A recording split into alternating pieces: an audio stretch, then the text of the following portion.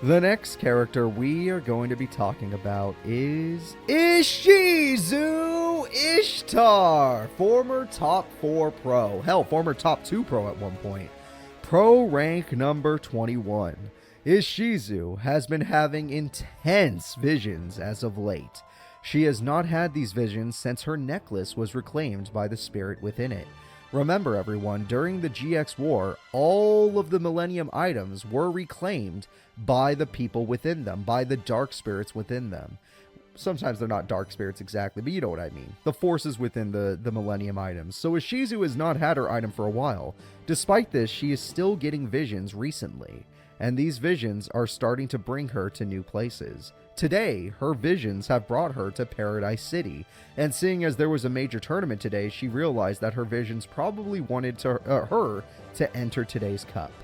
Hopefully she does well. She is an extremely dangerous duelist. Like I said, there was a time where she was the second strongest duelist in the world. Now she's ranked 21, sadly, but I know she can move her way back up with her powerful Gravekeeper deck. Good luck to Ishizu, and hopefully your visions are just that, visions, nothing more. The next character we are going to be talking about is a character we have not seen since the Squad League, and their name is Primo! Team New World! Primo has gone rogue after losing the Squad League tournament. Despite Jacob telling him to wait, he has decided to crash the Paradise Cup. Primo believes he can force an event to happen here. Apparently, if Primo wins today, he believes that will force a critical event to happen in this timeline. He has already seen the future in his own way, but we don't know if this timeline will follow that same path. In fact, he hopes it follows a different path. He hopes he can cause it to branch. So, Primo, good luck to you. Maybe you can pull something crazy off with your weird deck. The next duel will be Primo versus Ishizu Ishtar. Let's see which of these characters deserves to advance. All she has to do is attack Spear Soldier. That was a really good play by Primo, but she had an answer. Pot agreed, she's coming back. She may not have a field spell, but she has a dream, and her dream is to defeat this evil. Oh my god, Primo, she's got you on the ropes now. You can't defeat her. You needed 1200 more damage. Spell card is played. Monster is... That's a piercing monster. No. No! Shit! Ishizu, that was the most unlucky thing to happen. No! Shit, I didn't think... Alright, I'm gonna say it. Everybody, for those of you that actually enjoy the story, remind me that there is a trailer for the end of this tournament. That's all I was gonna need. There is a trailer.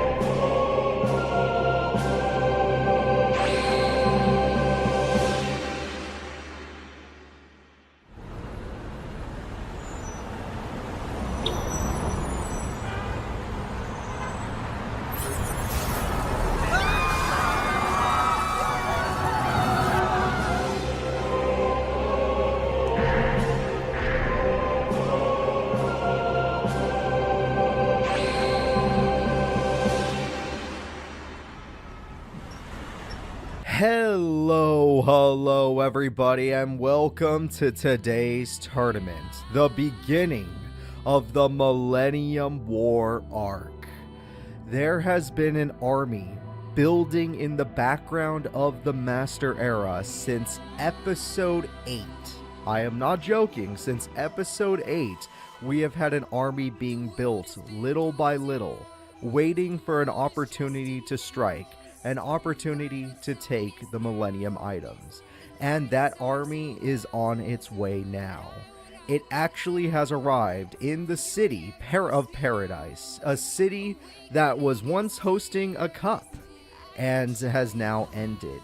Now that the cup has ended, the army is here, searching for one of the Millennium items. However, to their surprise, the person holding the Millennium item within this city received a vision and a warning, which is why they are no longer here. So, to make up for this fact, the army that is here today is going to meet up with some of their co-conspirators. There are people here that will be joining that army, and they will be trying to take down everyone in their way, everyone resisting them.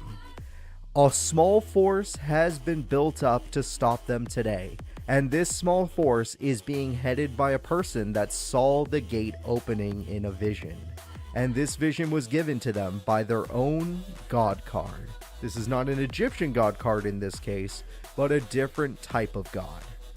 The next person we are going to be talking about is an old character that 99% of you have forgotten, but is not new to the Master Era series. Everyone say hello to Chief Rider. Chief Rider is one day from retirement. The new Duel Monster world has made his job of protecting cities much harder, and he has transferred to many locations. This portal does not bode well for him on his final day. He is calling in all the officers he can, but most of them have already been defeated by the incoming force. So Chief Rider and maybe a few other officers will be fighting in today's tournament, and hopefully they'll be able to do something. Rider is definitely not built for this today, and neither is his deck. He was an old man. Duel Monsters got started way too late in his life, and he just couldn't catch on, even though it basically controls the entire world.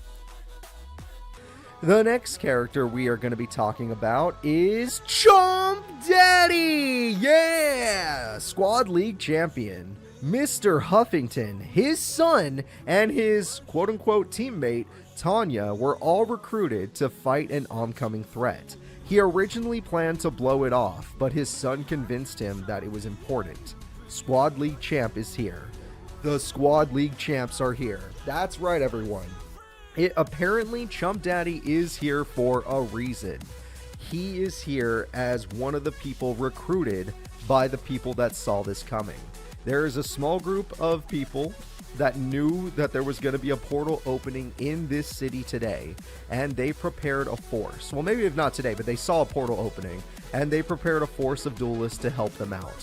Some of those duelists are pro level, some of those duelists are in the Squad League, and in this case, they are the champions of the Squad League. So, Chump Daddy, hopefully you help out a lot today.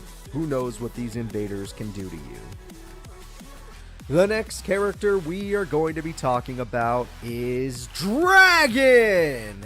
Dragon has been preparing for this day. The vision Harold had has come true, and an enemy is coming out of the portal. Dragon managed to recruit an important pro to the cause of stopping this invasion. Yes, Dragon during his time in the pros was spreading information like, hey, I need to, create a group. I need some people to help us when a bad time comes, when a war approaches us.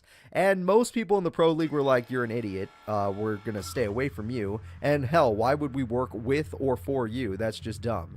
Luckily, there were some people that were willing to join him and his cause. And one of those people are here today. So, when we get to see them, I hope you get excited, but otherwise, good luck to Dragon. He does have a powerful deck, he just needs to actually pull off Thor. Once he gets Thor, he basically's got it in the bag. If he doesn't get Thor, he's going down. The next character we are going to be talking about in our tournament is Brave. Brave was ordered to find help in the Squad League. Most people blew him off except Primo, who laughed in his face.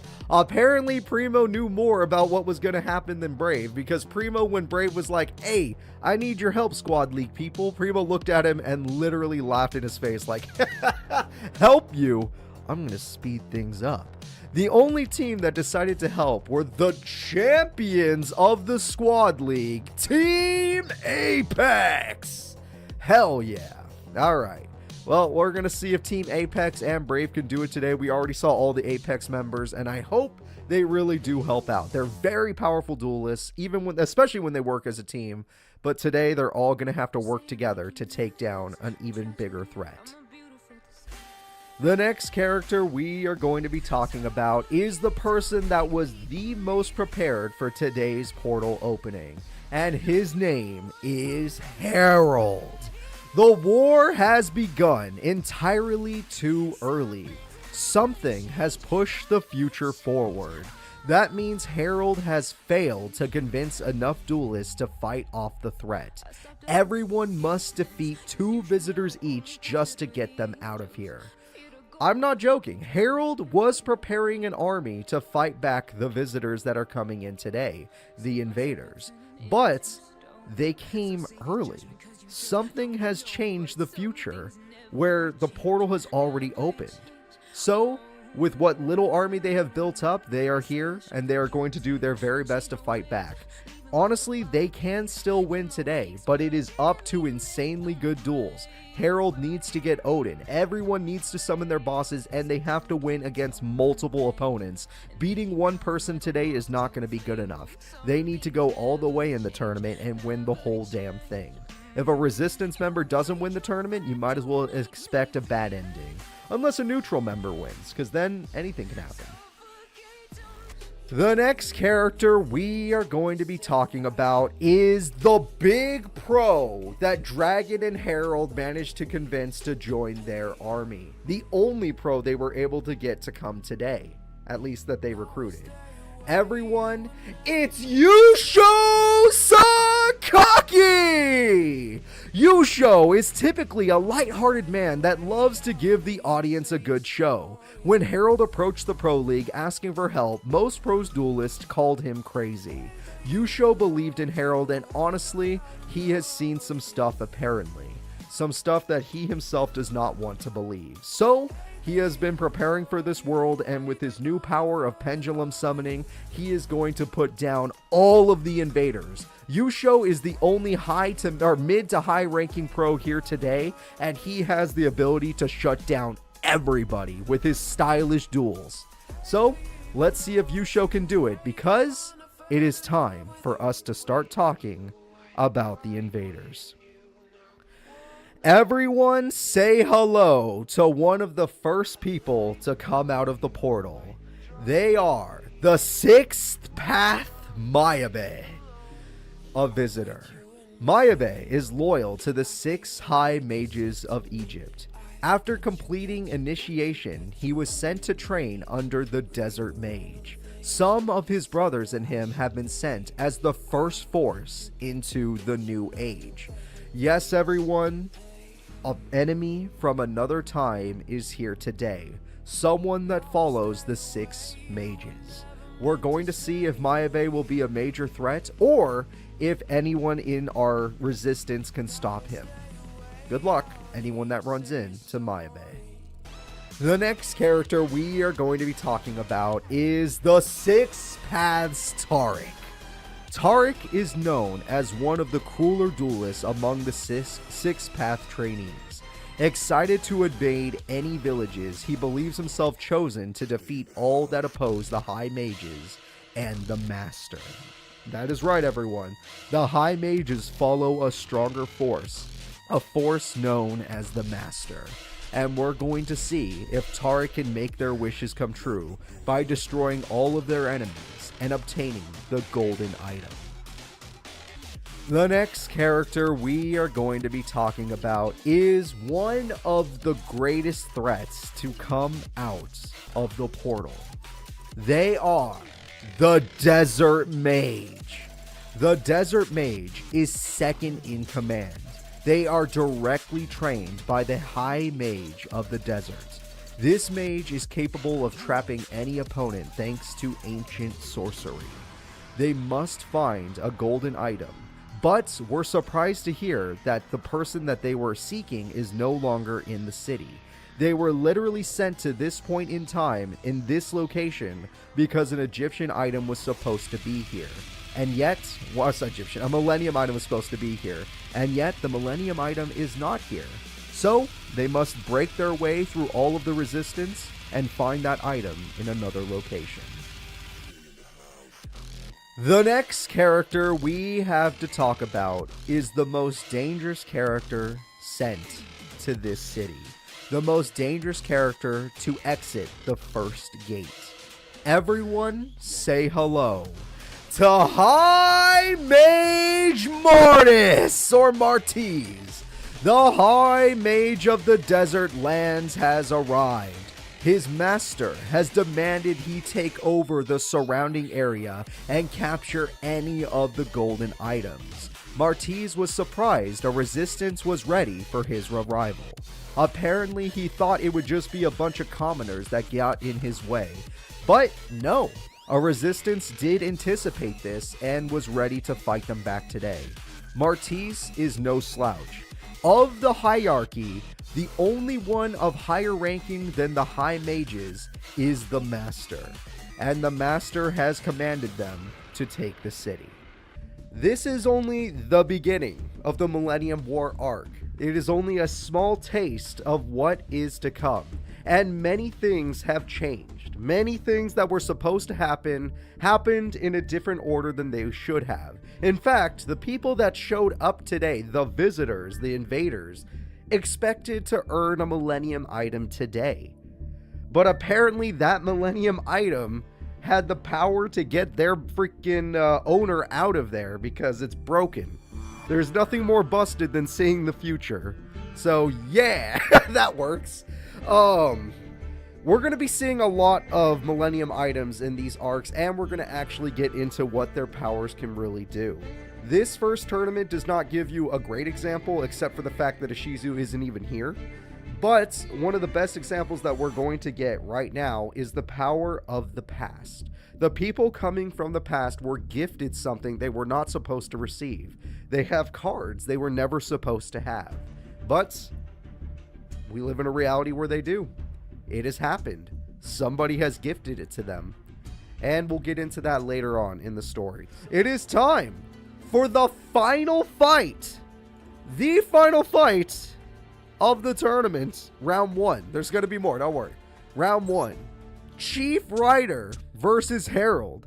The chief is telling all the citizens to get off the street. He's going to deal with the invaders. And Herald is like, you suck at dueling. Get out of here. But we'll see what happens.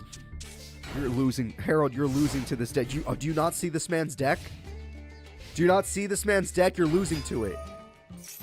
Manchu gets advanced ritual. What are the odds he has another one? Okay, I was going to say. He did have to search the first one, so it makes sense he doesn't have another one. All the tuners are dying, but Monster Reborn exists, so there's still a chance. The Doku Rider's 1900 attack is just too damn strong.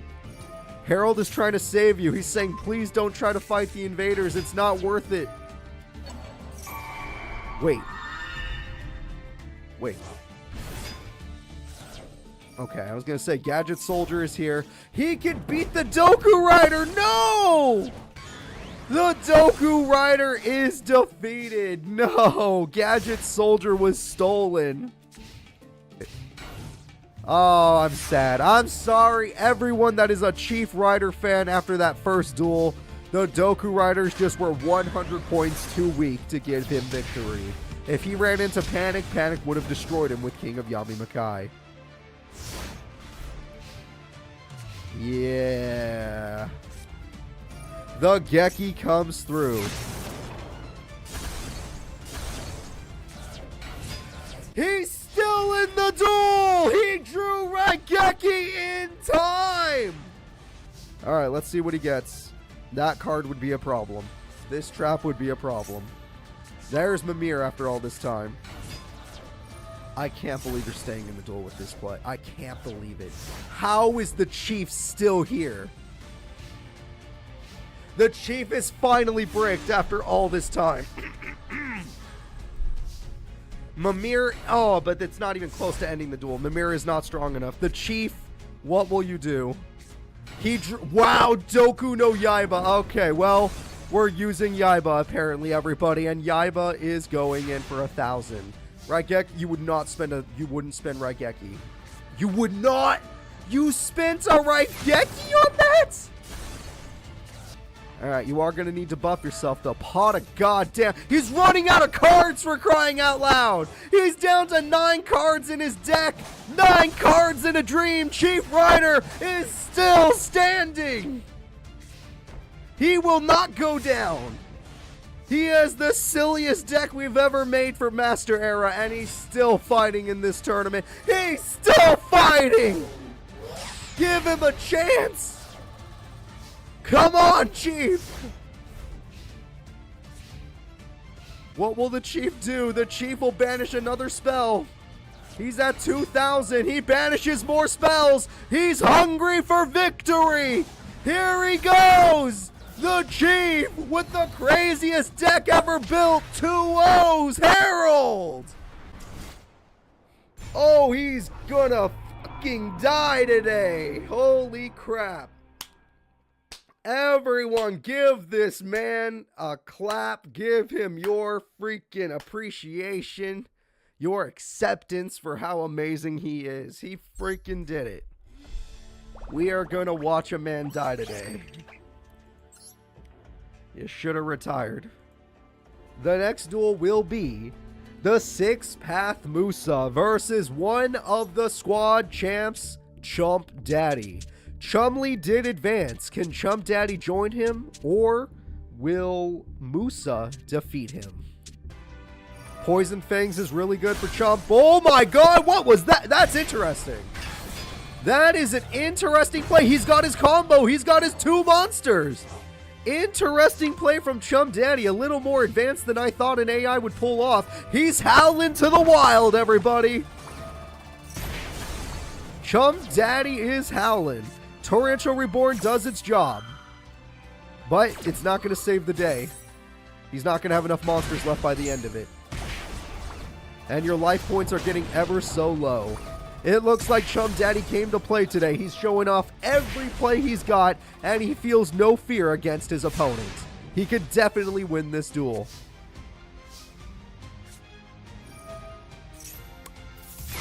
That's a top deck. Hell of a top. Oh! But what will you do about the second one? What if he had 2 green baboons? Now what? You can't beat Chump Daddy? Let's go! Chump Daddy goes in. Chump Daddy will win. The Chumley and his father take down the 6-Path users like it's nothing.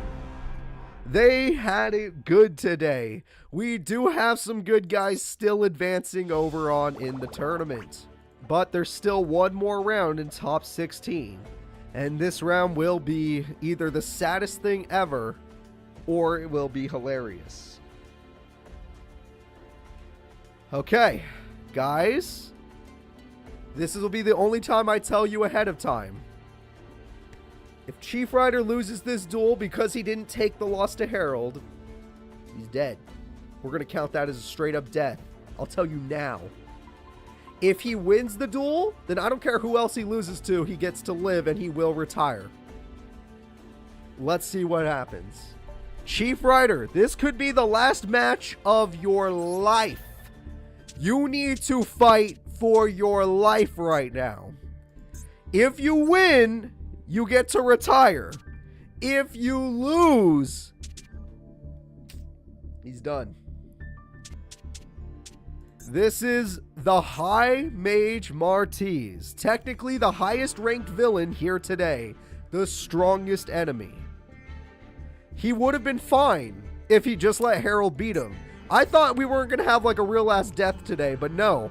Because Chief Rider decided to defeat Herald, we're on the ropes now.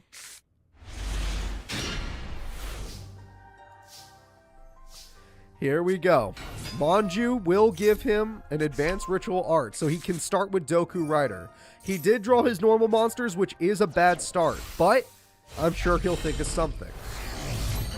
Let's see if the High Mage Martiz can handle the legendary Doku Rider. Come on, Rider fans, let me hear you roar. All right. Oh, shit. Oh, shit. Oh, no. The boss is here! It's time for the prank-ropped... Wait, how do you pronounce that name? What is that thing? Pankratops? Pankratops? The Panker Sisters? I don't know. Pankatrops? Okay, whatever. I saw an R in there. Is it Pankrotrops? Pankrotrops? I don't know. All I know is it was boss versus boss, and one boss was obviously stronger than the other. And the attack goes in, and the attack goes in, and the attack goes in. I want you guys to remember that one scene from American Dad where that night security guard was getting beat up by Stan and his dad. Stan's dad, whatever, Jack, I think his name's Jack. And that guy's just having memories of his family saying, "Oh, you should retire, you're so old. These are your golden years." And he's like, "No, I love my job." And like oh god. Alright, one more duel. If the chief doesn't fight back, it's over. 2,000 damage. Yeah, High Mage Martiz is like, oh wow, is this guy really holding back his real strength? Then he's gonna summon the Prank Raptor. He's gonna freaking power bomb him. Chief Rider, fight! Fight back! This could be your last duel in Master Era history. Everyone, this is Chief Rider's last draw. He should never have won that first duel. It's over. The chief fought for his city, and the chief got suplexed into the dirt. Chief Rider got suplexed so hard he woke up in the woods. One day from retirement. Oh.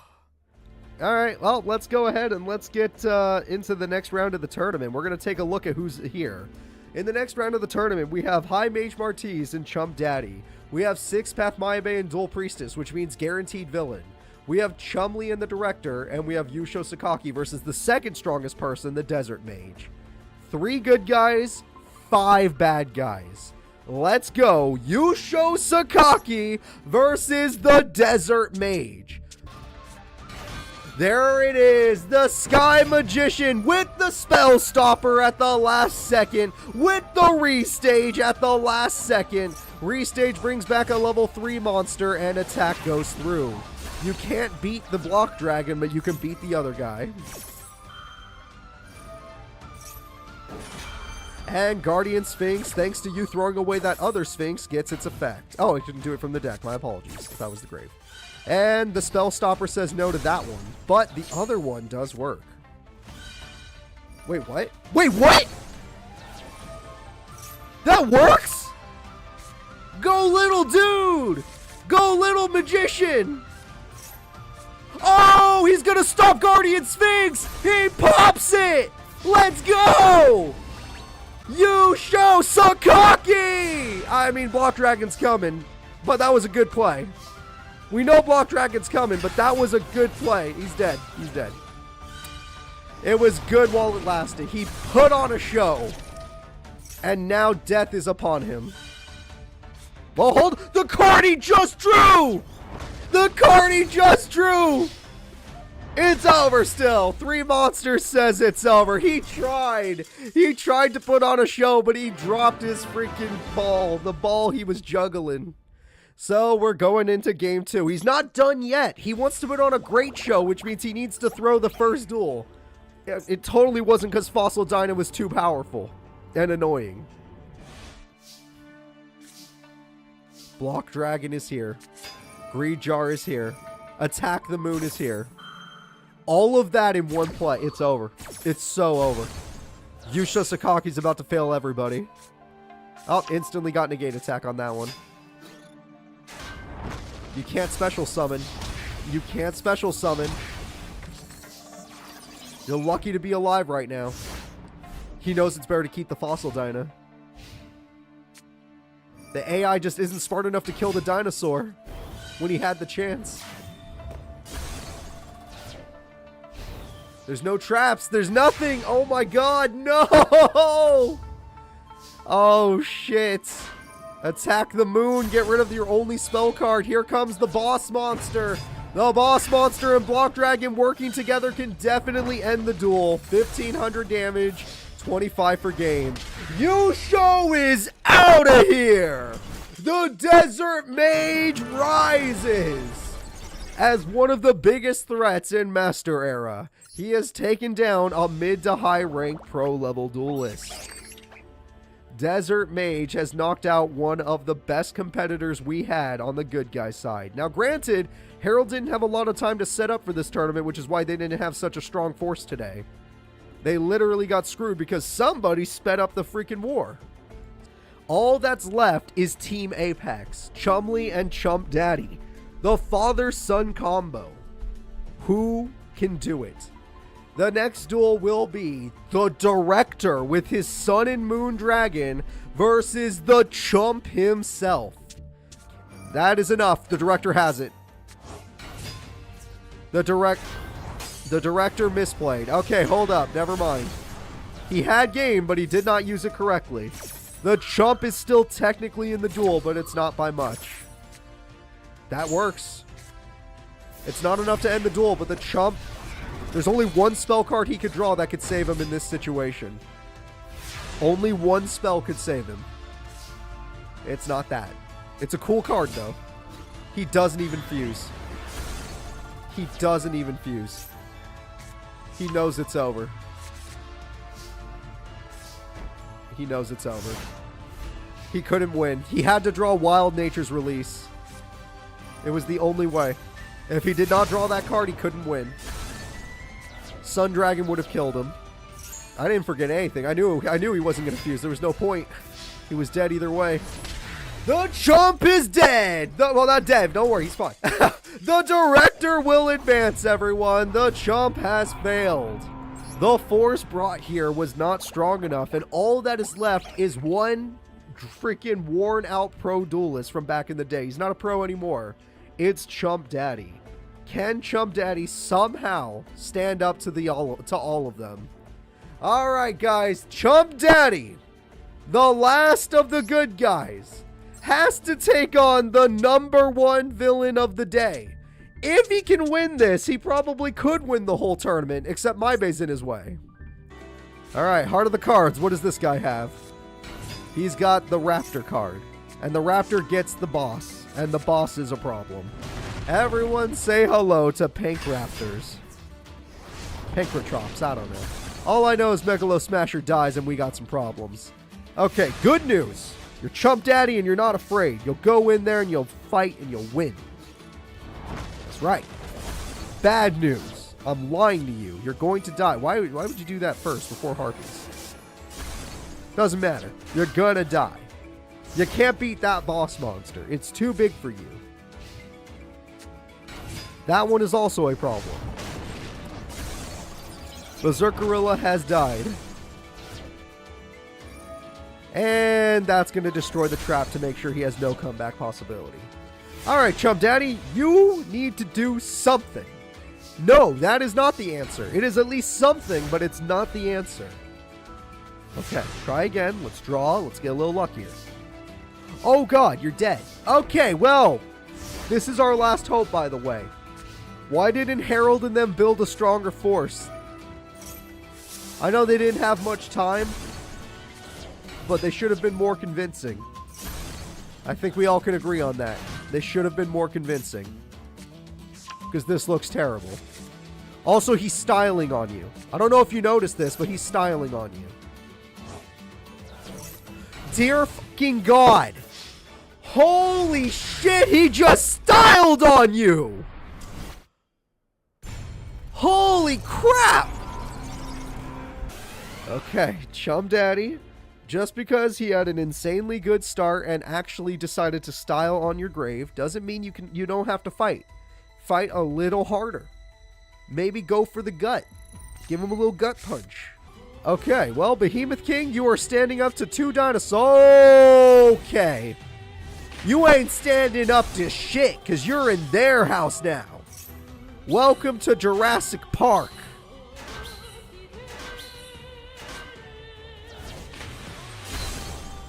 Alright. He got Lost World. Yes, he did. And he also stole Behemoth, which he doesn't even need. You don't even need to do this. This is just mean at this point. And yeah, you know, it's it's over. It's over. And he got Ayers Rock Sunrise, which he can't even use on his freaking card anymore because it got stolen. Yeah, no, it's over. I don't even want to pretend like this duel is going to go any further. The rest of today's tournament is going to be watching the new characters so we can see them for future tournaments. So we get a better understanding of their decks before the future tournaments. Yeah, no, Team Ragnarok, I don't think I want them to be the ones protecting me. I feel like if Team Ragnarok is on my side, you might as well just say I'm screwed. And that is it, everybody. High Mage Martiz has won. The Desert Mage took down Yugioh. The High Mage took down Chump Daddy. Everyone that we cared about, everyone that we loved was defeated today. The Desert Mage will now be fighting the Director. We're going to see what we got. So the Director's power is the Sun and Moon Dragon, which is super busted. It made him strong. He literally won the first ever Fortune Cup. We didn't get to see that, obviously, because that was off-screen. The first 3 Fortune Cups were off-screen. But still, we can see why he did it. And Desert Mage, here we go. Now, the Desert Mage, most of you should hate by this point, because what is his deck? Everyone? Guardian Sphinx, Block Dragon, Fossil Diamond. If that doesn't piss you off, then he's not doing his job as a villain. Ooh, okay, we already have a synchro. Block Dragon versus the Sun. If you had to guess, do you think the Director will win today, or one of the mages? Or the undefeated Mayabe, because Mayabe has not been defeated today. That is a fact. Oh, but the Director does have Sun and Moon Dragon right now. Like, right now. Desert Mage did just get Pot of Greed, but he's staring down the strongest combo the Director can muster up. This is the best combo he has.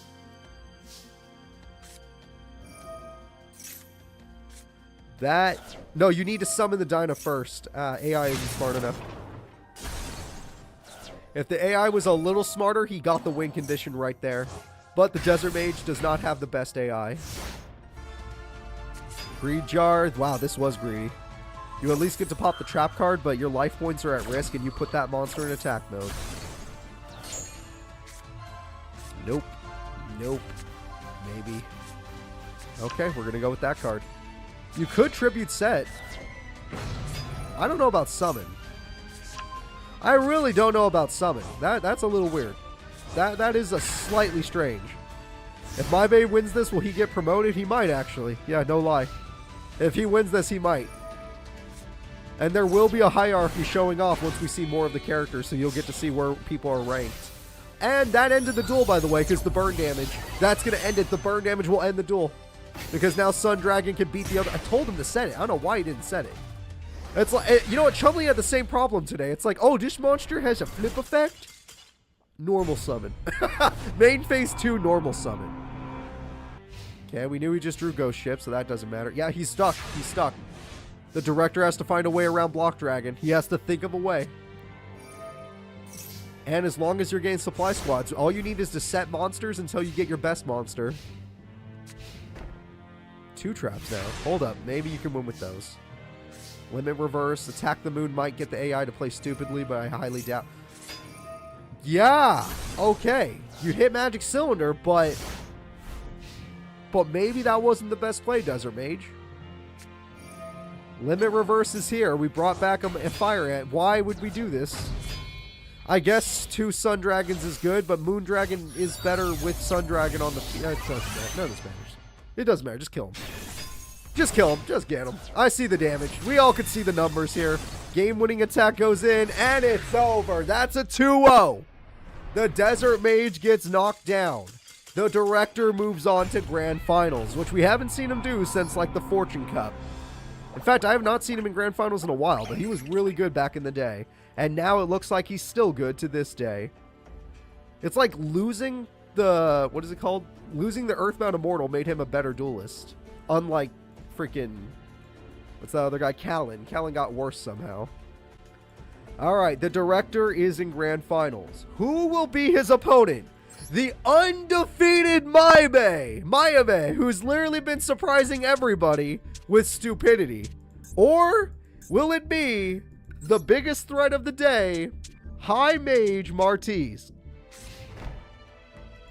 Martiz, good luck, because now you're going to have to fight a real card. Show him the power.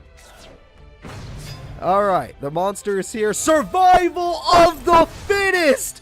The best zombie you had died in its first battle against the High Mage. And that's 2 smashers.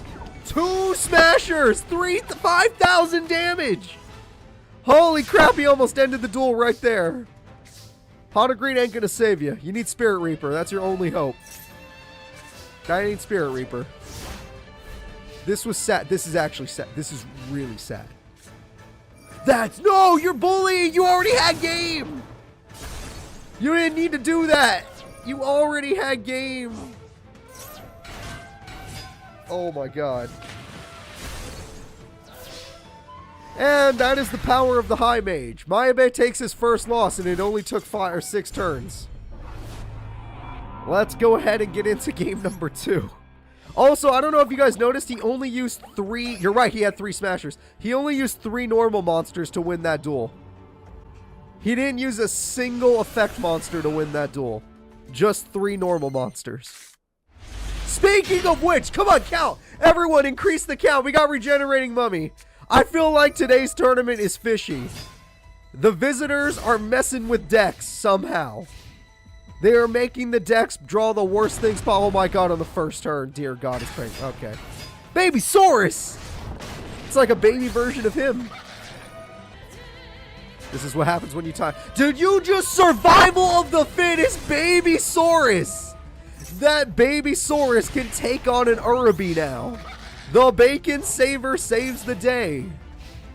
This feels scripted. Are you going to lose on turn 6 again? Is that when he told you to lose?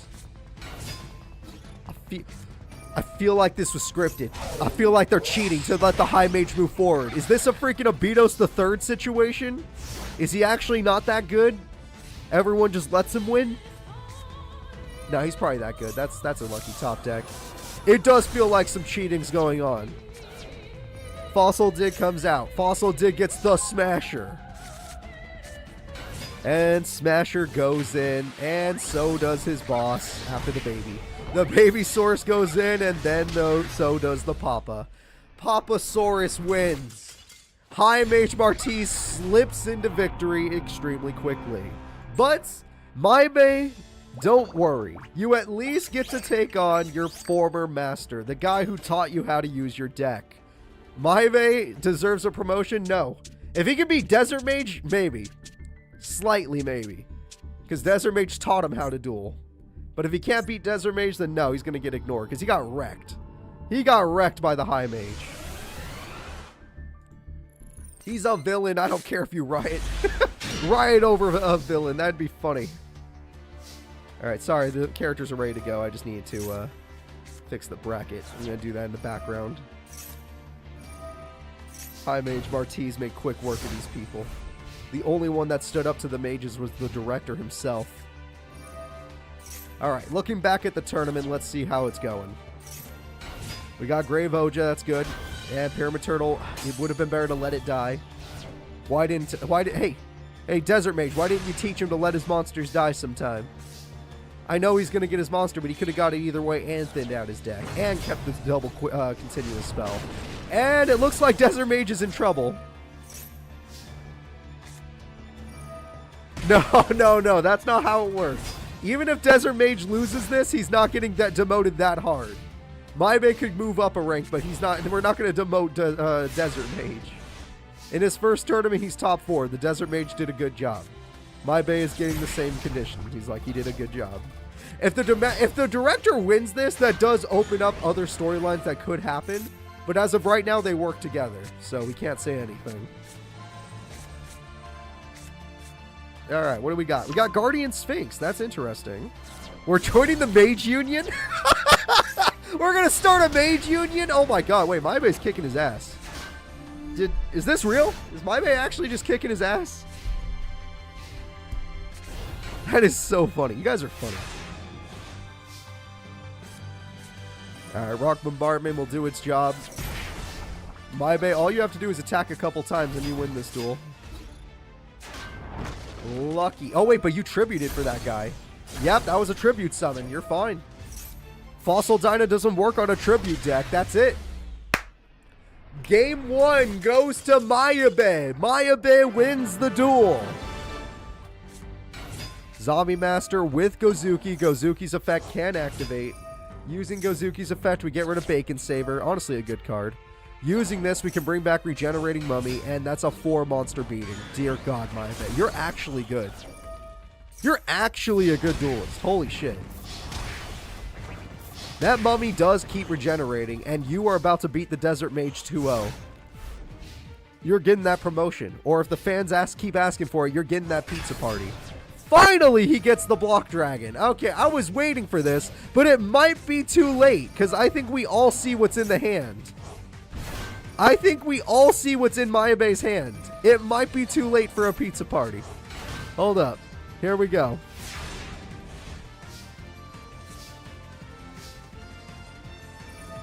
Is the AI... I mean, Camula was smart enough, so I assume you are too. Zombie Master is going to summon Mizuki. Overpowering Eye for game! Mizuki and his axe go in. The Desert Mage is through. Maebe will take third place. The Desert Mage will take 4th. He's getting a baby promotion, which means instead of hourly, he's salary now. And somehow he makes less money. The winner of this might be able to change certain things for the future, but we'll see. Maebe gets 3rd. The director will be taking on High Mage Martiz. Now, Martiz, I don't even know if you've lost a duel. Has anyone seen Martiz lose a duel today? I'm honestly curious. I don't even know if he's lost a duel. The director has lost a duel, but he's still good. Like, he's still put up a lot. So let's go ahead and let's get into game 1 of Grand Finals. It has begun.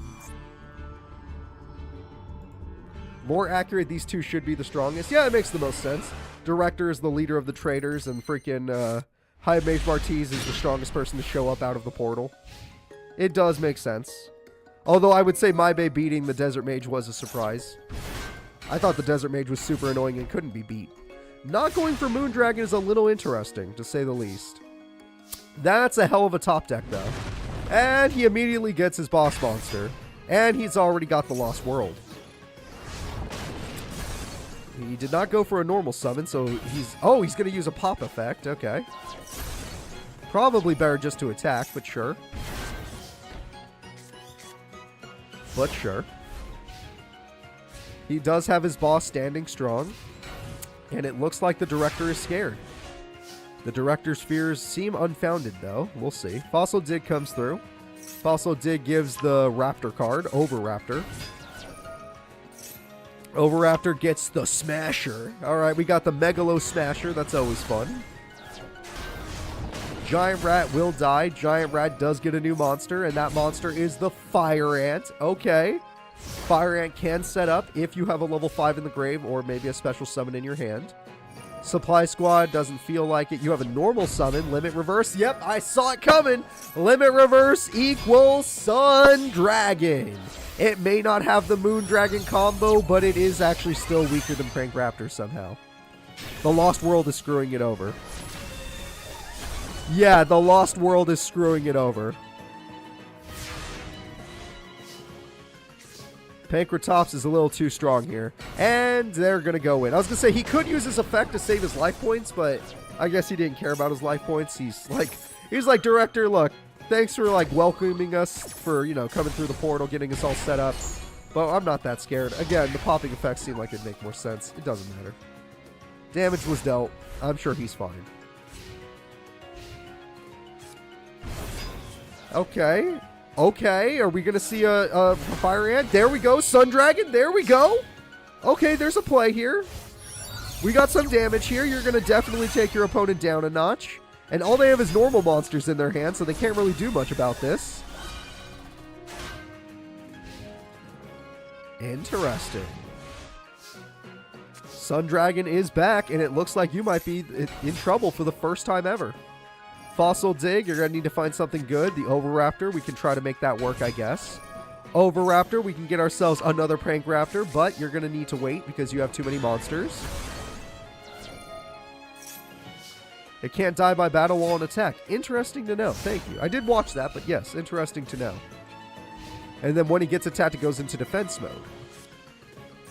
All right, looks like that's two more Sun... Okay, that's all three Sun Dragons. They've all been used now. Every single Sun Dragon has been used. How will you defeat them? They're definitely going to tear through your dinosaurs. Even if they don't die, they're going to tear through your life points. It's like a reverse Big Shield Gardener. Kind of, yeah, that does make sense. Yeah, slightly. And Sabersaurus, of all cards, is going to stand out. You're just going to be in attack mode. You have no fear. Your life points will get lower and lower, but your heart never gives up. That monster's dead. Yeah, that monster's dead, 100%. That monster's not dead, but your life points. You're a brave guy. It's time for the boss. It's time for the boss. But granted, your boss will cost you 1,300 life points if you attack with it. The Sun Dragon will hurt you. Oh, by doing so, you give your opponent a Jurassic egg. Megalo Smasher is here. It's boss versus boss. Both boss monsters are on the field. The Double Prank Raptor. I know that's not his name. It's like Raptops or something.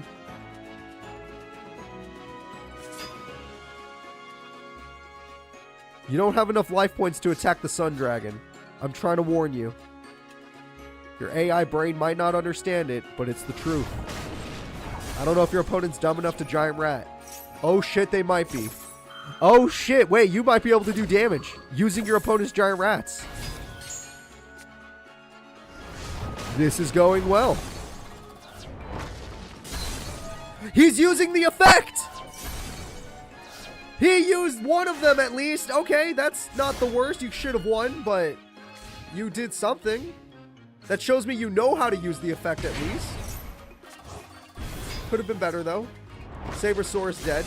Yep, didn't stand a chance. Prank Raptor is going to sacrifice Prank Raptor to stop you. Son of a bitch. Okay, you're still in this. One trap.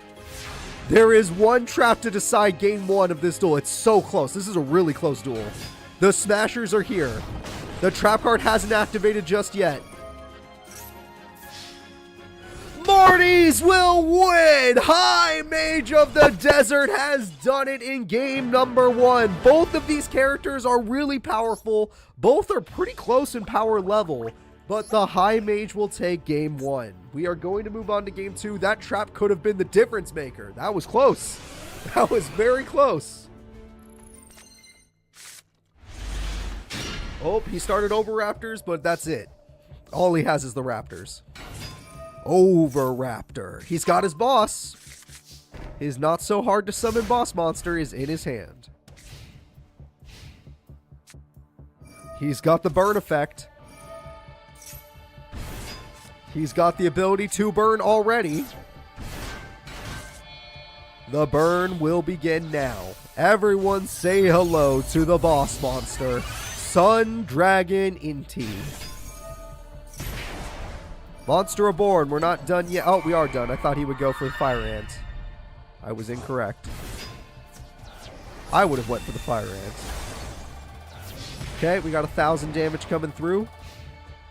And yes, you could summon your Prank Raptor, but it's not stronger this time. So you're going to struggle a little bit more. Fossil Dig is desperate, but you got to do something. You love your Megalo Smasher. It's one of your favorite cards. Alright, Prank Raptor, or whatever its name is, Prank Retrops, it comes through. We can destroy some of the monsters on the field at the very least. But you need to destroy the Sun Dragon before it becomes a problem.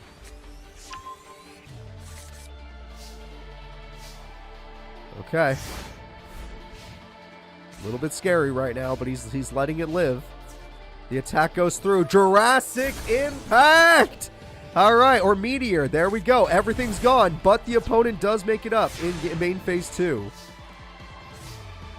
Oh, he drew another one! He drew another one! Pink Raptops is here! And the Dino Wrestling Brothers are together! Here we go! Toss him into your brother, who will then suplex him! Let's go! 1 hit! 2 hit! He's grabbing the director! It's time! Oh, wait, no, we got a revival.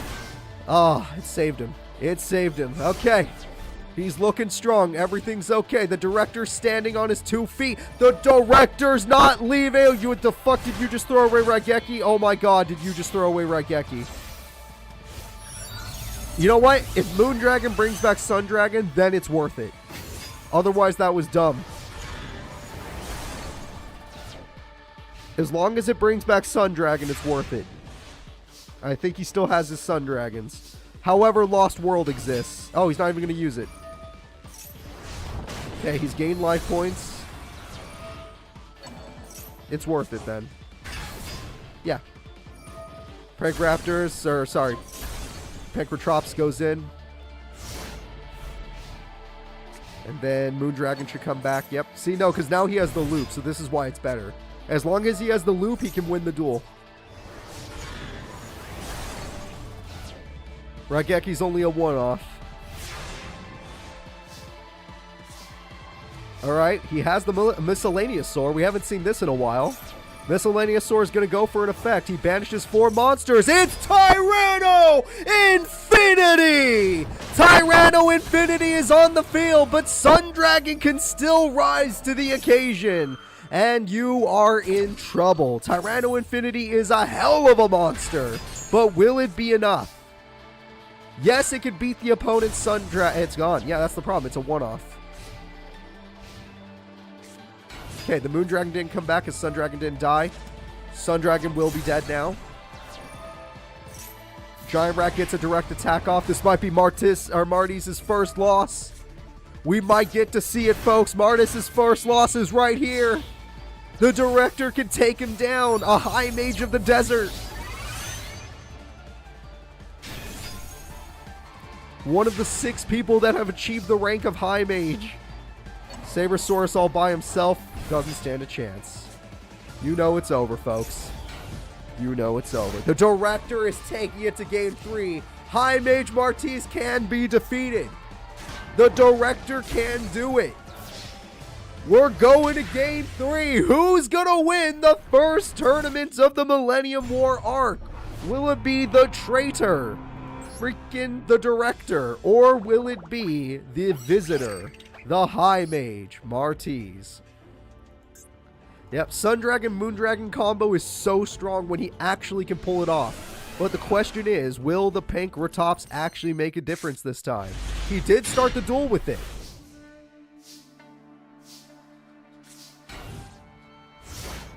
Alright, heart of the cards, heart of the cards. 1, 2, 1, 2. Come on. Giant Rat. Oh, yeah. Oh, yeah. He started strong. He started really strong. The director has come out swinging, and no monster can stand up to the Sun Dragon because he rarely gets the Tyranno Infinity, which is like the only card that could. Alright, 3,000 damage comes in, and 3,000 damage doesn't do a damn thing. Pankratops still has the chance to be summoned right now. No Lost World, though. He's afraid to summon it. Usually he uses Lost World, so I'm a little surprised he's not doing it now. He steals the opponent's monster, then he uses Lost World. Okay, fair enough. And he goes in. You do need to kill the Sun Dragon, but understand if you do it by battle, you'll lose a lot. So, you're going to be patient. But, I need to warn you again, if he gets the Moon Dragon, then you need to be faster. That was a good play too. That works. Great play by High Mage Martis. He has taken over the game. Supply Squad would have been better earlier, but it will buy you time with Giant Rat. There is a chance. Premature Burial can turn things around real quick, though. We're not going to go for that.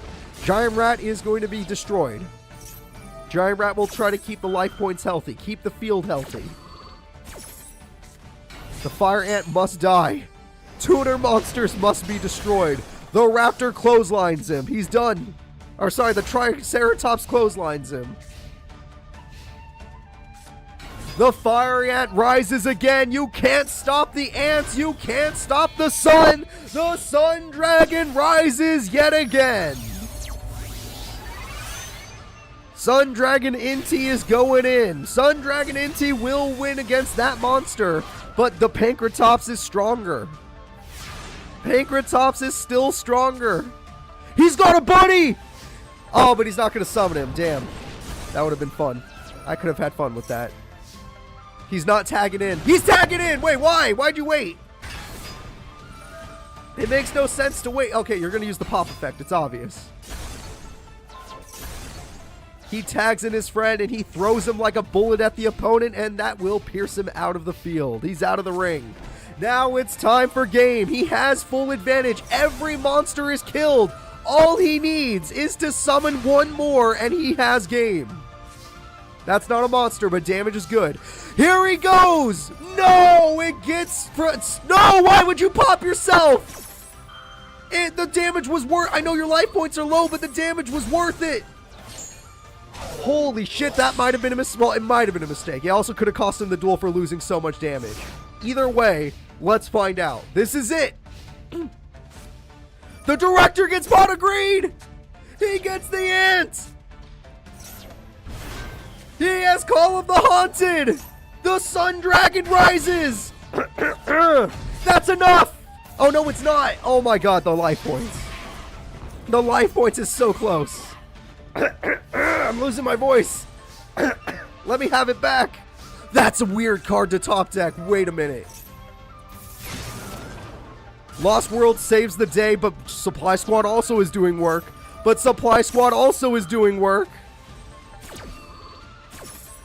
Will he get the tag? I don't know. The duel's looking really close, folks. All it would take is a small breeze to win this duel. Here comes the ghost ship. Here comes the Moon Dragon. Moon Dragon, end this duel. Attack for game. The game-winning attack will be prevented. The last stop is in. They gain just enough life points for 100 left. This will be the final top deck of the game. Tyranno Infinity! Tyranno Infinity is the best top deck you could have ever hoped for. What the fuck? Holy shit, this is the best match so far. That was the best top deck a person can hope for, but the Sun Dragon rises. It's not over yet. 100 life points and a dream. I'm dying, yes. Premature Burial, the life points are getting lower. Limit Reverse, the life points are getting lower. He's going for the kill. Survival of the fittest. It ends the duel. It's over. With 100 life points, Martis wins. Right before he loses, the Sun Dragon would have ended the duel with his effect, but Martis's trap card wins it. That was the best ending. That was the coolest fight. Holy shit. High Mage Martis in his very first tournament wins his very first tournament. That was incredible. That was cinema right there. Oh my god. I lost my voice. I lost my life. I don't care. That was hype as shit. My god, he's broken in half. Oh, dude. Yeah, no, I'm just sick. It's not like I lost my voice. It's just I'm sick. Oh my god, that is insane. That is going to be it for the first gate tournament. Remember, this is only the beginning of the Millennium War arc, and we're starting rough. So, I'll see you all next week, and the tournament we will be doing next week will be shown right now.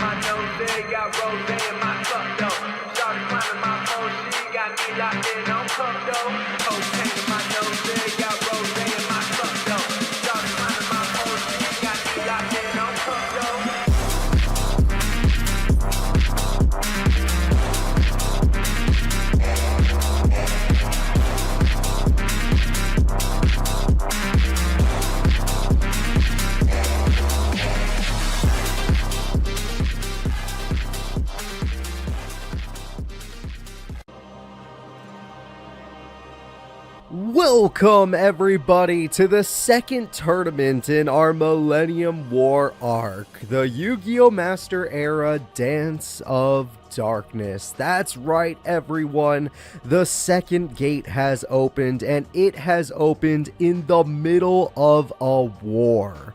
We were in the middle of a gang war in Domino City when the second gate had opened. Anshi Abyss was taking on Yami Merrick, trying to retake the city as Merrick had taken it beforehand. So here we are, two gangs fighting each other, now being stopped because a whole group of visitors are arriving in front of them. And these visitors are being introduced by some people we might recognize. That means there might be some traitors among us. I hope you guys are ready. I hope you guys are excited to see which characters will be appearing in the second tournament, and I am just hyped to get into it. So, without further ado, everyone, welcome to Tournament 2 of the Millennium War arc. The first character we are going to be talking about is lost her Millennium item in a shadow game. The person that challenged her expected to receive the item as a prize, but it disappeared as soon as the duel was over. Is has lost her mind. It has broken into shambles, and she is currently under the control of the person that defeated her. That is right everyone, Is had a shadow game against another Millennium item holder and lost. Instead of outright losing her necklace simply left her, and we as an audience already know where it ended up. So, is now working for the traitor, is a traitor and working for the visitors coming through the portal. The next character we are going to be talking about is Kyler! Kyler is exhausted. The Abyss gang trying to take Domino back from Merrick caused some real damage. Now the gang war is on hold as a bunch of weirdos in cosplay are walking out of the portal. Yeah, the portal has a bunch of people coming out of it that look kind of strange.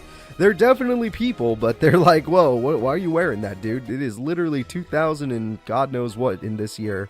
So here we are, Kyler. We're going to see what happens. We're going to see if you could put up a fight as the #1 duelist in Domino High, though that doesn't really mean much anymore. It meant something when Yugi was there.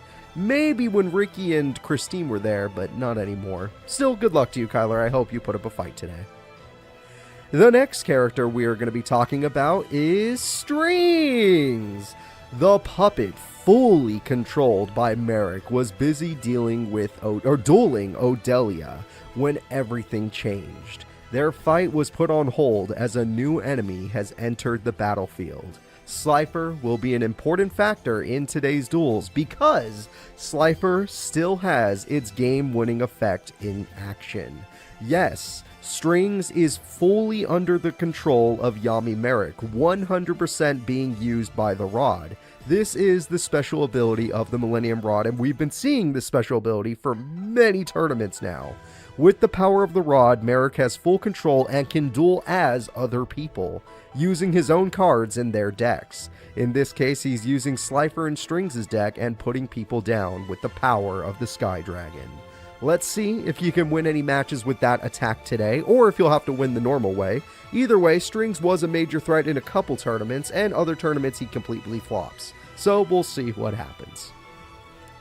The next character we're going to be talking about is Grandpa! Grandpa hates all the fighting that happens in Domino from time to time. He wishes his grandson would come home and tell everyone to quiet down. Now he has to deal with invaders for the second time.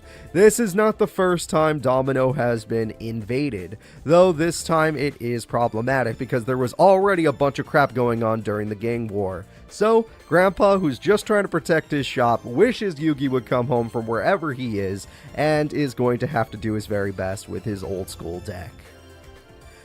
The next character we are going to be talking about is a character that she did go missing for a little bit in our story, and her name is Sarah Taker! Sarah has lost her Millennium item in a shadow game. Though her item has left her, the power of the Egyptian gods has kept her spirit intact. The shadow game sadly has left her mind in pieces, and she is being controlled by somebody. Yes, Sarah Taker was found by the person hunting the Millennium items, the one who called upon this army today. But when she lost her duel, obviously her Millennium item was lost as well. Because of this, Sarah Taker is going to have to do her very best today for the villains, if you even see them as villains. Some people are like, no, I like those guys. Working at getting the new Millennium items in today's tournament. The Millennium items in today's tournament should be very obvious, as Merrick is definitely going to be one of them. The next character we are going to be talking about is the once ruler of Domino City, the man who kept everyone in check and kept everyone safe. That's right, everyone, we're talking about gang leader Anshi Abyss! Anshi is pissed. His brother Max foolishly attacked Yami Merrick trying to reclaim Domino and got majorly injured. That sparked another war that got interrupted by a portal opening in Domino. Yes, the gang war that started this time around was not by Anshi Abyss himself. His younger brother Max attacked Yami Merrick and was heavily injured in that battle. Because of this, Anshi tried to get revenge for his brother Max, even if his brother did make the stupid play of thinking that he could take on Merrick. I don't think Max's heralds are going to do a damn thing against Merrick's freaking Winged Dragon of Ra. You can't negate a god. I mean, you probably could, but screw it. Let's pretend you can't. Anshi Abyss is going to be fighting today. His Dark Arm Dragon is still a major threat when he pulls it off, and his deck has been improved to make that happen more often. Either way, we'll see if he can do this for the Resistance today, which is basically everyone that's not a visitor. So no one coming through the portal, and no one supporting the people coming through the portal. But even if he wins, if he does win today, he can take back Domino from Merrick. So we'll see if that happens. The next character we are going to be talking about is a character most of you do enjoy, but most of you are not going to be happy about right now. And her name is Anka D, a traitor. The person Anka met snooping around the underground has made his move. While he has his eyes on a particular Millennium item, Anka has promised him she could take the rod from Merrick. Yes, everyone, the person that has attacked the Millennium item holders like Is and Sarah Taker has made an alliance with Anka D. They met each other in the underground when they were scoping out Is. So, Anka D, now that they've made their move, has said, hey, I'll take care of Merrick. You go do the thing you're going to do, which is happening at the same time as this tournament, but somewhere else. You go find the item you want, I'll go take the rod. I've been fighting with Merrick in the Underground League for a long time. I could probably take a match on him. I will get you the Millennium Rod. So, let's see if Anka D can do it. Her deck is super annoying, but it does require a certain spell or trap card to make it work. If she doesn't get that spell or trap card, which she has 6 of, she will fail. If she does get it, she just ruins opponents. She completely wrecks other characters' decks. So, good luck to you, Anka D. The next character we are going to be talking about is one of the major threats of today. And their name is the Forest Mage. The Mage of the Forest has the power over the plants in Egypt. They have been given orders to take 2 golden items today, a rod and a ring. The forest mage did not realize the owners would be so strong. He literally has, special powers and is like, wait, why do I hear boss music? Why do I see aura coming off of those two characters? I mean, they're Millennium item holders, so I assume they're good, but our master already defeated two people that had Millennium items, so why are these two giving us such a scary aura? Either way, the Forest Mage is going to be a threat. Anyone that saw the first gate last week saw the power of the freaking Desert Mage and the High Mage Martiz. So let's see what the Forest Mage can bring to the table. The next character we're going to talk about is the Meadow Mage. That's right, there's more than one person here today. More than one High Mage. The Mage of the Meadow was once known as a legendary general in ancient Egypt. As they got older, they became more and more upset with the rulers of Egypt. In their old age, they joined the mages. This man used to be a powerful warrior when he was younger, and he was the general of the armies in Egypt. Sadly, as he got older, he became more and more he hated the freaking pharaohs more and more, hated their rule, and hated the way they were so merciful. So, the Meadow Mage has decided to join the mages, betrayed the pharaoh's family, killed off the pharaoh and his wife, and now we're going to see what he can do today. The next character we are going to be talking about is the High Mage Anubisius. High Mage Anubisius controls the forests of ancient Egypt. Their very essence has control over life and death of all those that enter his domain. The cities disgust him, and he wants to leave as soon as possible. Yes, in ancient Egypt, Anubisius controls life and death. He weighs the hearts of all the nobles that come before him. All the servants have a terrible death. They don't get a nice one. But the nobles have a chance at higher life. Anubisius is going to use his powers today and his deck today to take down everybody in order to obtain the Millennium items for the Master. Let's see if he can do it. The last High Mage we saw won the tournament. High Mage Martiz was no joke. High Mage Anubisius should be no different. So let's see if he can do it. The next character we are going to be talking about is finally one of the main threats of today. One of the big story changers. Everyone say hello to Yami Bakura! Yami Bakura was busy fighting Bright Abyss during the gang war. That skirmish ended when the portal opened. The spirits within the Millennium Ring are reacting to the visitors as if they know them. That's right, everyone. Yami Merrick has spirits within his Millennium Ring, spirits that he has access to, and some of them are giving him information about the visitors we see today. So, let's see if Yami Bakura can put up a major fight against all of these people. His deck does have multiple bricks thanks to those spell cards, but when he pulls off his combo, he is untouchable, and when his field spell gets a bunch of heads, he is literally a god. We've seen him beat Merrick in the Battle City tournament. So, well, not on, in our tournament, not the anime. So, let's see what Yami Bakura can do today, and if he loses to the visitors, I will say that will affect future tournaments. The next character we are going to be talking about is a character some of you might recognize.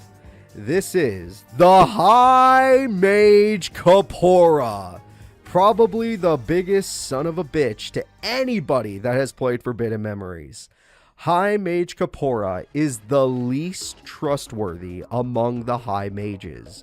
They betrayed the former High Mage before them and were granted their title by the highest Mage of Darkness. High Mage Kapora has lived his entire life betraying the people above him.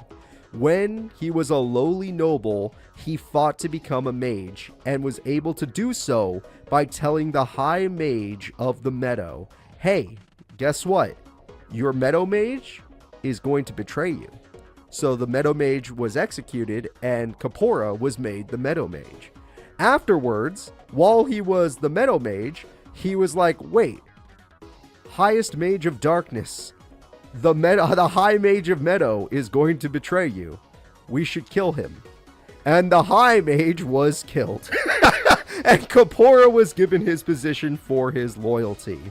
Whether or not he was telling the truth is up in the air, but Kapora is here today, a man who has swindled his way to the top, and who knows how far his ambition goes. But, obviously, he is not the last person we have to talk about today. There is one more. And this person holds the key to many battles in the future. Everyone, we are talking about Yami Merrick. Yami Merrick was having fun with his little skirmish against Anshi Abyss. That ended when the portal opened. Merrick sees many eyes glaring at his rod. Merrick will use the rod to call in all of his followers in order to stop their advance. Every single visitor is going after Yami Merrick's rod, and obviously Yami Bakora's ring. The reason the rod is such a powerful object is because it can control the minds of men. If the rod falls into the wrong hands, it can be used to create a large, unstoppable army. So, if Yami Merrick fails today, our story will take a huge turn. But he must fall to a visitor. Either way, that is going to be all the characters we have to talk about. I hope you guys are very excited for the second tournament of the Millennium War, the Dance of Darkness. The second gate has opened within Domino, and only one person can take the gold, literally. So, let's see what happens. If Anshi Abyss wins or any of his people win, they take back Domino and the visitors get fought back. If Yami Merrick, Yami Bakora, or anyone under their control wins, the Millennium items are protected, and we'll go with the story that goes with that. If the visitors win today, much like they won last week, things will happen in the future tournaments. Things will be affected. So, without further ado, I'll see you all live. The next fight in our tournament is Yami Bakora, and Bakora will be taking on one of the nobles. This is Noble Dean. Servant Fizdiz was defeated by Merrick. Noble Dean will be taking on Bakora. Let's see what happens. A noble is a higher rank than a servant, though, so this guy will be better than Servant Fizdiz. It's all 4 pieces, 2 other cards. He's holding on for dear life with 1 defense monster. None of his defense monsters can stop the Brain Crusher, though. Not a single one of them. Alright, attack goes through. It is going through. 1600 attack slips through. Giant Germ could try to stall, but it's going to be rough. It's not working. All of the things are coming up tails. It's a really tight duel. Yeah, he'll get burned, but it's not enough. And you didn't get burned on the biggest monster. No burn! It's all tails! Holy crap, we're 3 for 3 this turn! 4 for 4! Bakora can't get lucky! This is ruining him! All 5 attacks got through. We got 5 tails. 5 tails in a row. Bakora's luck stat is too low. He can't win with this kind of luck. And it was not Dark Necrofear. He would have summoned it. He knows how to use Necrofear.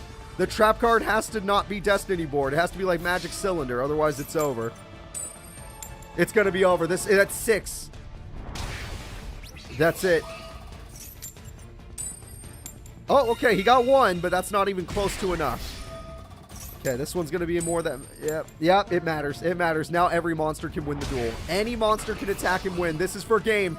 This is for game. The Fate's decision is in the next attack.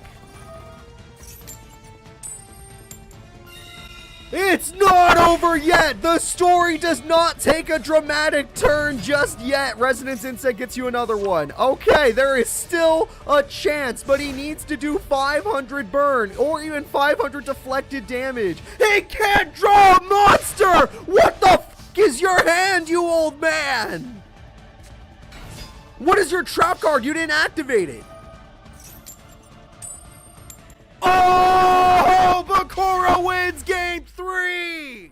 Remind me next time. I want Bakura on player 1's side. I want to see his hand. Bakura wins game 3. Despite all those tails in the middle, he did take the victory. And we are safe so far. Holy shit. So let's go ahead and let's see who's up next in our tournament. Round 2, things are going to get really rough, so get ready, because we haven't even seen the strongest of duelists in this tournament yet. The next duel will be Noble Nefel, and Noble Nefel will be taking on the might of Yami Merrick. Nefel winning would be huge for his future, taking the rod from Merrick.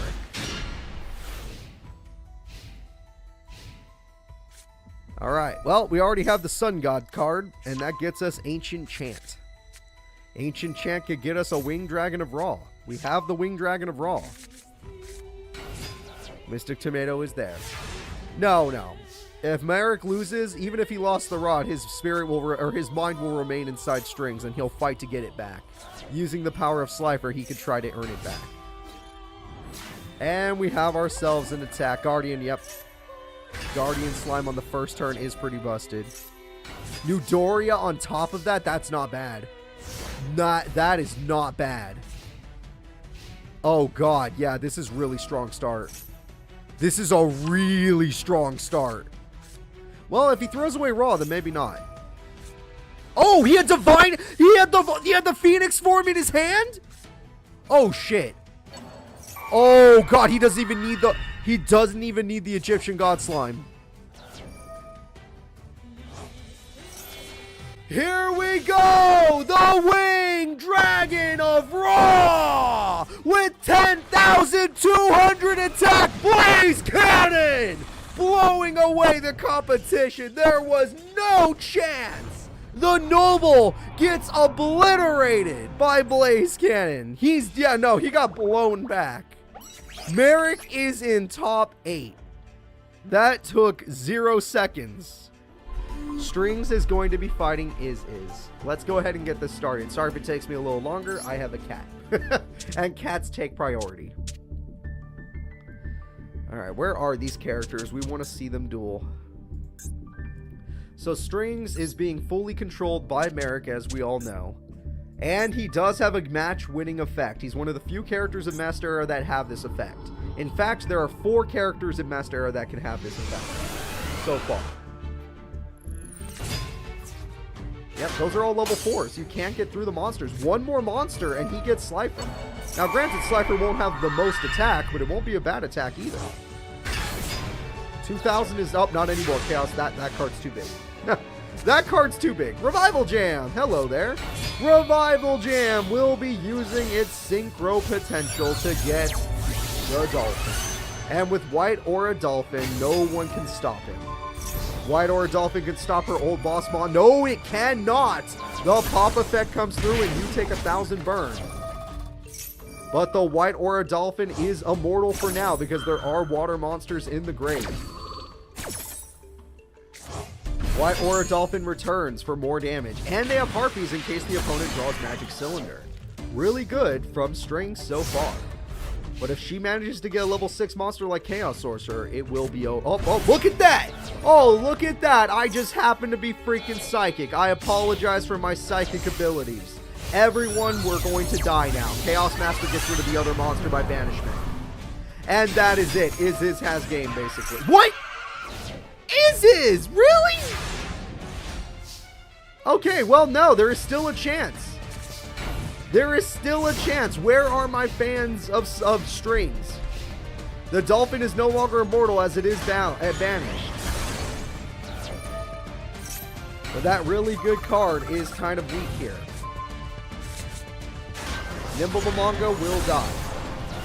Sadly, Slifer, we're one monster away from you being able to be summoned. And even if we did summon you, it wouldn't exactly help. Monster Reborn could get you summoned, but at the same time, your attack stat would be way too weak. I'm afraid it's over. Oh! What a choice! Chaos Sorcerer banishes Chaos Angel. Metal Reflect Slime enters the field. Egyptian God Slime is here. Even though Slifer has a match-winning effect, obviously it makes more sense just to attack with more monsters, since Slifer will be really weak. Slifer the Sky Dragon is on your screen! It may be weak, but its secondary effect is super strong. We have a chance at a match-winning effect, everyone. Slifer goes through to destroy the monster. Chaos Sorcerer is up next. Dude can win the entire match with Slifer. That'd be the first time we see it with a match-winning effect. But is his AI smart enough? It's over! Slifer the Sky Dragon has done it, everyone! Thunder Force attack! We end the entire match with Slifer. Merrick, with full control, has taken out 2 opponents with match-ending effects. Strings, good work today. That fight, I 100%, like, Iz should have won. 100% should have won. But the way it ended was hype as hell. Alright, let's go. Strings instantly wins all fights and moves forward. Of course, Slade has, as long as Slade has Obelisk, he has that effect. So, our top 8's going to be stacked. We have some of the strongest characters with some of the best plot lines going into top 8. The winners determine everything. So, let's take a peek and see who's fighting who.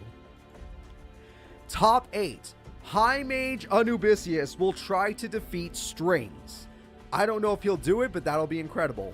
Anka D will try to take the Millennium Ring from Bakura. High Mage Kapora will try to beat the king of Domino High, Kyler. And the Meadow Mage is going to try and defeat Yami Merrick. This is going to be hype.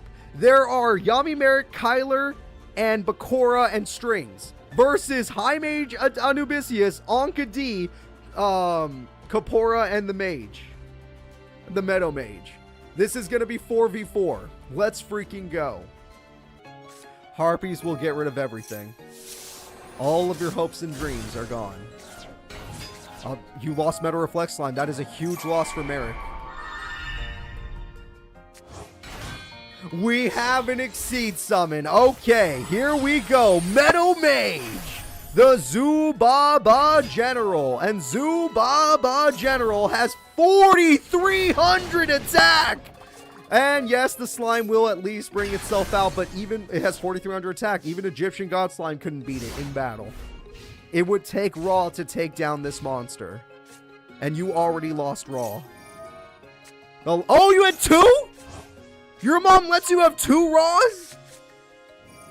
And we are going to use the effect of Monster Reborn. And Monster Reborn, by using the spell card's effect, will bring back the Egyptian God card Ra.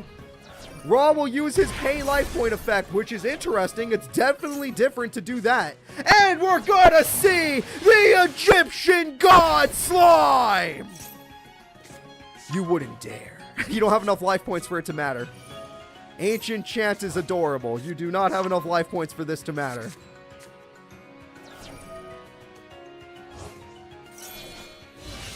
The Winged Dragon of Ra will summon itself.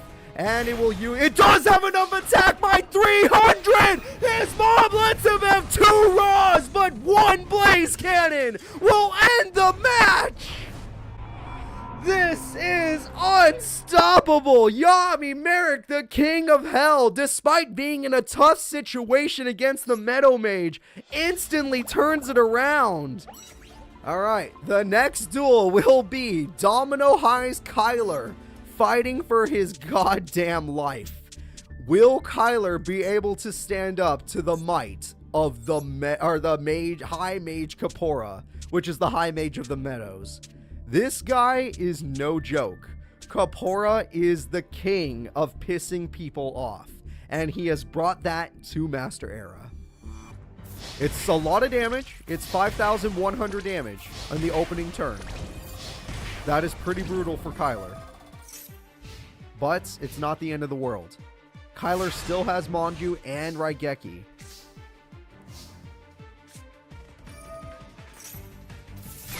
Raigeki does the job. 4 monsters have disappeared. Monju does the job. We get the ritual spell. There we go. Let's use the ritual spell into the premature burial. This could be Kyler's best play. This is the AI's greatest play yet right now. Kyler, I believe in you. You can do this. Premature burial comes through.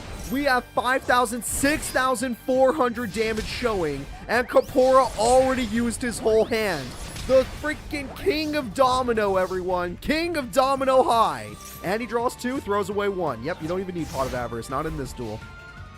All right, heart of the cards. Let's see what happens. Kyler has it. He's set. Kyler has it. He finally scared him. This could be the first time a high mage loses. Wait, no. Wait, what? Shit, that's a monster. No, it's not enough, though. It's not enough, though. It's not enough, though. It's time to prepare for his burial. Wait, was that too many? No, you still have 1 Wattail Dragon in the deck. There's still 1 Wattail Dragon in the deck. There's still 1 left. He can do it. The first time a high mage will lose. His deck may have been busted, but guess what? You can't stop 2 queens. Saphira, the Queen of Dragon, will go in and end this duel. Kyler has done it. A high mage has fallen, and he can try to protect his city. He has done a great service for all of our viewers today. The most hated high mage is now down in top 8. Huge upset right there. And everyone saw his deck. That high mage could have gone all the way. Kyler has made it to top 4. The last 2 people we need to deal with are Enki and Anubisius. Everyone, let's do this. She's doing her job, though. Making sure he never has a field. But she's not too keen on special summons. Let's be honest. Enki is not the fastest duelist. She's basically a stun deck. She's a counter deck. But counters don't work if you get Destiny board this early. The portrait card is here. He only needs 1 more turn, right? Deet is about to be spelled as soon as this turn ends. No! Enki has done it! Oh my god! Necroface is gonna be so strong! 2,200 attack, you have nothing, sir. You do have your Destiny board back at the very least because of Necroface, but it will take too long now. Alright, yep, Dark Necrofear is useless. There's the Destiny board he needed, but it's too late to the party. It's too late to the party. Harpy, shoot, what the? You refilled Harpies into your deck, got it again, and destroyed dead. It's over, it's over. We're calling game. We're calling game. There was no way anyway. It was already game, but we're calling super game. Game 1 goes to Enki D. Incredible. Alright, she has game showing. Heads, it's doing its job. Holy crap, is it doing its job. It is so much. That is cheating. He is cheating. Okay, 1 attack got through at least.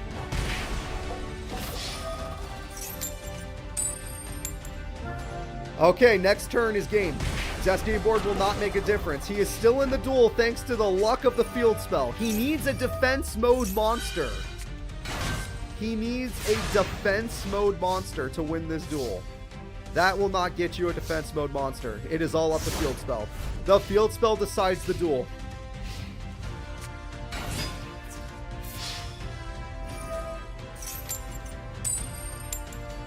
I can't believe it. He's still in. It's over.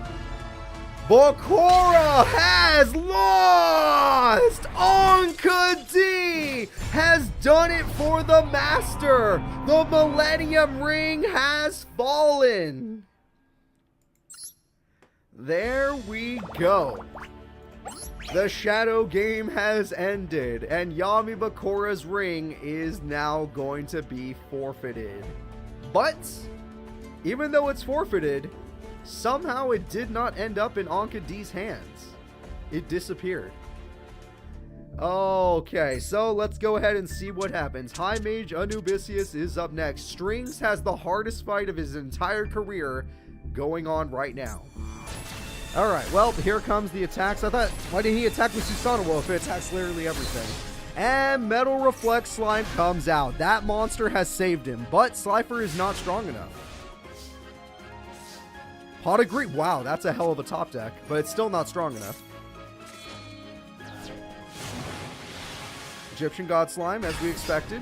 Egyptian God Slime will try to do some work, but it cannot defeat the monster. Interesting play. Why would you play the cards when you need cards in your hand?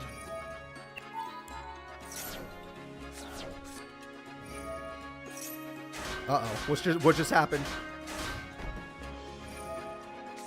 Oh, okay. I thought the spell card put them all in defense mode, but the AI just moved so fast that we have no clue. Call of the Haunted comes through. That is... Okay, you're right. Card of Safe Returns matters now. You're right. 100% right. That would put Slifer at 3,000 attack. If he went for that play.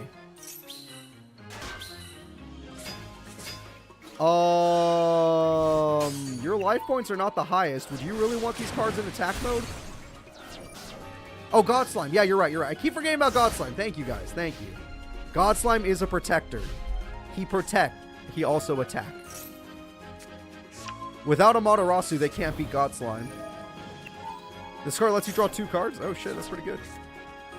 Harpies! You lost your card of safe return! Your draw power is gone! Your draw power is absolutely diminished, and now you're going to have to do it the old-fashioned way. We're going to synchro summon. That's one way to do it. White Aura Dolphin is here. Revival Gen. All the tokens in attack mode. Everyone's going in.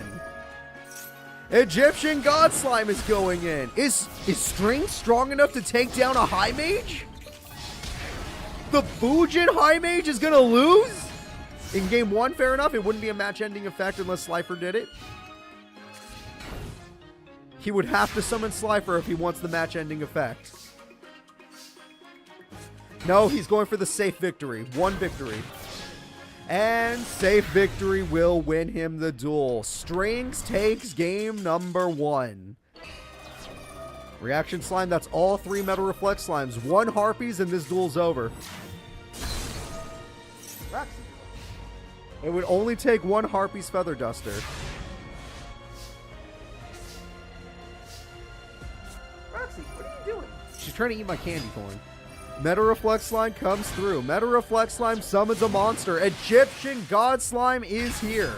Egyptian God Slime has a brother. It's Egyptian God Slime Part 2.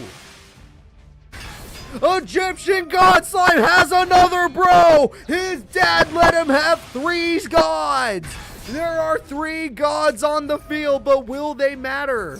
1500 burn and a negated attack. A monster that cannot be destroyed.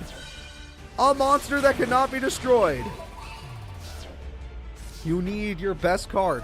You need your absolute best. You struggle to overcome 3000 attack.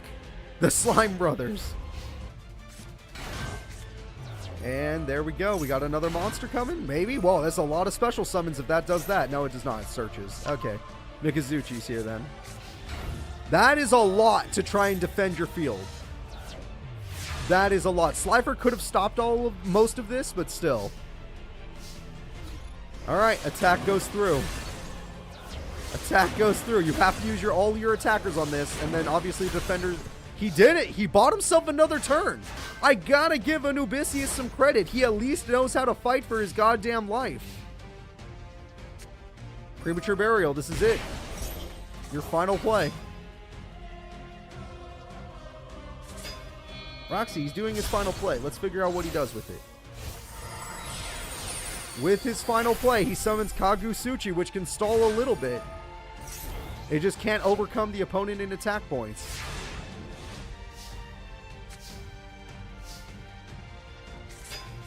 Alright, he's trying to win right now. Oh, it doesn't stall. Never mind, win. That is it. Both the high mages have fallen. That was incredible. The high mages fall to Strings and Kyler, which means only the traitor Anka can give us the worst ending today. But one thing has changed. Anka did get the ring away from Yami Merrick. The ring, she may not have been able to obtain it, but it disappeared. So that has affected the story by itself. Now let's go ahead and get into the next fight of the tournament.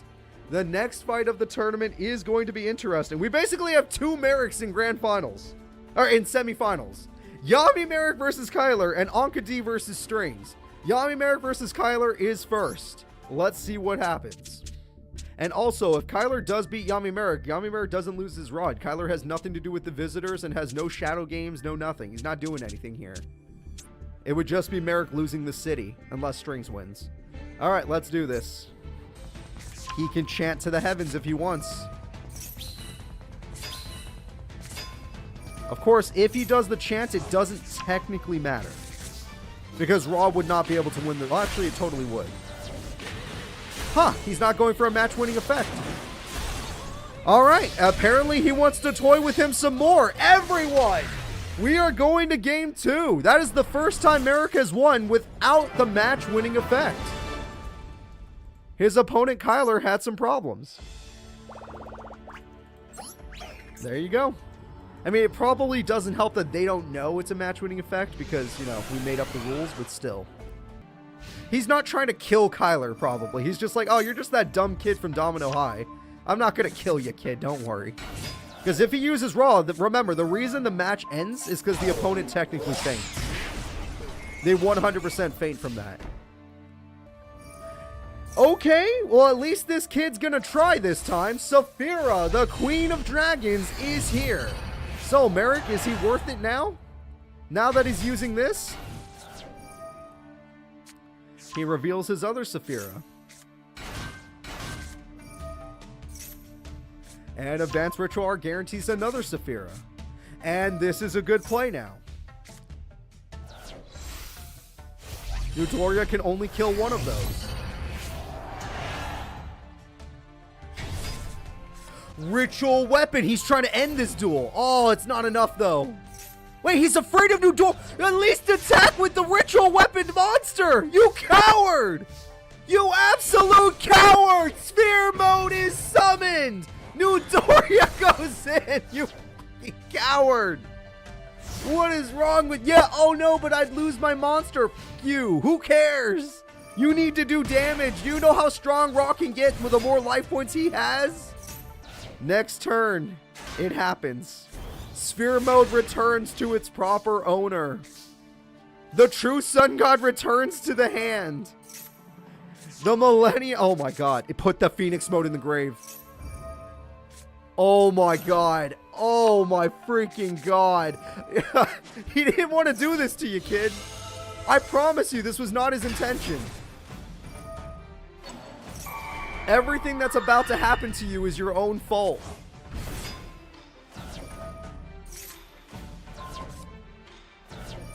Phoenix mode has risen. The unkillable Phoenix is here. No spell, no trap effects can affect it. He's not going to go for the knockout kill. He could have done it, but he's not going to do it. He's not going to do it. He's going to beat the kid, and you're going to go home. He beat him normally. Holy shit. Go home, kid. This is my city. I can respect that Merrick didn't knock out the kid. He let the kid walk home on his own 2 feet. But at the end of the day, he still wins. Merrick is undefeated today and is in grand finals. The next duel, the final evil character, if you want to count them as evil, Anka D, taking on the second form of Merrick, Strings.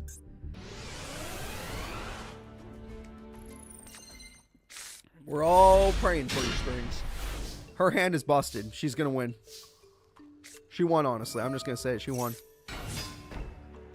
Even if he gets Harpy, she has a backup. It's fine. She won. Anka D was so good. She got like either top 4 or top 8 against subscriber decks. That should have been that should have shown you guys how dangerous she is. Some of those subscriber decks were busted. The Woods tournament was crazy.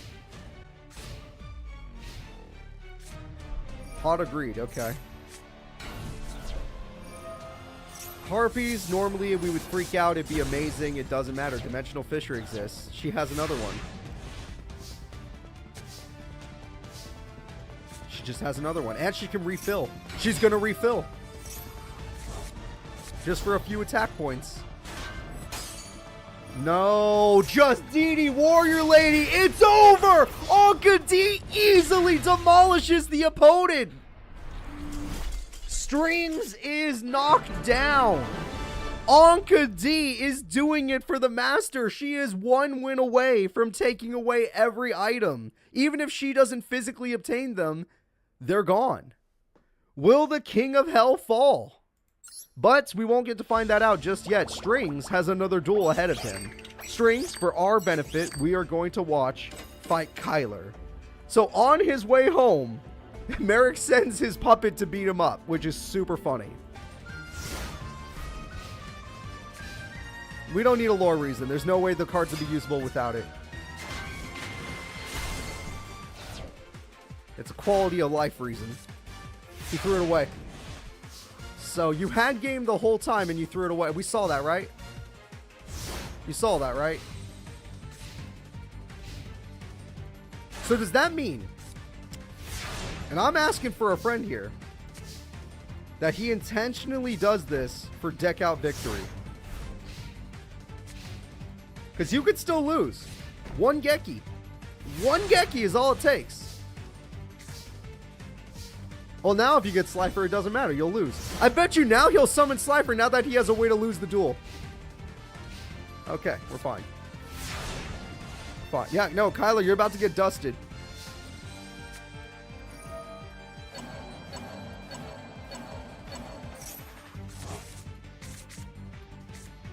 He got it. He got it. That saved his deck. That got him. That's it. That was all he needed. His patience has paid off. The Geki is here. You're going to wish you summoned Slifer a long time ago, you dumb son of a bitch. 4 cards left is all he needs. The third Saphira has risen. That's 3 Saphiras. 3 queens. 1 ritual weapon. No chance. Game-winning attack goes through. Call of the Haunted cannot save you. Well, actually, yeah, that actually does save. Never mind, that does technically save him. I forgot that was a target. You know, Slifer, you still have 1 left in your deck somewhere. Why did you do that? You're a weirdo. You still have 1 left in your deck somewhere. I'm just saying, you could totally do that.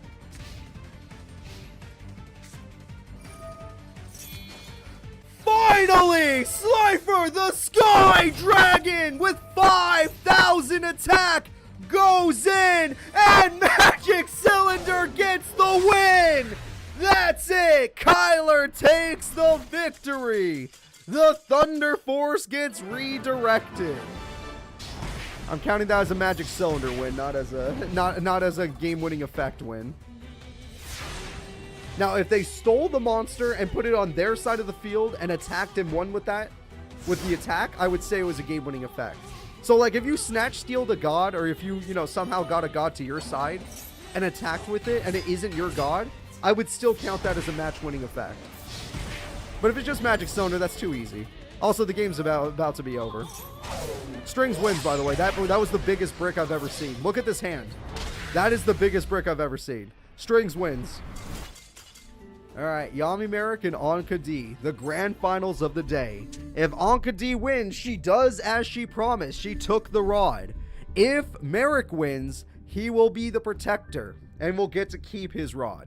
And he gets to take his city. And he gets to keep his city. The fight of champions. Who will win? These two have been dueling each other for a long time because they're both in the underground. They were both top 10 in the underground for such a long time. But this match will decide it all. Who is going to win today, and what will our trailer's already decided, because, yeah, if you watch the intro, you'll understand why. He got all three again. There you go. Mystic Tomato is there. But this tournament affects future tournaments, and already has. Anka D has already affected a future tournament by defeating Bakura in a match. That's a much better hand from Anka D than what he got.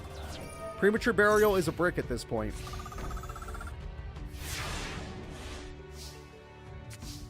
That doesn't help. Yeah, no, that's a bunch of bricks. Mystic Tomato turned into a bad card as soon as she played Dimensional Fissure. And he's running out of life points. If she summons 3 monsters, he stands a chance. But as of right now, his life points are falling quite quickly. That trap was the luckiest top deck he could have gotten. That trap means a lot. Oh no! Anka D with the Harpies destroys the trap card, heals a bunch of life points, and puts Merrick in a terrible, terrible position. And the Macrocosmos gets rid of the stuff from the grave so they can't even use it, and she only has 2 monsters. That's also a really good top deck. That is really good. Ancient Chant to summon the monster. Oh wait, but if it doesn't go to the grave, you can't do it, right?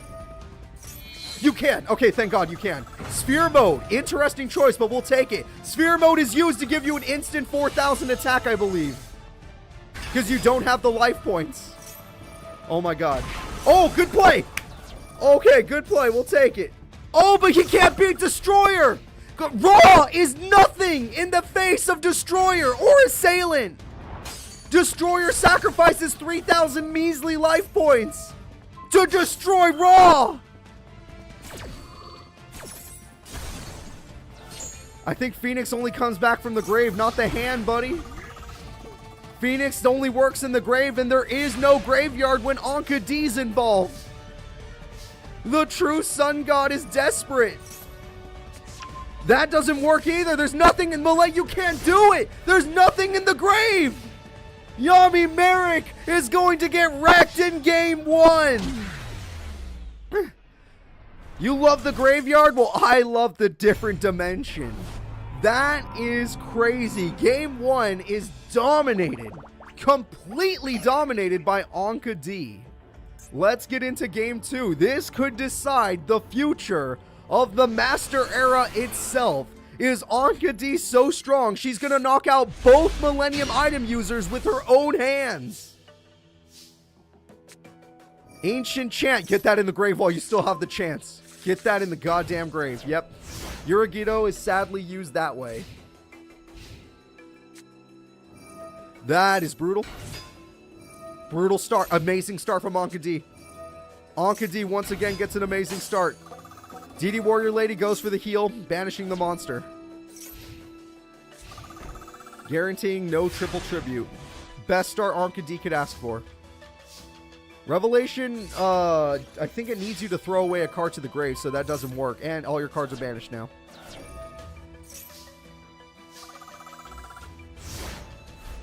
All your cards are banished. DD Destroyer goes in for free damage. Reaction, a Guardian Slime is at least going to try and help, but Guardian Slime can't go to the grave, which means it can't get its secondary effect. It can get its primary effect, where it can get you a Metal or an Egyptian God Slime, but the secondary effect is nothing. Ancient Chant is going to try. This was, like I said, you had Ancient Chant, but Ancient Chant is wasted because he realized he didn't have enough attack points because she's healing. Oh, that card's weak for now, but it's going to get stronger with time. All she's doing is healing. She still has above 8,000.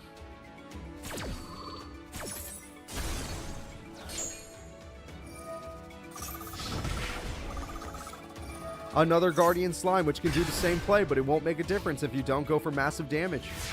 You need an insane amount of damage, and your life points aren't even close to hers.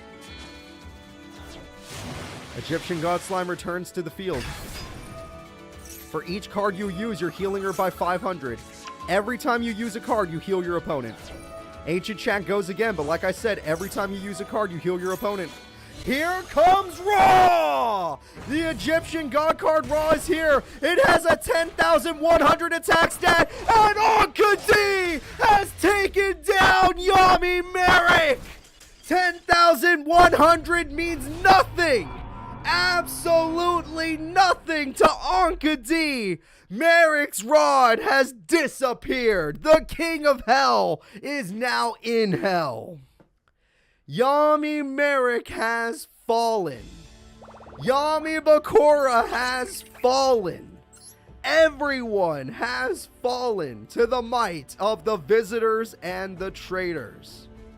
A brutal ending for all of our viewers that are hoping that even some villains could stop the other villains, but they could not.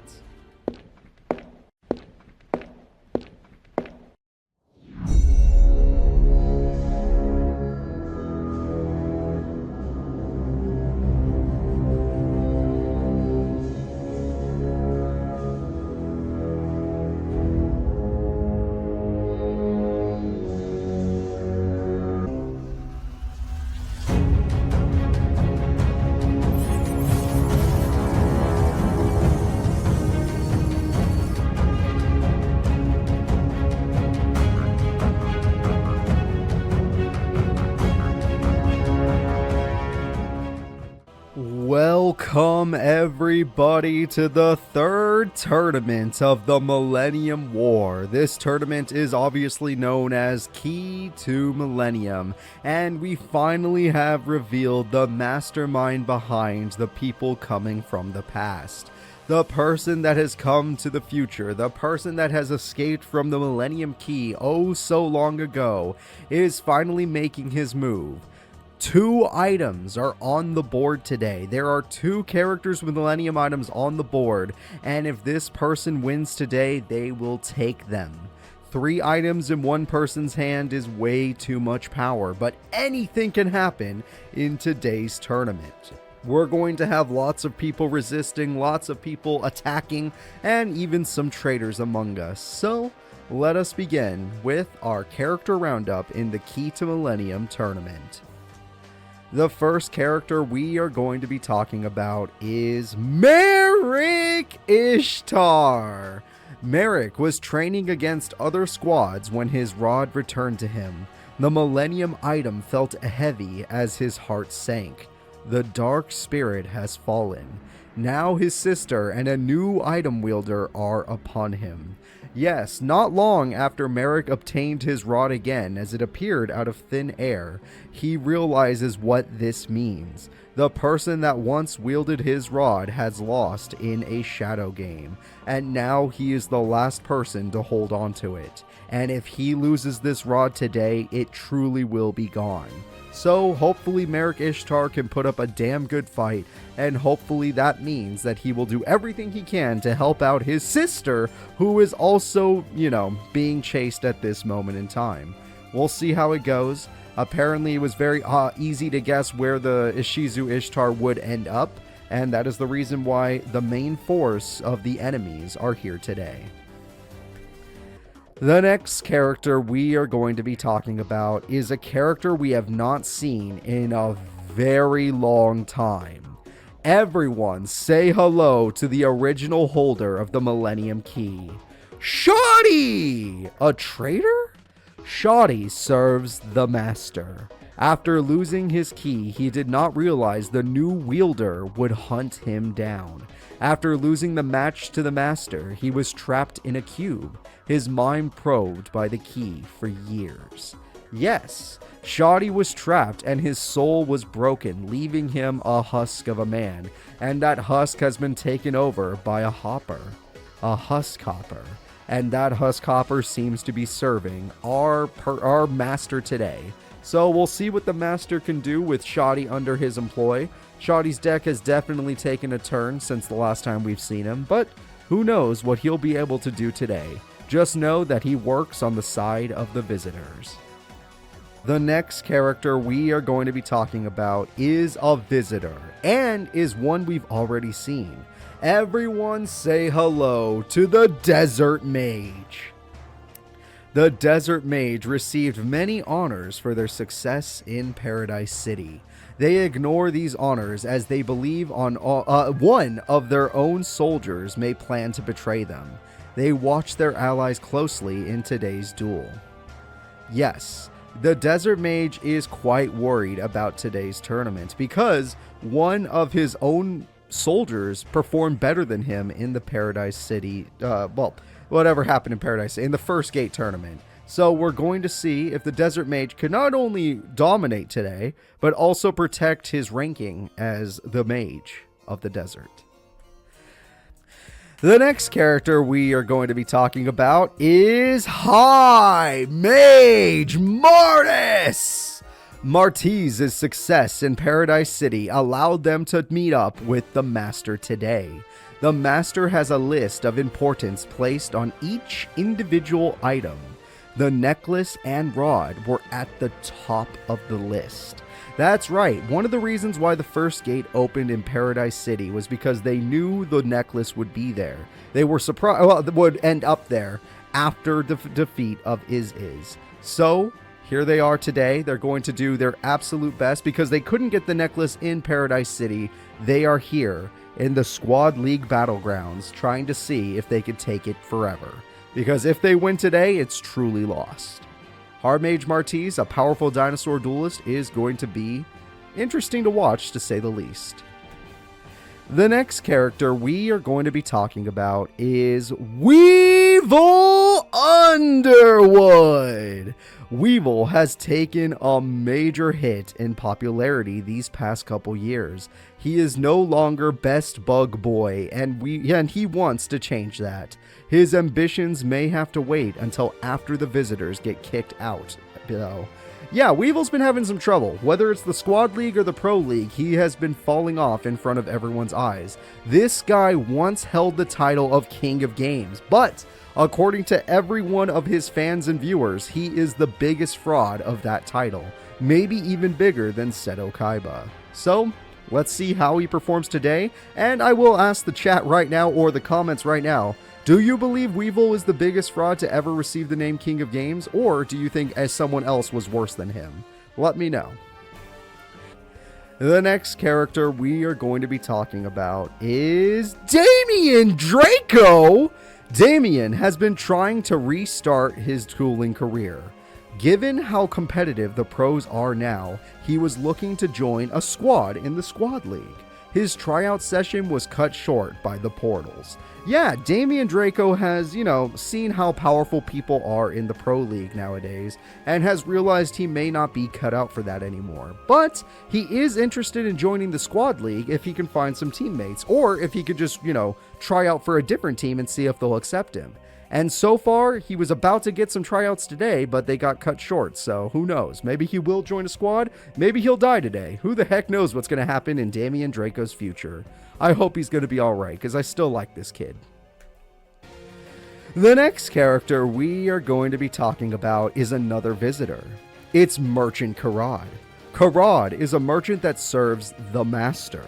They have the ability to wield the cards and tries to pawn them on villagers. The villagers that can use the cards are reported to the mages or the Master. Yes, Merchant Karad is the one going around ancient Egypt like, hey, do you like these cool cards?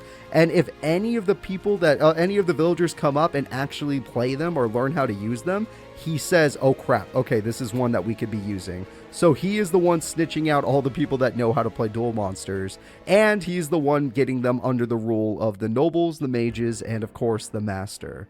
So in other words, Karad, screw you. But at the same time, I mean, who expected much from you? Either way, we're going to see an interesting deck from the Merchant Karad, as he is a person with potential as well, though I doubt he is going to be the best duelist here today. Speaking of possible best duelist here today, we have someone very scary to talk about today.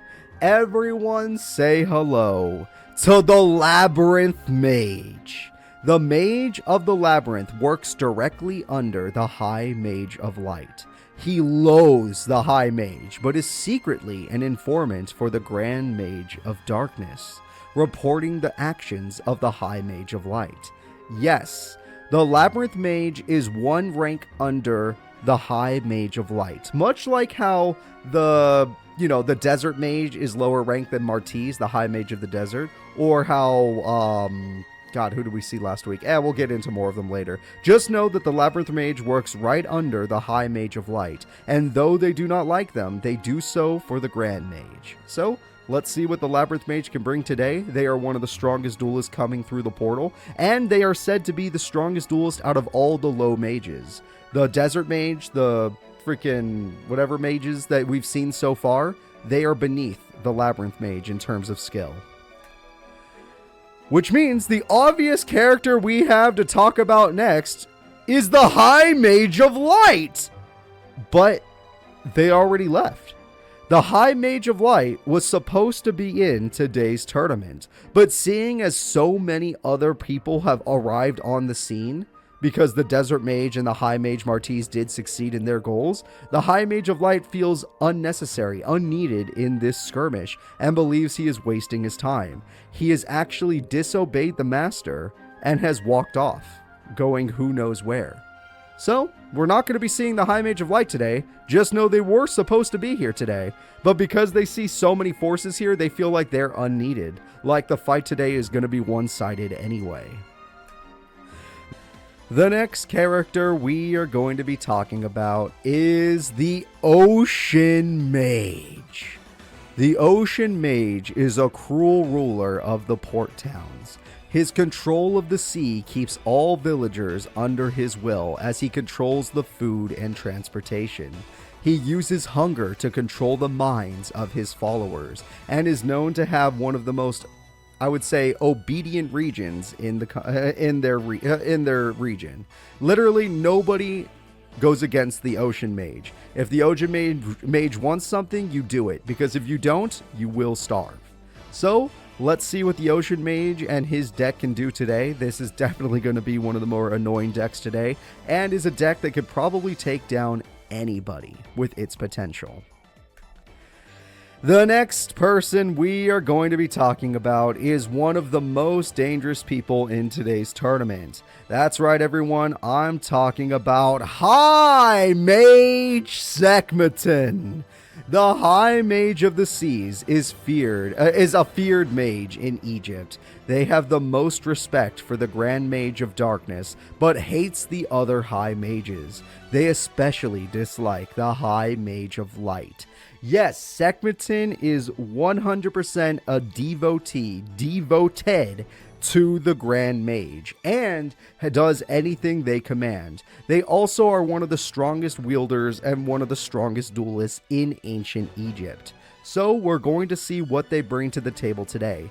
Despite how powerful and loyal they are, they do hate their fellow High Mages. Apparently, the other High Mages just tick him off. They do not make him feel good. So, let's see what Sekhmeton can do today, because he definitely does not know how to work as a team, unless the Grand Mage is involved. The next character we are going to be talking about is Ishizu Ishtar! Ishizu's Millennium Ring has returned to her. A ring. Whoops, I was meant to put necklace. My apologies. Millennium Necklace has returned to her. With it came many visions. The first was a force arriving in Paradise City. The second was of a young man. The final was of an unstoppable union. That is right, everyone. Ishizu Ishtar has had many visions now that her necklace has returned to her. One of them got her out of Paradise City in time. The second one was of a young man that she knows to fear. And the third one was something even scarier than that young man. An unstoppable union that cannot be changed. Let's see how this goes in the future. Ishizu Ishtar is literally the second strongest duelist in the world. At least she was at one point. This woman, in one of the pro leagues, went all the way to grand finals and lost barely. putting her at second place. And she's been third place before as well. She is consistently one of the strongest duelists in Master Era. Let's see if she can protect her necklace today, and let's see if she can stop the invaders. The next character we are going to be talking about is the High Mage Atenza. Atenza rules over the skies of Egypt. Their abilities in dueling are only matched by a few in the known world. Their loyalty lies directly with the Grand Mage. They serve the Master under their orders. That is correct, everyone. The Grand Mage was granted a gift by the Master, and because of this, the Grand Mage asks his High Mages to serve the Master. Atenza does as the Grand Mage bids, and he will do so today. High Mage Atenza is known as the ruler of the skies, and he will be doing absolutely everything he can to take the golden items for the Master. Atenza is to be feared. We do not know how strong he is going to be today, just know he is going to be a major threat. Let's see if anybody can stop him. There is one character left for us to talk about today. A character that should be very obvious to everyone that's been paying attention, or for the people that were here in the first few minutes of the video. Everyone, it's time for us to talk about Agami, the Master. A boy from ancient times, released from the key, uses the key on its former owner to access their forbidden memories. Then they alter them to create an army brought here by a sorceress. Yes, everybody, Agami's plans have finally come to fruition after so long. Agami was a spirit within the Millennium Key. After the GX War, he was released upon all of us, but he has been hiding. And during his hiding, he has been spying on certain people. One of those people were the original owner of the Millennium Key, and he used that very key on the owner to access memories and change them. And by changing those memories, he has earned himself an army that he couldn't bring to the future for quite a long time until after he defeated a powerful sorceress. A sorceress with the power to bend time itself. So, here we are today. Agami is finally here. The reason he is stepping up is because there are 2 items on the board today. He only expected 1 to be here, but apparently Anka D succeeded. He thought that she was just talking crap. She was like, oh, don't worry, I'll take the rod for you. And he sent some soldiers with her. He was like, yeah, no, you could take this mage. He'll help you out. Kapora's pretty good. You could take Anubisius. He's going to help you out. They didn't matter. Kapora and Anubisius lost in top 8. Anka D held true to her word. She defeated not only Yami Bakura for the Millennium Ring, but also Yami Merrick for the Millennium Rod. And after defeating them in a shadow game, they lost those items. However, that was all. The items disappeared. Anka could not grab them. It's as if they went somewhere in the world. And now we know where one of them has appeared. And Agami is going to take advantage of that. He is going to go after 2 of the most sought after items. The Millennium Necklace and the Millennium Rod. Getting these items would make his job so much easier. He would be able to achieve his true goals. But what those are, we'll find out at a later date unless he loses. Let's see what Agami and his army can do today. This tournament has the most high mages we have ever seen, and this tournament has the most enemies we have seen to date, which means lots of new decks are showing up today. Lots of powerful characters are going to be in the way of our resistance. Depending on who wins today, there are 3 possible trailers that we could get, and there is 1 possible thing that could happen where we do not get a trailer. The next fight in the tournament will be Merrick Ishtar, an item holder. If Merrick loses at any point today to a visitor, the item is gone. Merrick, your next top deck decides the entire match. Merrick's top deck is a worthless card. It doesn't even get played.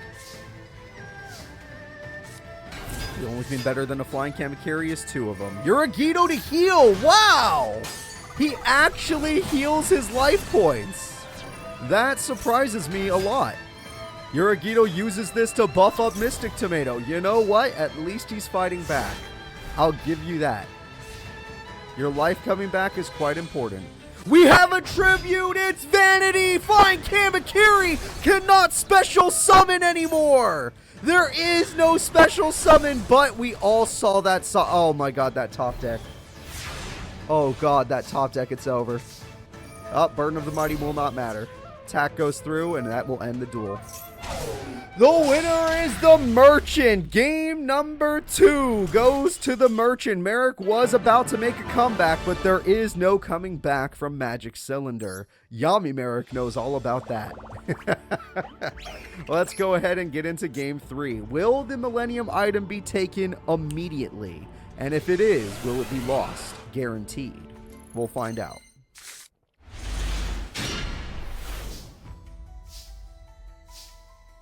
The Rod is on the line. This duel has a lot of value right now. Anything could happen. Pot of Greed's a good start for Merrick, at least. He's got a card. And the AI just... okay. Somebody explain that to me. The AI just messed itself up. The AI messed up horribly. Merrick has never owned Raw in our series of Master Era. Yami Merrick has, but not regular Merrick. Regular Merrick is an Anubis deck. Alright, Destruction. Damn it, there was no monster on the field during that time. This is a perfect setup. This is a perfect setup. There is something terrible going on here. Battle Fader. He does have a tribute. We know that since he played that other spell card, he does have a tribute in his hand. So this could matter depending on what he gets. The tribute is his Vanity card.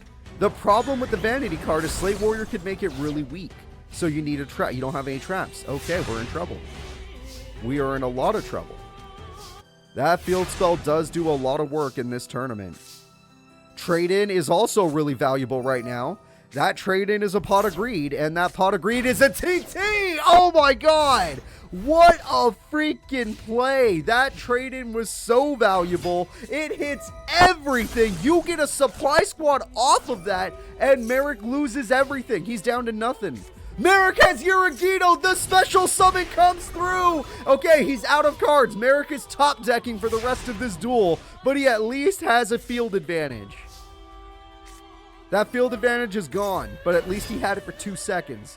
Curse of Anubis! Your attack stat may be good, but your defense stat is shit. Here we go. Merrick, what will happen? Take advantage of the defense stat. Get more monsters. A tribute? It's the boss monster! End of Anubis!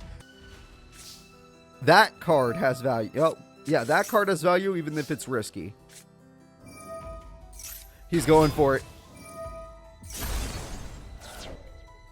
Merrick, you just gave him 3 cards. Merrick, did you know you were going to lose the coin toss? Does your AI brain see it coming? Why? Oh my god, it's over either way. He has Raigeki. He has Magic Cylinder. He has Raigeki and Magic Cylinder. What do you want from this man? What do you want? The Merchant is about to sell you a freaking... that's it. That's the end of the duel. Magic Cylinder, Raigeki opens up, attack directly. 2. That is it. The Rod has been taken. 1 item lost in the first round. The Merchant was too strong. Merchants are above villagers. Don't get me wrong. But he has lost. Merrick has failed everybody. The Rod is officially lost, and the tournament has just begun. The next duel will be Rex Raptor Top 8 Pro versus leader of Team Unicorn, Jean. Now, Game 1, Rex ran him over. Game 2, lots of tactics worked out, and even though Rex had a comeback, he couldn't end it. Game 3, anything can happen. Any character can win this one.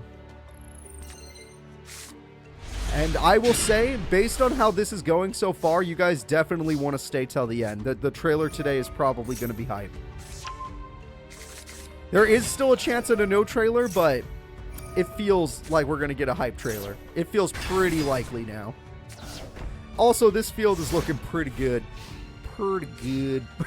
That's a pretty good field. Let's see. Oh, well, we're going to just activate it. And see, sometimes he'll activate it when his AI is not completely stupid. And Rex is dominating. Unless that is a TT and Rex summons, you lose. Oh my god. It might not matter. That's game. I'm not joking. That's game. Guys, he won. That's the record of the day. Turn 3 victory. Rex Raptor Top 8 Pro, showing you guys how it's done. That is power.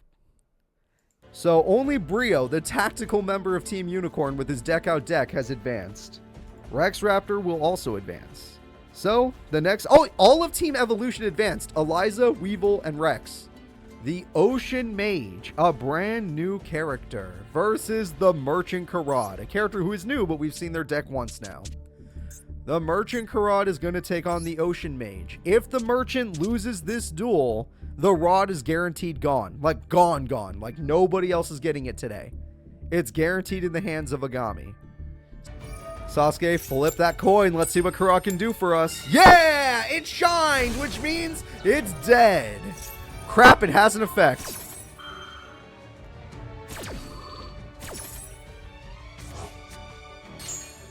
Oh, that's bad.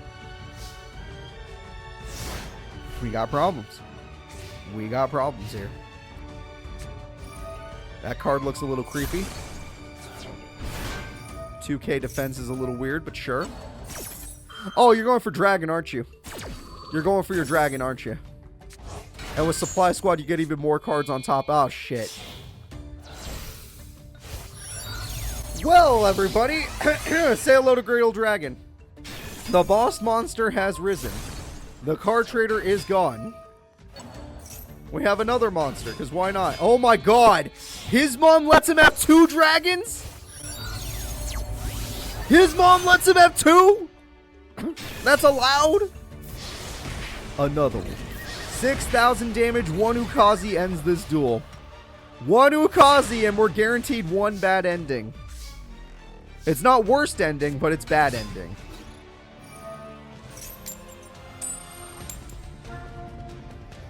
Yay! The Merchant totally threw the duel, knowing that it was the only... Okay, well, we're on the bad... Look, we're in trouble. We're in trouble. There is still hope for someone positive winning this tournament, and that could be good. You know, that could still be good, but we still have 1 bad ending guaranteed. It's not the worst ending. It's just not very good for us. So let's go ahead and let's get into the next fight of our tournament. The Ocean Mage has moved. All the mages are going to move forward at this point. Okay, this next duel is going to be hype as hell. Damian Draco, the first round god, who is no longer in first round, is going to be taking on not a mage, but a high mage. This is going to be scary. Let's see what happens. High Mage Atenza versus Draco. This is High Mage Atenza's first duel, by the way. Damian Draco, back in the day, we saw you take down Seto Kaiba. Today, we need you to take down this man. The only man who could take down another dragon user would be Damian. Okay, I don't know. That is a long freaking thing. I didn't want to read any of that. That spell card was just long as hell. Alright, we got a Synchro, but can it beat the Spellgrand card? I don't think so. 2,600 attacks, too weak, buddy. Now what?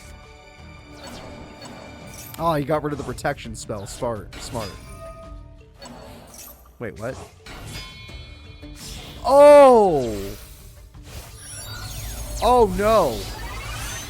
Oh, no, that's one of the 2 biggest cards in his deck. Okay. We might be in a slight amount of danger right now. Okay. The slightest amount of danger. That banishes. That banishes. The banish works. There is hope. Damien is giving us hope. We can win. I believe. I believe in Damien Draco. I can't believe it. 300 points. It's possible. The amazing deck from Atenza can be defeated. Come on, Damien Draco. Damien defeated the level 10 Synchro Summon, and by doing so, defeats the High Mage in the first duel. Every other High Mage has always won their first duel, but Damien Draco is not giving up. He is the Dragon Master. We don't call him Draco for nothing. Let's go into game 2. Monster Reborn comes through. Stealing the opponent's monster. What did we just steal? We have it's a level 10. That's a big monster to steal. Holy crap. 2900 attack, level 10 has an effect. It ate the opponent's monster. Dude, Damien Draco. This is great. We have hope. Oh my god, if he could 2-0 a High Mage, that would be insanity. He had to go to game 3 with Andre, for crying out loud. And you're telling me he's gonna 2-0 a High Mage?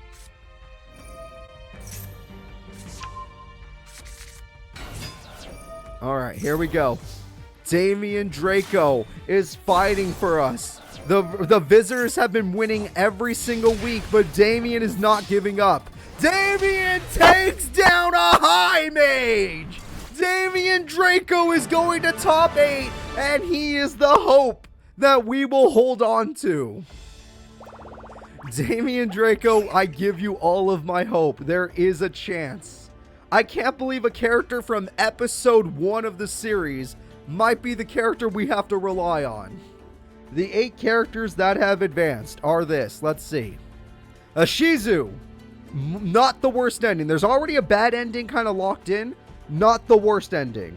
Sekmetin, worst ending. Weevil technically could help in the end, so maybe not the worst ending.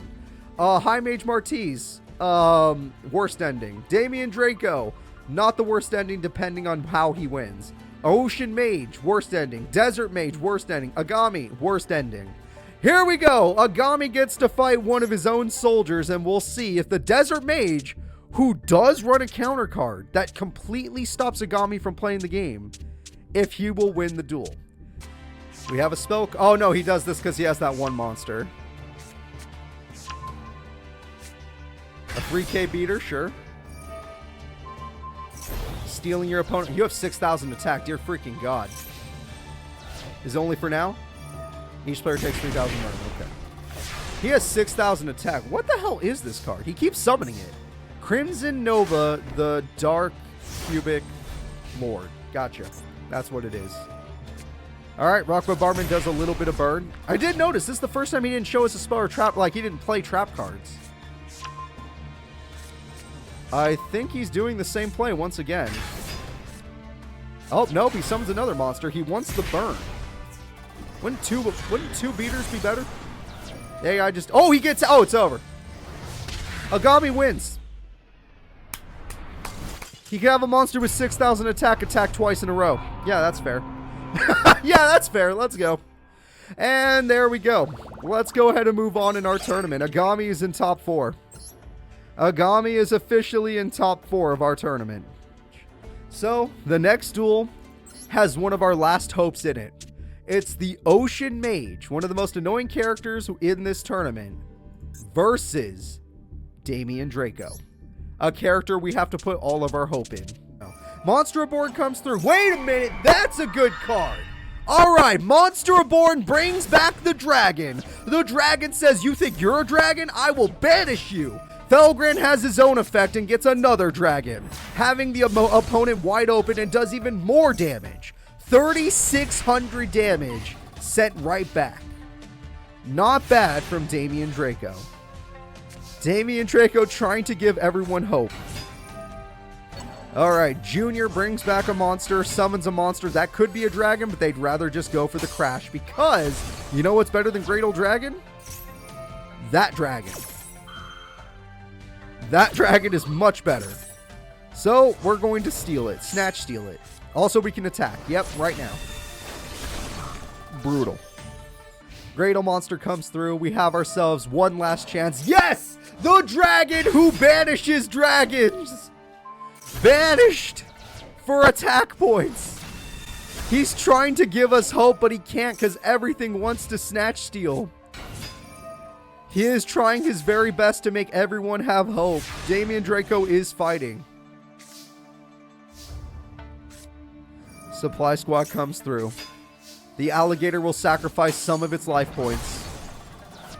And with it, they will steal the most powerful monster possible. Damian is giving his best shot. I'll give him that. He's not throwing. He's not doing anything wrong. He's just fighting really powerful opponents. This is not his fault. He's doing his best. And he lost.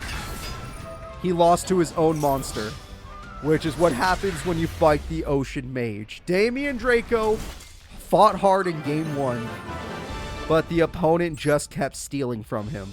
Which, funny enough, Damian was doing to his opponent last duel. Damian was not built for this. He took down a Dragoonity deck with a level 10 Synchro. I'll give him credit for that. He was not built to take down this man. He got him down to 3,000 life points in both duels, but he could not finish. He could not finish. Great old dragon, end this duel. You don't need 4,000 attack, dear God. It's Gradle the Tormentor. Gradle Dragon the Tormentor ends the duel. Ocean Mage is in top 4. We have 2 people left we can ask for help. There are 2 characters left that we can ask for help. Top 8 is sad right now.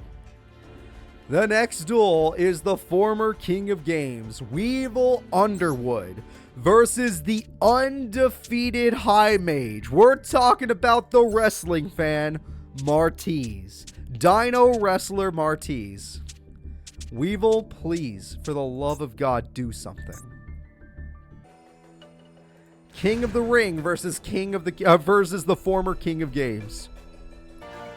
Weevil Underwood is in a bit of trouble, but all he needs is a combo. He has no combos. He has no chance. He's in trouble. Weevil Underwood's about to get Megalo smashed on top of Tyranno Infinity. And Pinch Hopper, please have a target! For the love of God, have a target! We'll take the queen if you got it. Nope. Oh, God, he had no good targets. Oh, dear God. Oh, dear God, he didn't even use that. He probably just drew it, so it was useless. Pinch Hopper shows us his hand is bad. Premature Burial is the best he's got. That's a terrible choice in Monster. The Ants does have an effect, though.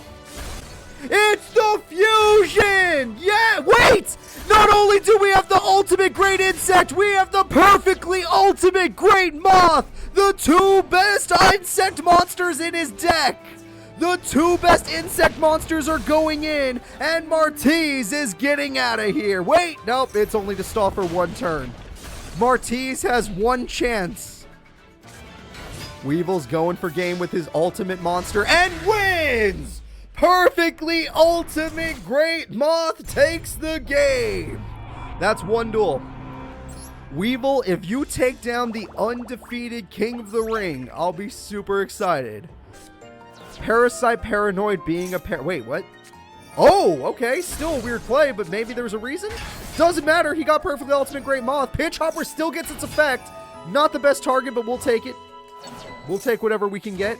Howling Insect is here. He's got the Piercing Monster. He got his perfectly ultimate great moth on the freaking 3rd turn of the duel. This card used to take like 7 to 8 turns to summon. Technically 16, but you know what I mean. And that is it. All that could stand out. It's boss versus boss. Ultimate monster versus ultimate monster. And they take each other out. Both of them are out of the ring of this Royal Rumble shit. He held onto the rope. He didn't fully fall out of the ring. And now we have an even bigger problem. You lost your best card, Weevil, and he didn't even lose his. Antleon has a chance. It brings back. It's as an attachment. You're using it as an attachment? Weevil Underwood fuses into the ultimate great insect, and once again he takes it out of the ring. Both characters lose all of their cards. Both characters lose everything. There's another Prank Raptor, but we're going to go Sabersaurus. It's safer. Howling Insect was the only card that could stall for time. Howling Insect once. Okay, 2000's a lot of burn. It's almost enough to end the duel. Weevil needs a powerful monster, but he's already lost the fusion. He's already lost the perfectly ultimate great moth. What does he have left? A trap and a dream. A trap and a dream. Weevil, what will you do? Howling Insects, you're running out of those. You're probably not going to have anything left. Yep, Aunt Leon at least can get you out of equip, but that's it. Oh, it's 2000 defense! Dude has 2k defense! Armored Bee to nerf a monster. They're going in. Ultimate Insect is gone. It's the Queen! The Queen is immune to Magic Cylinder. The Queen goes in, and the Queen will win. The Dino Wrestler didn't stand a chance against the former king, Bug Boy Weevil. That's what it means to be the king. Martiz has finally lost a match in the Master Era series. Weevil Underwood is the hope of a people right now, which I never wanted to say out loud, but it's the truth. So, that's one of the biggest threats in the tournament gone. Just absolutely gone, and I'm so happy to say that. Weevil, great job.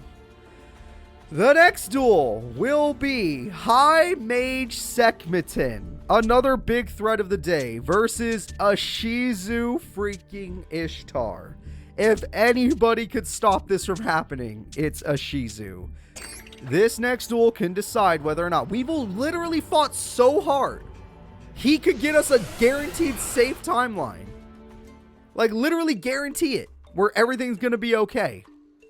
But we'll see.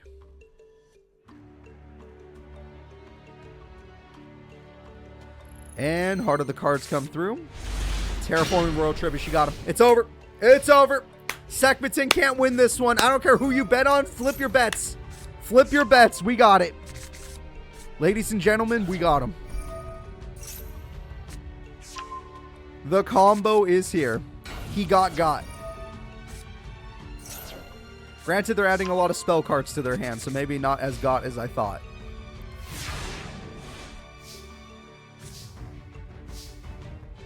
Alright, Terraforming comes through. Necro Valley instant, please. Royal Tribute after something else. Yeah, sure. The monster gets destroyed. Royal Tribute. And there we go. Knockout. Those are 3 ritual spells. I feel like those are 3 ritual spells. Nope, 1 is Harpies. And now you don't have any Necro. Oh my god, no. Oh crap, no. Oh god, no, no, no, no. This is starting to look like the worst case scenario. Decisive armor on... It had to be the best. It had to be the strongest one. It had to be the one with the most attack. The one she couldn't overcome.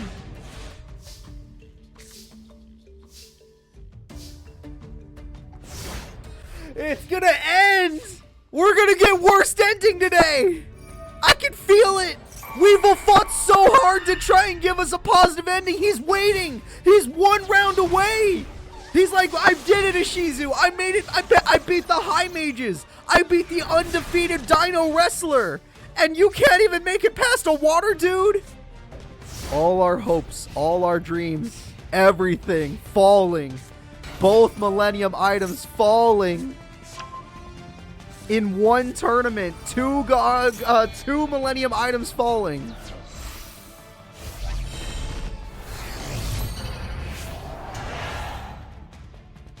Alright, attack goes through. That guy has a great effect, but Visionary's already in hand, so maybe something better. Spy is the best choice possible. Spy holds on for dear life. There we go. She's holding on for dear life. She still has a chance. She's building up her graveyard to power up Visionary. Oracle. Oh my god, there's still a chance. There is still... Oh wait, no. He's just going to banish it.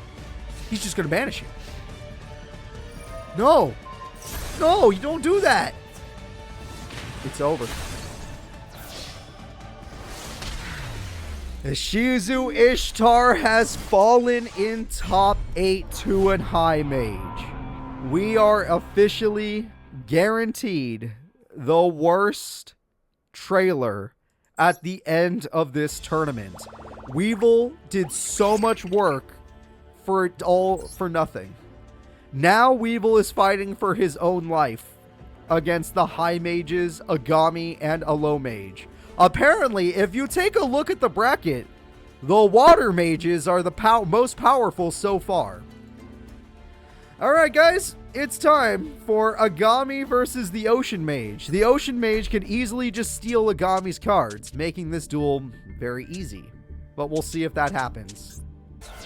And who needs to steal when we can just straight up win? This could be the dragon that pops everything. Dragon that pops everything. Destroy this field and win this duel. Oh, trap card activates.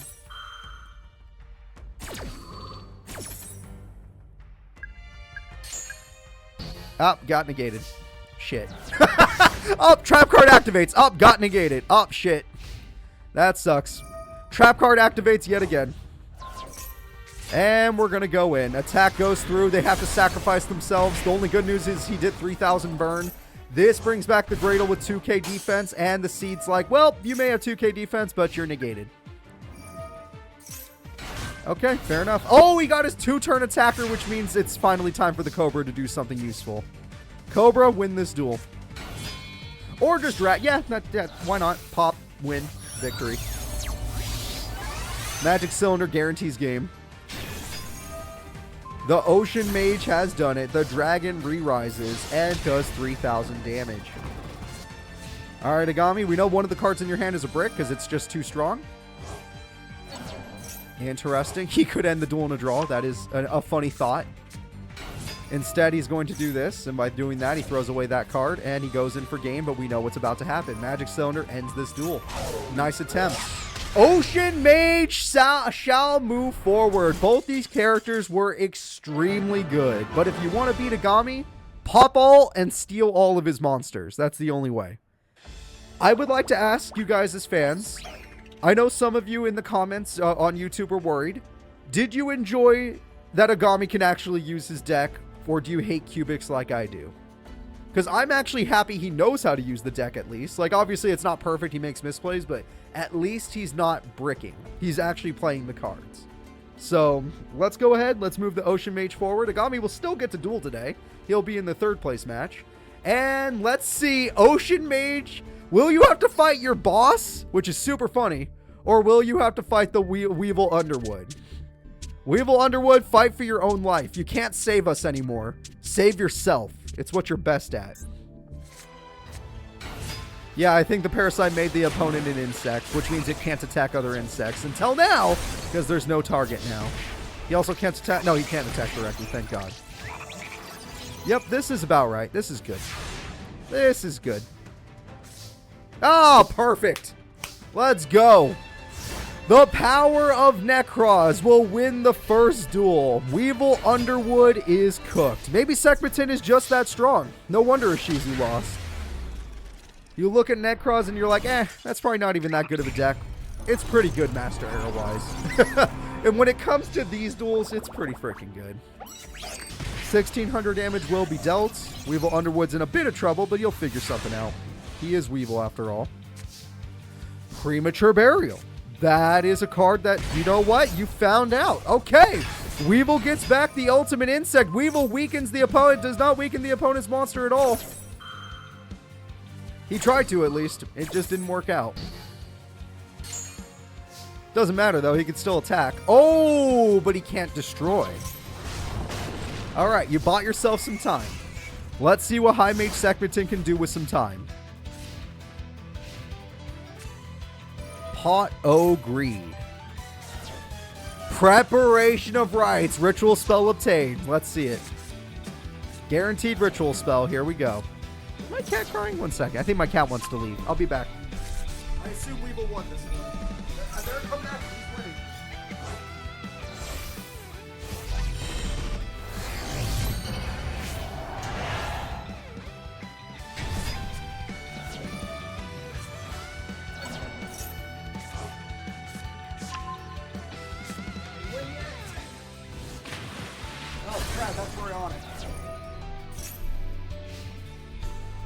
Alright, I'm back. All I see is a Bryonic, but I assume it can't beat the ultimate great insect. Nothing can stand up to that card. He could go for piercing. He goes for piercing. Weevil Underwood takes game 2. Yeah! Weevil doesn't give up, everyone, and Weevil is one duel away from knocking out the High Mage. As long as Unicorn exists, there's nothing you can do. Preparation of rights. Game 3 is not looking good for Weevil. He tried in the beginning, but losing that spell card in the very beginning kind of decided the match. The entire match was decided when he set that card. Speaking of things being decided, Trishula's here. And this time it might actually use its effect. Hi, Trishula. Hi, Trishula. Alright, let's have some fun. Are you guys ready to see what Trishula can truly do? First things first, banished. Second thing, Senek, banished. Banished. Nothing. You have nothing, sir. Good day, sir. The High Mage Sekmeton is unstoppable today. People have gotten close, but they could not clean up against him. What can Weevil do? He has one top. He doesn't even get a top deck. It's the end of the duel. GG, baby. Weevil did really good today, but now he has the bronze place match against Agami of all people. Will the former king of games be taken over by Agami? Alright, Weevil. Protect your mind. Get out of this arena. Tell somebody what happened here today. Agami. Honestly, I'm more impressed that you can even use this deck at all, so just keep doing what you're doing. Try your best. Way up, Agami has not used his boss monster today. His ultimate boss monster. He's used the baby form. He's used his Blue Eyes, not his Blue Eyes ultimate. And 800 burn goes through, but the opponent does have a lot of cards now. Weevil has a lot of monsters with 0 attack, and Agami, if he draws the trap card... Oh my god, Pot of Greed. Nope.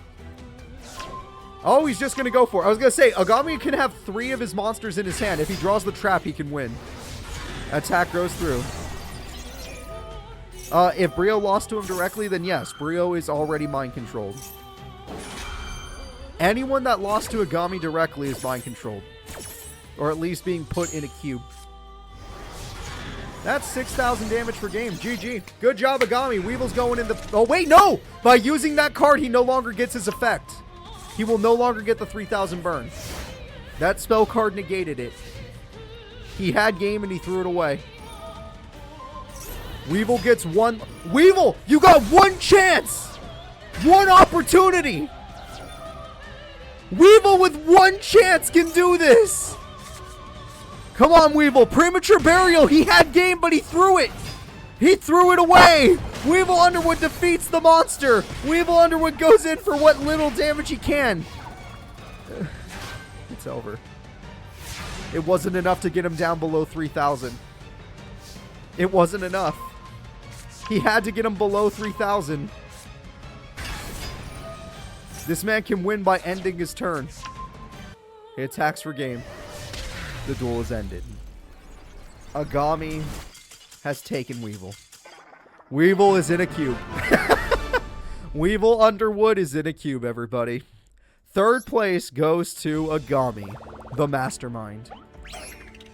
But, just for fun, and just to see if there's going to be any changes in rank among the mages, we are going to see what happens between Ocean Mage and High Mage Sekmeton.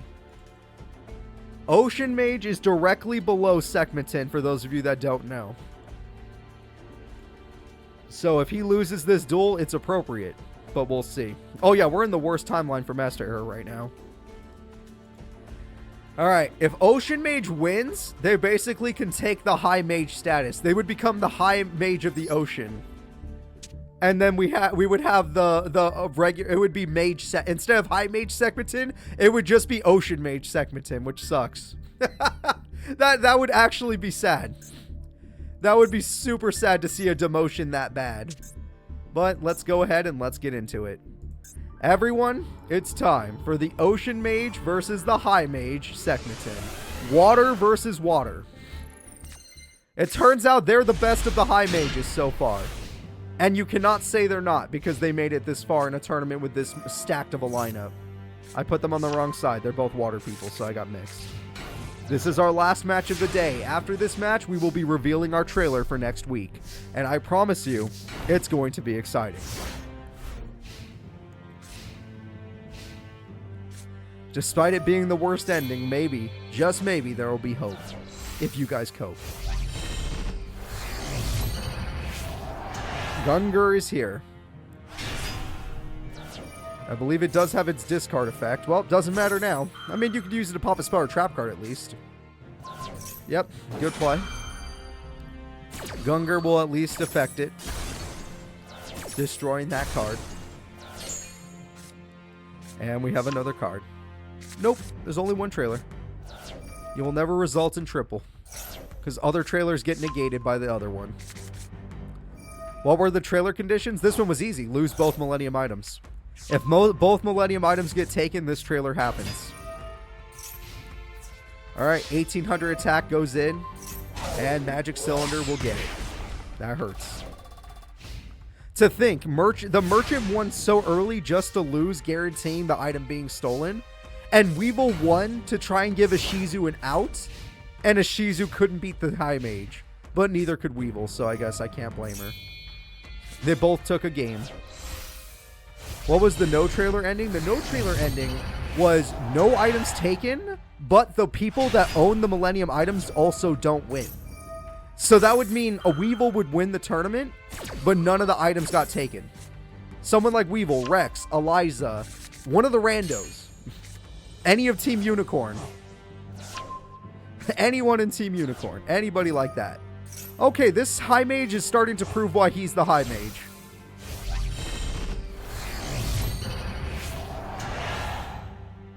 The other trailer conditions are easy. One item gets taken. One item gets taken. And then I guess there was one for no items get taken, and one of our hero characters is Shizu, Merrick, or Odeon wins. There was an ending for that one. The Gradle uses its ability to steal Trishula. It lost most of its life points to do it, but as long as you have Trishula, you should be able to win this duel. Is the Merchant rich now? Yeah, I mean, he already was, but sure. Pod agreed to try and make a comeback because you're already in a bad spot. Nope. Despite getting your opponent so low on life points, you are in a lot of trouble. What items are left? Millennium Scales, Millennium Puzzle, Millennium Eye, and Millennium Ring. 4 items are still out there. They're somewhere in the world. Alright, the mirror comes through. And we have ourselves a set. And we have Surface.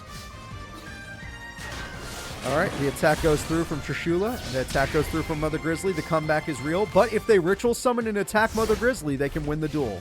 But the Ritual monster would have to be pretty decent. They can't do it. This is actually sad.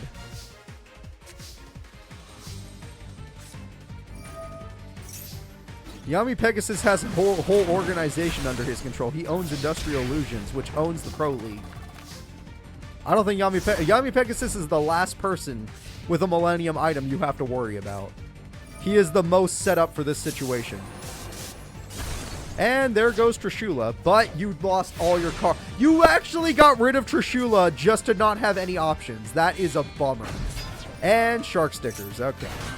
And Surface for for that card. Doesn't Agami already have the key? That is correct. Once episode 8 happened, he had the key. Which is why we said Scales, Eye, wow, Ocean Mage won. Scales, Eye, Puzzle, and Ring. So, let's go ahead and let's get into game 2. Ocean Mage might take the whole tournament and might get an upgrade. If Ocean Mage wins, he's going to become a High Mage. We'll just call him the High Mage of the Ocean. And then it'd be Ocean Mage Sekhmetin. But out of laziness, I might not change their names on the screen because that would take too long. I want to focus on new characters, not ones we've already got. Agami didn't want anything to do with the Barian invasion. He didn't see it as a threat. Alright, we got ourselves Rhoda. We got ourselves Clausulus. That's really nice. We got freaking Preparation of Rites. Okay, Unicorn is here. Oh, Hunter Beast Billy. You missed a tournament. You missed. I know you're not caught up yet, but watch last week's tournament. That's all I have to say to you. We have ourselves a set. We have ourselves a supply squad. And there's one of the better Gradle monsters. But you can't defeat that card at the very least. Hey, your thought was accurate. It just, you know, it already happened. It just already happened. In fact, you should watch... I can't wait till you get to the Barian Invasion. You're going to love the Barian Invasion arc, if that's something you're into. If you like Yami Merrick, then you're definitely going to love the Barian Invasion. It's a very funny moment for him. It changes his whole world. Alright, with this card, we're going to get another card. We got Clausus. Okay, you're getting a ritual spell now. You do know his Gradle's just going to take your monster, right? I hope you understand you're just going to lose your monster. Oh, you want to leave, kitty? Does Yin Yang want to leave? Alright, we got shark stickers. Alright, my cat wants to leave, so I'll be right back. Grand Finals, I'm sure it's not over yet. I'm sure we're fine. Oh, Gradle Dragon. Shit. Yep, never mind. We're not fine. Kitty, where are you at? Let's go.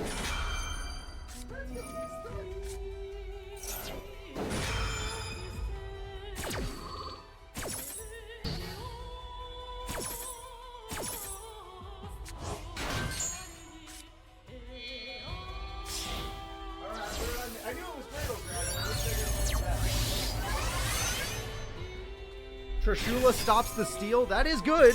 But what about the popping effect? Oh, no! Gungar stops the pop! The pop doesn't happen! Without the pop, how are you supposed to win the duel? Oh, but then you just get the Gradle again and do it again. Yeah, that's cheating. You know what? I'm impressed. This man's going all the way. I can feel it. Ocean Mage is going to be known as the biggest threat in Master Era. I can feel it. He defeated Agami. Granted, it was very close. It was down to like 1,200 life points, but he defeated Agami in Game 3. Unicorn is here. Not like it makes a big difference. Harpies only gets rid of decisive armor. You still have to deal with the dragon. And I think the Ocean Mage is about to become the High Mage of the Ocean at this rate.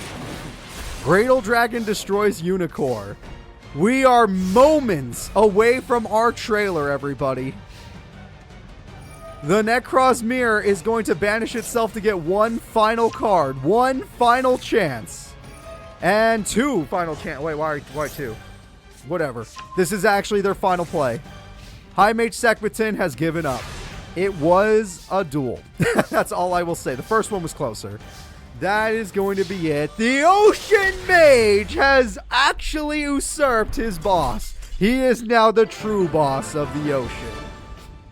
His ability to control minds is too useful, and now he is stronger. Phil the High Mage is very funny. I like that. But the Ocean Mage has taken his boss's position, showing that he is truly the stronger player. And the Master will see to it that he gets that promotion.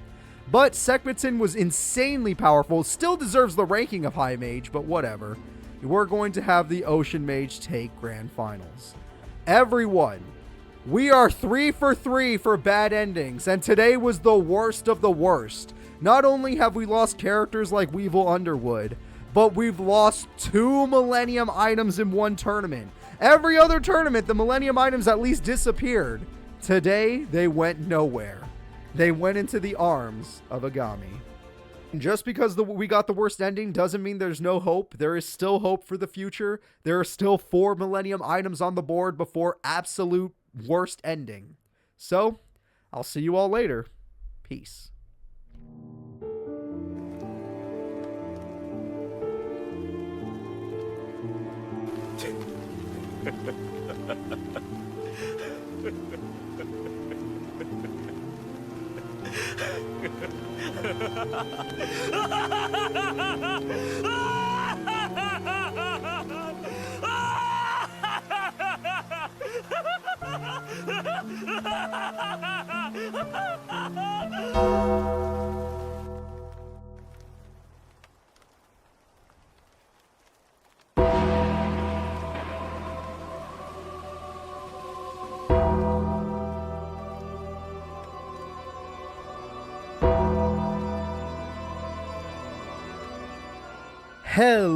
Hello everyone, and welcome to today's tournament of the Yugioh Master Era Queen's Secret. Yes everyone, today we are going to be talking about Prana Taker, the first Queen of Games, the first person to obtain the title King of Games. This is a character that has been in a lot of our Master Era series, but actually I would say recently has not been in it at all because she has retired from dueling and is no longer the person in charge of Duel Academy. So, with her having no job and no life, she has just been exploring the world. Until one day, a man came around trying to take the Millennium items.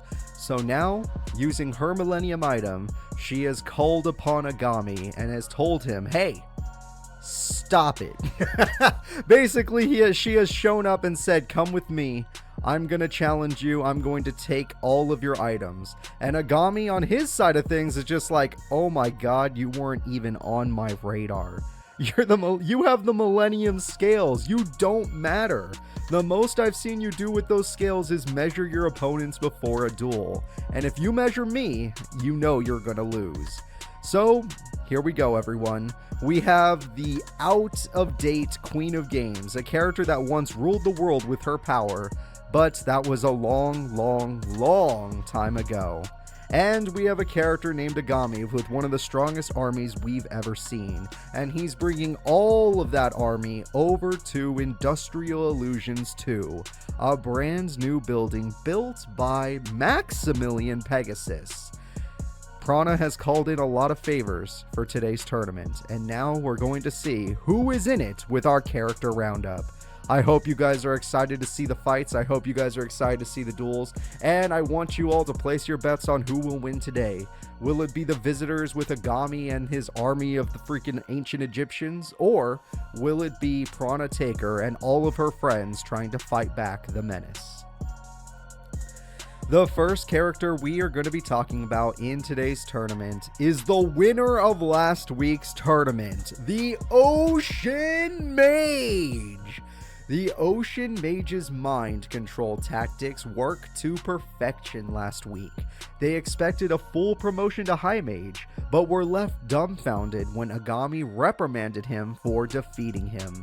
Yes, everybody, the High Mage, Sekmeton, did lose to the Ocean Mage last week in Grand Finals, but this was already after every one of the Millennium item users and everyone else was defeated, so the Ocean Mage did not receive a promotion. Also, the Ocean Mage took down Agami in a 1v1, which did not leave Agami very happy.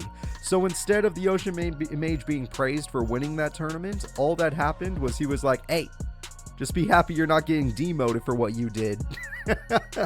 So the Ocean Mage will continue to hold his current rank in our tournaments, but is very upset about it. So, you know, there's definitely some oats being sowed in the wrong ways in our army of the Egyptian mages. So, let's go ahead and talk about our next character. The next character we are going to be talking about is the High Mage Atenza. Atenza was properly embarrassed in his last skirmish. In order to save face, he has decided to bring out all of his best strategies today. Kapora seems to be spreading rumors about his loss and how pathetic High Mage Atenza was. Yes, everyone, all of the High Mages were called in today, and apparently Kapora is starting some shit. Because he's like, oh, I may have failed my mission, you know, I didn't take the Millennium Rod and necklace, but this guy sucks worse than me. Atenza lost in his first fight ever. So there's definitely some bad things going on among the mages right now, and Atenza's getting the worst of it. The next character we are going to be talking about is High Mage Sekhmeton. Sekhmeton was successful at knocking out the most enemies last week. His lower mage did end up defeating him, but Agami did not allow Sekhmeton to lose his position as the Ocean Mage also beat Agami, pissing him off. Not only that, but High Mage Sekhmeton seems to be a very loyal soldier and did not lose to any of the resistance last week. He defeated anyone that got in his way, including the super annoying Weevil Underwood. So, let's see what you can do today, Sekhmeton, and let's see if you can go all the way. Because technically, if the Ocean Mage doesn't get in your way, you're undefeated. Nobody else can beat you. The next character we are going to be talking about is Blair Flanagan! Blair is known as the last queen of games. She has taken a break from pro dueling, but has been helping people in need. This invasion has her worried, but her friends need her to step up. When Blair found out what was going on in the multiple cities, the portals openings and whatever, she tried to contact everybody in the pro league, everybody in the side leagues, everybody she could, at former king of games, queen of games, and the only one that listened was Prana Taker. And Prana Taker is the one that called on Blair today. Blair had actually planned to call Jaden, Supreme King, Ubel, Marcel, all those people to come and help her, but apparently they're not even here right now. All of her friends are currently busy in another world, and they're fighting off their own threats, which means Blair is on her own today. She is going to be doing her best with Prana, but she doesn't have any direct friends in this group. The next character we are going to be talking about is the High Mage Kapora. Kapora was decently embarrassed by losing in front of the Master. In order to save face, he began spreading tales of High Mage Atenza's loss. A High Mage that couldn't even beat a Dragon Lad. I can't believe you lost. You're a dragon user and you lost to another dragon duelist? That is embarrassing. Although I'm starting to think that Damian Draco is just the anti-dragon deck. For some reason, anytime he goes up against a dragon duelist, he beats them, and it's super hilarious. Kapora, last time we saw him, did receive top 8 in a tournament, but he failed to receive the Millennium Rod and the Millennium Necklace. He didn't even beat a single one of those users. So, Anka D got all the credit, and he got all the shame. So instead of taking that shame like a man, he has decided to spread that shame down to Atenza, who didn't even win a duel. So maybe he's not wrong. Let's see how Kapora does today. Honestly, I think he's a son of a bitch, but let's enjoy his duel. The next character we are going to be talking about is the Meadow Mage. The Meadow Mage believes the Master is walking his army into a trap. Prana Taker, revealing herself and her location, gives her the home field advantage. Agami might be marching them to their doom. The Meadow Mage used to be a general and knows everything about battle tactics, and is a little bit worried about Agami's naivete. Now granted, Agami does have 3 Millennium items that give him tons of power, and the mages themselves are extremely powerful, but that doesn't mean they can just walk into places willy-nilly. To adjust for this, Agami has called in all of his mages and their soldiers, which is why we're going to see a major force going in today. However, not every mage heeded his call, which is kind of interesting. So, the Meadow Mage is here, and he thinks that this tournament was a bad idea. The next character we are going to be talking about is the Desert Mage. Every battle has been won by the mages and the traders so far. The Desert Mage contemplates on why. They believe it is because they have always been the ones to strike first. But today feels different. The Desert Mage is not wrong. Every single tournament we've had for the past 3 weeks is the mages getting the drop on everybody. The first one, the first gate, was the closest the enemies had to having a chance, because at least Team Ragnarok knew they were coming. But they showed up so early that Team Ragnarok did not have a proper team in place to stop them. the Desert Mage was a part of that and actually knocked all those people out, getting 4th place. So let's see what the Desert Mage can do today, and let's see if he is right that being the ones actually getting attacked might actually put them in a bad spot. Either that or they're going to be fine because they're super powerful duelists. The next character we are going to be talking about is the Forest Mage. This feels wrong. The Forest Mage is a master of ancient rituals. The sky seems to be turning as they approach the new Industrial Illusions 2 building. A nostalgic feeling of dread fills his mind. Yes, the Forest Mage knows all about ancient rituals and techniques. He is one who studies life and death. And apparently, going towards the building of Industrial Illusions, he can sense a ritual being performed. A ritual being started right around them. The Forest Mage actually is feeling fear. Something is going on at Industrial Illusions 2. And he is the only one that is warning Agami, we probably should think about this.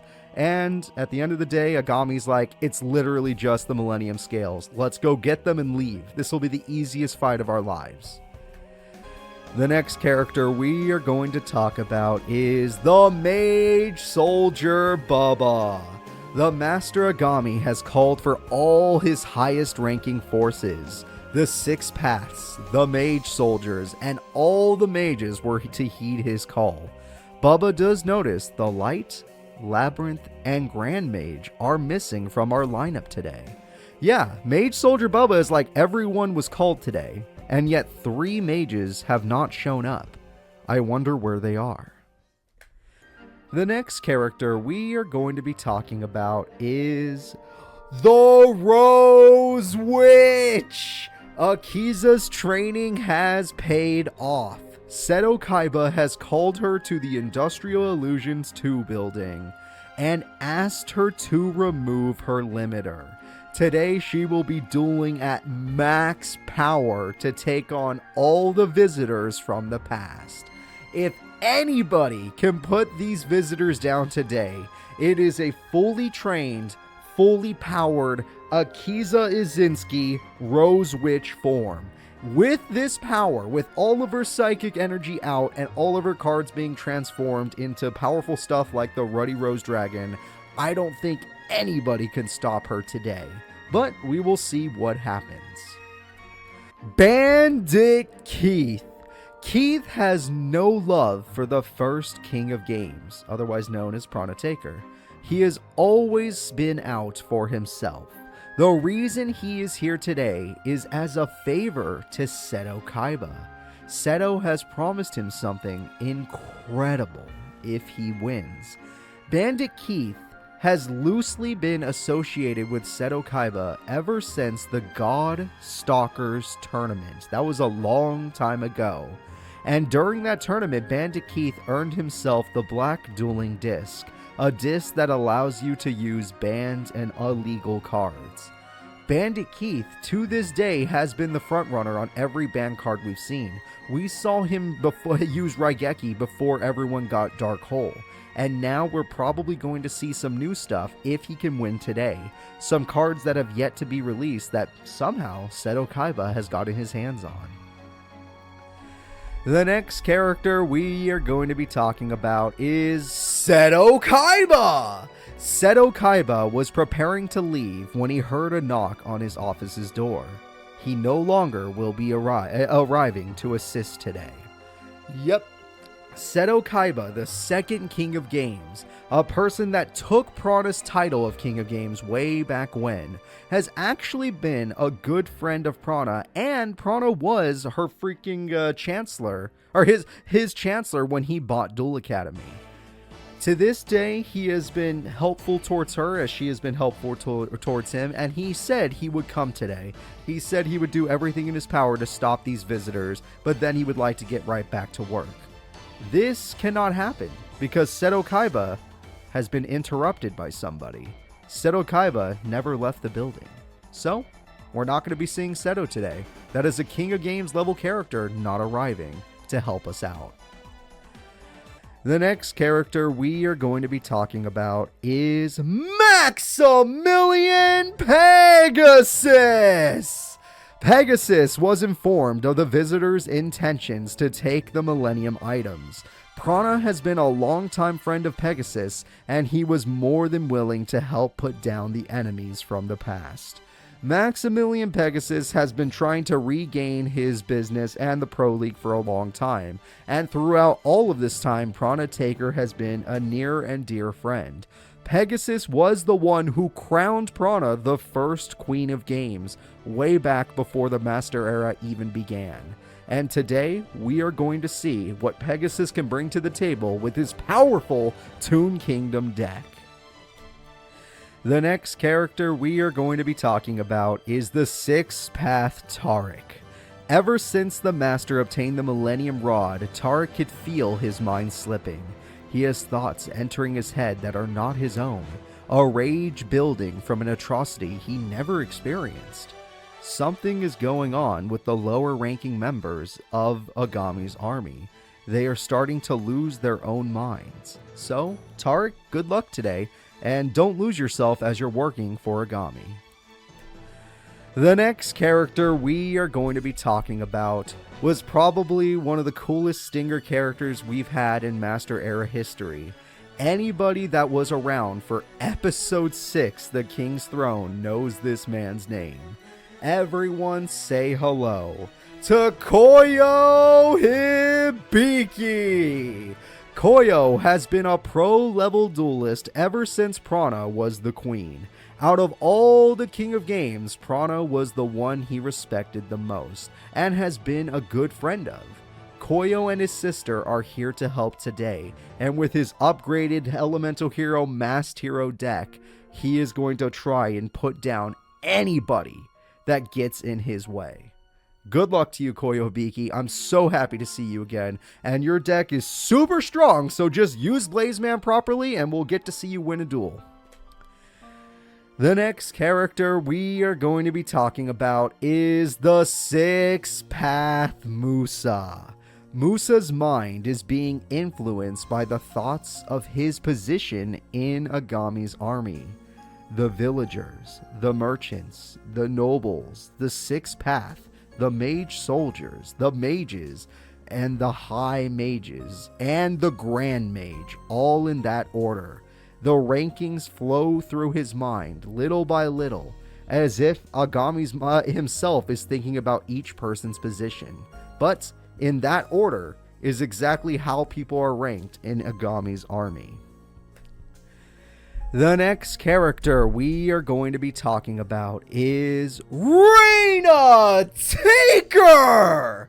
Reina is the former Queen of Hell and niece to the first ever King of Games. She was fully prepared to help Prana today, but what Prana told her shocked her.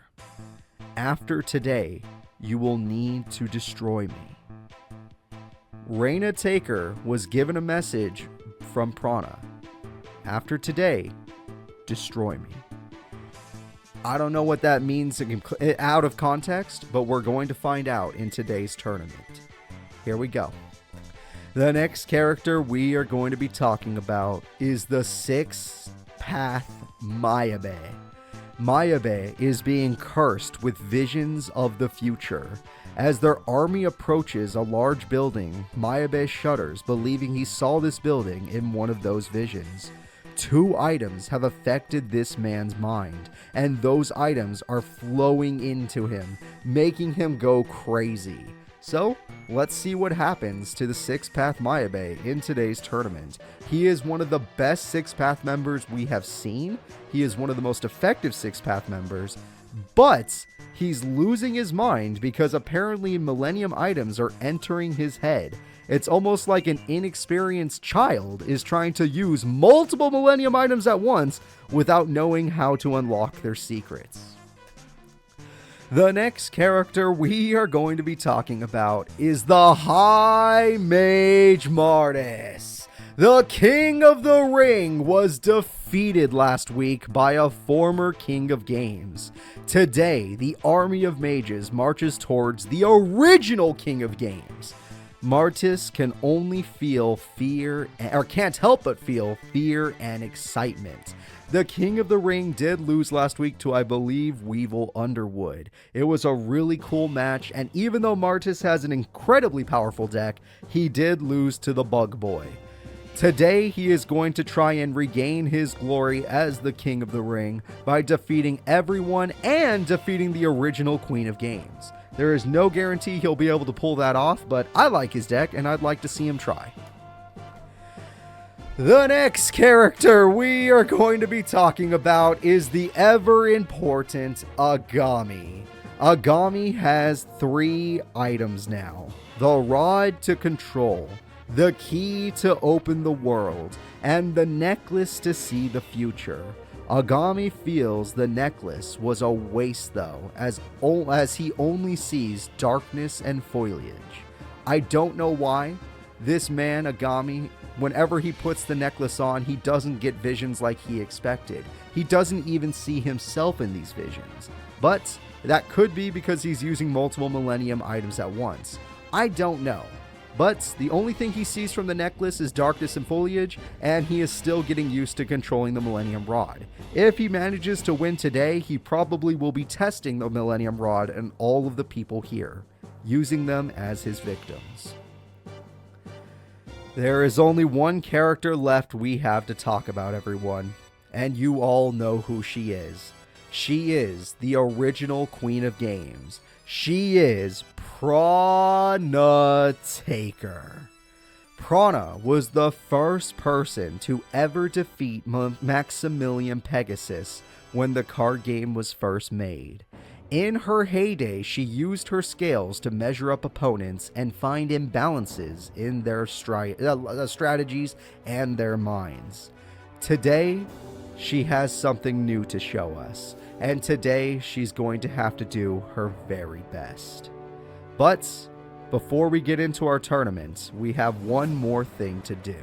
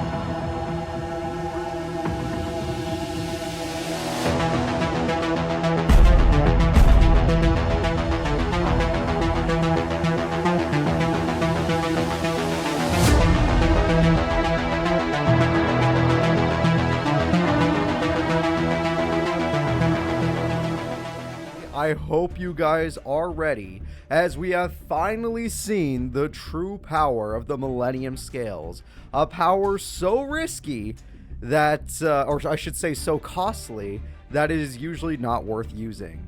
And if you guys are curious, because we've always had trailers, there are 3 possible endings today. 2 of which result in a trailer, 1 results in nothing. There is 1 win today that if it happens, if 1 particular person wins, we not only do we not get a trailer, but we're going to be left in the dark about what's happening next week. But the other 2 have a trailer, so what are you going to do? Let's go ahead and set this up. Looking at our bracket, the next fight is obvious. It's going to be Maximilian Pegasus versus the Ocean Mage. Obviously, Pegasus has an advantage in this fight. I believe so. But the Ocean Mage does have the dragon, and the dragon can easily break anything, which is actually hilarious. We got a banish effect. He'll banish and end his turn. Work on anything? Life work. High attack. Toon Dark Magician. Again, he's not attacking. He's choosing the banish effect. God damn it, Pegasus. He was the number one because he created the game. Grand Finals. Pegasus, please stop. Oh, goblins. Thank God. Okay, goblins equals 2,000 damage at least. All right. Pegasus will take game one.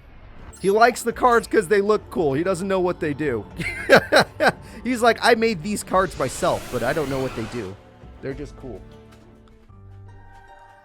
All right, going into game two. If we see Toon Kingdom, bet on Pegasus. If you don't see Toon Kingdom, he doesn't search it, so bet on the other guy. I don't see it. I say the other guy's going to win this duel. Ocean Mage, you got this. It's going to be an easy one. Oh, what about Toon World? Will that do it for you guys? It's not Toon Kingdom, but it's still something. And we start the duel with a banish, and we're going to use a Mimicat, and we're... Whoa! Stealing your opponent's tuner monster. That... You know what? That's interesting. But remember, one Harpies, one Raigeki ends this all, because then he'd just be bricked. There's no freaking way. It's still not enough damage. Don't get your hopes up. That's still not enough damage. What did he lose? Actually, it's totally enough, isn't it? Yeah, it's totally enough. Shit. I was thinking like he's not going to attack with BLS, but of course he is. He's not going to banish Supply Squad. Alright, well, there's one less thing to worry about. Pegasus has done it. Pegasus will be moving on in the tournament. So we have 2 losses and 2 wins for the Resistance. The next duel will be the Meadow Mage, and the Meadow Mage will be taking on the Rose Witch, Akiza. We have not seen Akiza in her Rose Witch form in a long time. She has not taken out the limiter. She has been training, trying to gain control over her psychic powers, and now she does have the control she needs to go hard today. Will Akiza the Rose Witch be knocked out this early? Are the mages simply that strong? Was she just unlucky? I do not know. Let's find out. Obviously, if she had just saved Frozen Shoot, she would have been fine, but she did not do that very well. We got the field spell, but it's not going to do anything this turn. Attack goes through, and this card has an effect to stop it, and then the next attack goes through, but that's when the Parry Knights come in. And now Akiza's back in the bad seat. Yep, she's back in trouble. She's got nothing to offer right now. The Meadow Mage had so many monsters, he's always been in a good position. And the Parry Knights keep him healthy. And he has Magic Cylinder in case she somehow gets something good. Overall, she's in a terrible position right now. She did guess monster cards, so if she synchros right now, it'll be the best situation ever. However, Magic Cylinder exists. So, I can't say exactly the best situation ever. Black Rose Dragon is incredible, don't get me wrong. It's just, you need more than one monster. And you don't have it. Akiza is in critical range with no spells or traps to protect her and a monster with barely enough attack points to hold the field. Supply Squad is here, so he can keep his hand healthy. He just needs to find a way to sneak 1,300 damage. Spell card, you know what? You guessed spell card and you got it right. I'm actually impressed. We have it!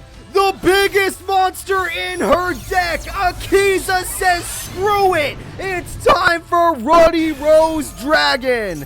And Ruddy Rose Dragon has its own effect in mind. 4,200 attack points are showing. We have another monster on the field. Ruddy Rose is going to banish all the cards in the grave. All of them are going away. There's a lot, actually. Holy shit, there's a lot. And that monster has another effect. It gets you a Red Rose Dragon. Good for you. The Ruddy Rose Dragon goes in for 1,900 damage. And now we have 1,600 more. It's almost game. Last time he won, it was at exactly 1,500 life points, though. And he has Photon Thrasher to give him a chance to exceed. And if he gets a good enough monster, it won't matter.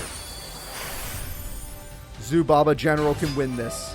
Zubaba General's got this. Get her out of here. The winner is Meadow Mage. Both times summons with 1,500 life points. Akiza's greatest weakness, big attack points and burn. Get rid of her.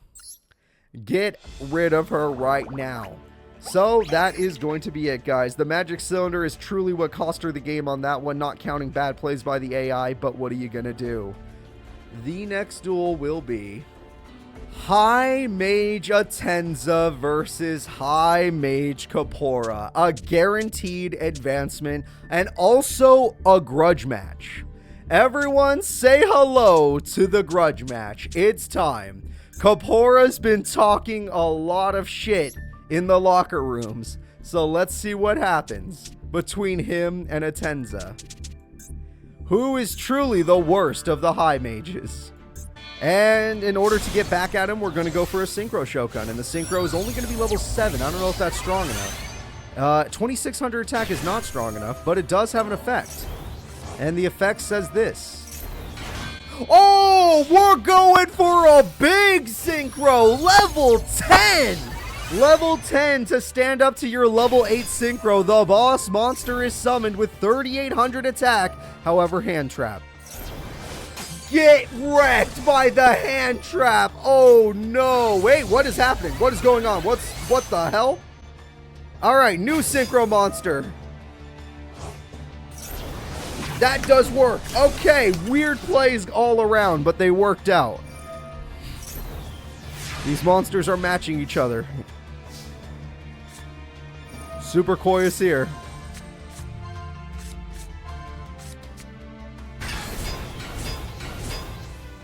Okay, well, we have one of these, we have one of those.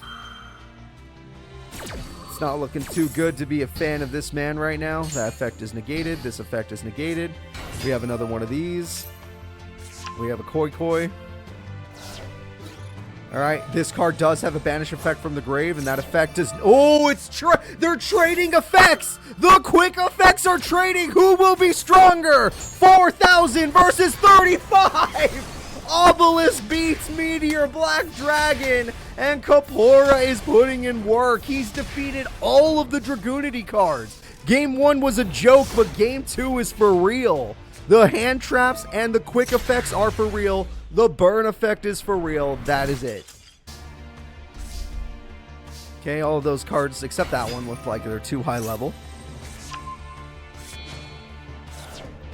Alright, well, we got another monster, and that gets you a magic cylinder.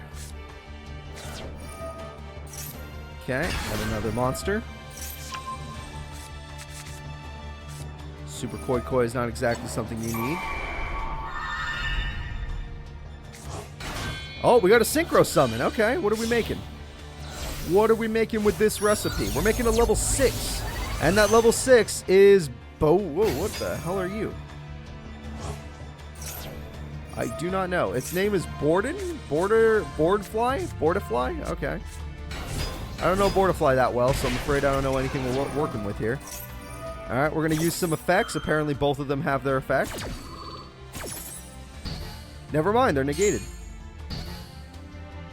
But this card isn't. And with this card going away, we're going to summon a bigger monster. And that bigger monster has not much to do. However, we have another spell card, dear freaking god. Born and gives piercing? Oh, that's good then. This card has another effect, throwing in an... Oh my god, please stop getting more monsters. Jesus freaking Christ. This should be illegal. Oh my god, it pops? This should be illegal! Is this a turn 2 OTK?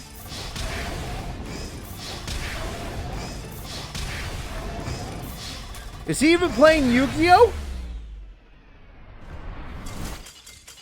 Kaepora wins. We're gonna move on. Apparently, maybe we should listen to the man. Maybe the man is not spreading lies. Maybe he's a truth-sayer. Kaepora the truth-sayer. Let it be known. And let's see. The next characters that we'll be fighting are... Oh, shit. Who's ready to see The Undertaker? Now, there's another TT, so she's not going to survive very long. Yep, this was obvious. And, oh, actually, that card has an effect. Gozuki can do something. Pyramid Turtle gets banished. It gets you a special summon. It's not going to be used aggressively. Understandable. We're just going to hold the field for now. And you're finally bricked. It took you forever. Also say hello to Ballardroch. And he is back. Yeah, when it comes to zombies, they always come back, unless you banish. And we have a tuner monster, so that means we will be seeing a synchro, and the synchro monster being used is Revived King Hades. Wait, we're not done yet. Oh, whoa, whoa, whoa, what are we doing? Lots of effects are activating. What's going on here? Goodbye to jabbing, whatever your name is. We have another synchro summon. Interesting. Revived King Hades isn't big enough, apparently. We have Skeletal Dragon Felgrind. And there goes a monster too. Wow, that's too bad. Oh, wait! We're not done yet! You thought she was done? It's the zombie vampire! Alright, what does this do? Jesus Christ. Oh, hi there. You're pretty strong. Oh, I'm sorry. You thought level 8 was the limit? Level 10 Synchro Summon! We got Susaga! Sun Saga? I don't know. It's a card. Goodbye, Magic Cylinder. Goodbye, your life points. Turn 8. Destruction. Oh. Oh, that Harpies had so much value. Oh, it's the old guy. Everyone say hello to Ill Bud. Holy crap. Okay, this is a Taker family classic. Ill Bud has been with the Taker family since episode 1 of our series, when Reyna was gifted this from an unknown person until we found out later it was Prana. However, Abyss Soldier is an amazing card. It can simply do that. That was pretty good. Pot of Greed, interesting top deck. Gozuki, interesting top deck. We're just going to go in with Gozuki. Apparently Gozuki has his own play in mind. Gozuki is going to throw away the Zombie Master. And there it is. Ballardroch, or whatever its name is. I could not tell. All I know is it is here. And it's going to have another card activate. Because you did this, you're going to have to get rid of your Zombie World. That was a misplay. Oh, no, I forgot. You have second. Wow, you have a lot of effects then. Dear God. And we have a Synchro Summon. So, everyone say hello to the ultimate monster. It's just Doom King? Okay, Doom King it is. What about this guy? Is this Sun Saga? Is this Digimon World Dawn?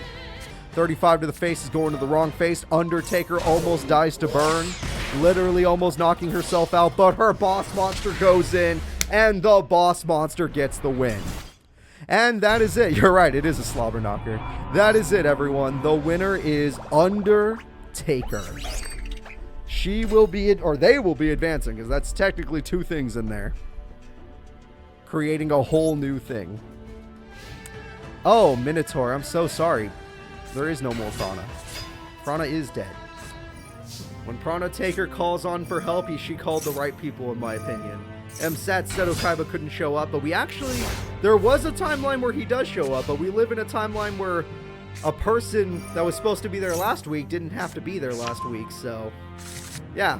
Let's just say the first tournament going to the bad guys was really bad for everybody. It has been having effects on every future tournament. In top 16, we have Agami versus the Sixth Path Taric. Agami, if you do not wish to be seen as a joke, please win the first. Please just win the duel. If you lose this to a Sixth Path member, God knows what will happen. By the way, if you guys are curious, all three endings are still on the board. The 2 trailer endings and the no trailer ending are still on the board. Everything is locked down right now, so actually Agami can stall for time. Pot of Greed, what a top deck from Agami. Pot of Greed, God damn it, Agami! Holy shit, he's getting the good shit. Now he can reveal, but his monster would kill him. So he has to get rid of it. I agree with that play. Cubic, finally we're going to use it? Cubic Wave? Alright, 4,000 attack, and we're using a trap card. Agami with 2,600 life points is going in. He does 2,200 damage. He does 1,800 burn. He does 3,100 damage. He does 1,800 burn. That's an OTK, everybody. One monster, all of the power. It's over. By revealing some shit, we got a 3K beater. That went the wrong way. Oh, shit. Oh, Agami. Oh, baby, this is it. The whole duel is on the line right now. All right, Rhoda comes through. Oh, holy shit. That's value right there. That is maximum value. You banished a cubic, which means it's gone. No effects, no nothing. Everything's a brick to Agami now. Every card he draws is a brick. Anything he draws is a brick. That's game, basically. 1800 attack ends this duel. 1800 attack ends the... Wait a minute. The seed lives. Holy crap, that was almost exact damage. The seed lives. This duel is actually intense. It's super funny. How is Agami struggling? He has a bunch of cards in hand, but none of them do enough damage. Nothing here beats 3K. We got this monster that just looks ugly. No offense. A little bit of offense. You need more seeds. Up, another Gearfried into a mage power. Gearfried's effect activates. By using its effect, we get another Gearfried. That's 2 monsters to end the duel. Attack goes through on the cubic monster. And game-winning attack comes out. Wait a minute! The game-winning attack is denied! Holy shit, it's down to the last card! He already used Cylinder Bernog. We saw him do it for the 3,000 burn. Alright, there we go. We throw away another card. We get another monster. This monster does burn. The trap card does something too.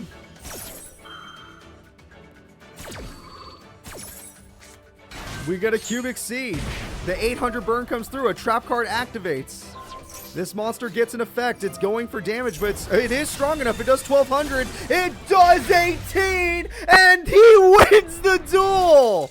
Turn Up, thank you so much for the sub, and everyone, thank Agami that he did not lose. Every ending is still possible. Holy crap. Agami, good freaking job.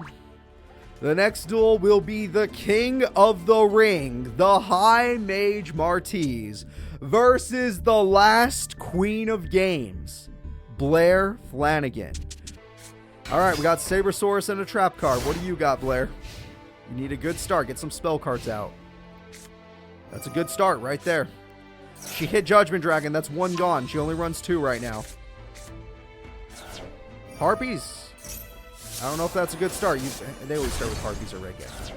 Lumina is good. Monsterborn is weird if you've got Lumina anyway, but sure. We'll make it work. Lumina goes out. Lumina gets Jane. Jane can be used to defeat this monster. Even better, it can be used to defeat the monster and still get a lot of damage down. Blair's going for insanely heavy damage on turn 1. Below, almost half their life points. Not bad. Magic Cylinder gets hit. She can Judgment Dragon if she doesn't lose the last one. If she doesn't lose the last Judgment Dragon, she can do it. But she's probably going to get Harpies, which won't matter. Overraptor isn't strong enough. So, we'll see. Here we go. Overraptor comes in. Overraptor gets... That's the problem. That's why Overraptor's so good. Pankratops is here. Sabersaurus is here. All the monsters are going to die. Blair went from full field to no field. Everything's gone. Brutal. If she does not have Judgment Dragon, she's screwed. And even if she does, she might die with it. Oh, she drew Geki! Wait a minute, I didn't even think about Geki. She drew the Geki. She has 1900 attack. She almost ends the duel.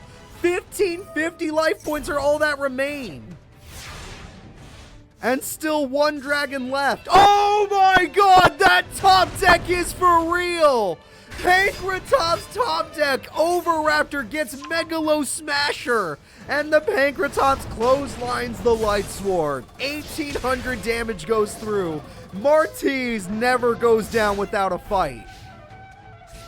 What will you do? You don't have Raigeki. You don't have a chance. You don't have Magic Cylinder. You used that earlier, I think.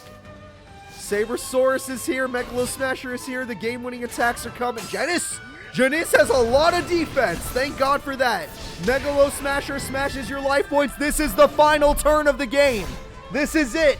Blair or Martiz. This is going to be it. Blair's bricked. Oh my god, it's happening. Martiz is going to be the king once more. He's going for the belt. The pupper's going to try. One more attack ends the duel. It's over. The biggest power bomb comes through, and Martiz is in top 8. The last queen of games is gone. No wolves were hit. She runs 3, by the way, and no wolves were hit. Super bad now, because that's guaranteed evil in top 4. Guaranteed.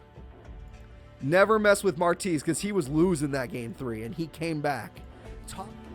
All right, the next duel is going to be the Meadow Mage and the High... Hey, wait! These are the two guys. These are both the same guys. Meadow Mage works for High Mage Kapora. I wonder if this is going to look fixed. Is this going to be some bullshit, or is the Meadow Mage going to make an enemy today? Is the Mage Union going to become real instead of just whispers? Yeah. Yeah, let's end this duel. Game number 1 goes to the Meadow Mage. The Meadow Mage it feels like he's betraying the High Mage right now, because losing to the Meadow Mage could be bad. Although knowing Kapora, he'd probably be like, oh, these guys weren't even big threats. I decided to allow my Meadow Mage to deal with them, while I went and did more important things. He totally said he's a total dick. There are more important matters to attend to. Oh, no. Oh, God! 3,000 burn! That was the worst super koi of your life! Your deck has like 30 monsters and like 10 spells, or 9 spells in a trap. And you couldn't get the right card? Holy crap. Oh, my God. That's game. The Meadow Mage shall move forward. Obviously a ploy by the High Mage. He totally was in on this. The Meadow Mage is not to be messed with. The High Mages, what is up with High Mages losing to their direct low mages? What's up with that? Is it almost like the people in charge don't even know what they're doing? There are only 8 characters left, everybody. Reina Taker will be fighting Koyo for the honor of fighting one of these people in top 4. Undertaker will be fighting a mage soldier that has gone farther than anyone could have ever expected. The Meadow Mage, who defeated the High Mage, will be taking on the second strongest duelist in the world right now, Bandit Keith. And Agami gets a free ride to semifinals unless the High Mage Martiz wants to pull a play like the Ocean Mage did and defeat him. And he's already going to reveal his 3,000 attack point monster. Busted on turn 1. And that's 3,000. They're both playing the duel with 5,000 life points. Imagine if they started the duel with 5k life points instead. Harpies is high value. That is a high value Harpy. You got rid of the possible fusion card, which would have taken 2 more, but still. The Dino Wrestler also is high value. Oh, this card has an effect. Alright, I'm sure that has an effect in the grave. The trap card is here. That trap card is going to be high value in the end of this. You could normal summon that card. You don't need a special summon. Yep. And by doing so, you can throw away a couple stuff. 1,200 life points is good. And you can destroy by battle now. That's game. Agami takes game 1. You don't need this burn, I promise you. You just have to say I win. Agami... Oh! What? It's not enough! You only had 1 dino! You don't have enough survival instincts! Cubes were always going to be the end game. And that is it. Insanely strong start from Agami. A character that could start the duel by saying we both have 5,000 life points is not fair. Oh my god, Agami, are you serious? Agami is going to say it again. We are starting the duel with 5,000 life points. And I have a blue eyes. Bring it. Pot of Greed. Alright, you're going to need that. Megalo Smasher and triple traps. Yep, if you're playing triple traps, that's desperate. I like to see it, though. Magic Cylinder will kill you! Oh my god, he lost! Agami's gonna lose to Magic Cylinder. It's over! We're going to game 3! That was insanely quick, by the way. Alright, that's how you beat Agami. If you don't start the duel with Magic Cylinder, you're not going to win. As long as you start with Magic Cylinder, you're fine. His weakness is burn. Always remember that. You want to beat Agami, burn him to death. Or steal his monsters, but stealing is really rare in the Master Era. Oh my god, all 3 duels we start with 5,000 life points. Every single one. Every goddamn one. It's actually hilarious. This either... you know what? I don't know who's going to win. This is going to be great to watch the... Oh shit, Lost World. That makes a difference. Fossil Dig. This makes a difference. He can guarantee his Pankratops, and that would be enough to defeat him. He's... Oh my god, this hand is busted. There it is. Boss monster. Nope, not time. The cubic monster is dead. If that's Magic Cylinder, that'll be the funniest way for Agami to lose in top 8 again, because he's lost in top 8 twice. Cubic Wave would make this even sadder. Nope. This time Agami wins with 5,000 attack and can attack twice. No Magic Cylinder equals you lose! Agami wins! I'm not gonna lie. That match, in total, took, I think, 10 turns. Bandit Keith will move forward. And now we have Undertaker versus the last person other than Agami still in the tournament. Mage Soldier Bubba. A really low-ranking person compared to everyone else here. Will Bubba, of all people, be able to stop the Undertaker? All endings are still possible. Nothing has changed. All endings are still possible. As long as I see Agami on the board, all endings are still possible. Mystic Tomato can try to stall for time. I'll give you credit.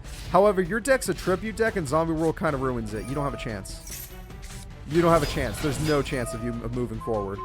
Oh, dear God. Come on. You don't need to go this hard on him.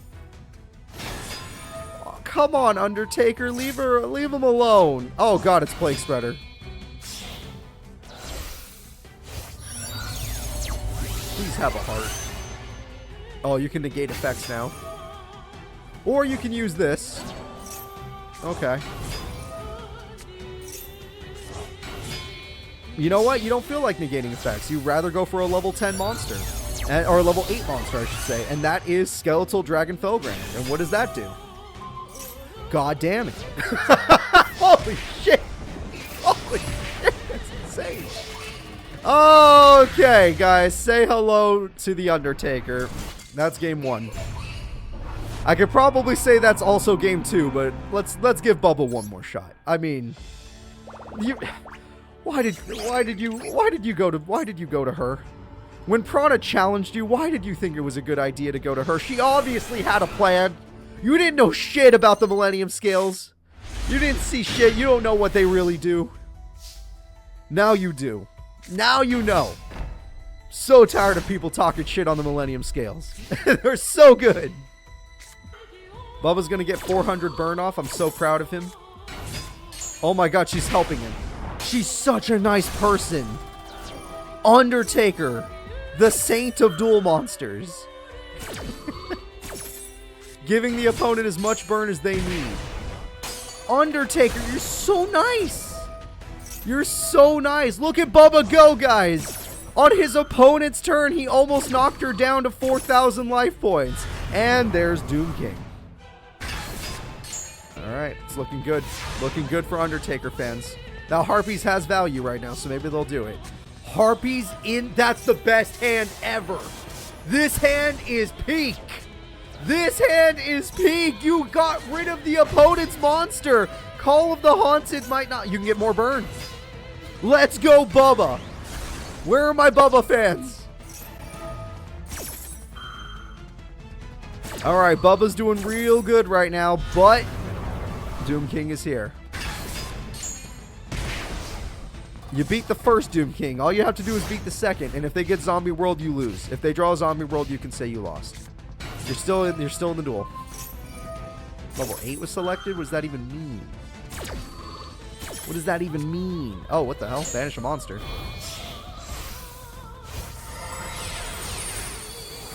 Oh, shit! That's a new one! No! You can't have more up your sleeve! What the fuck?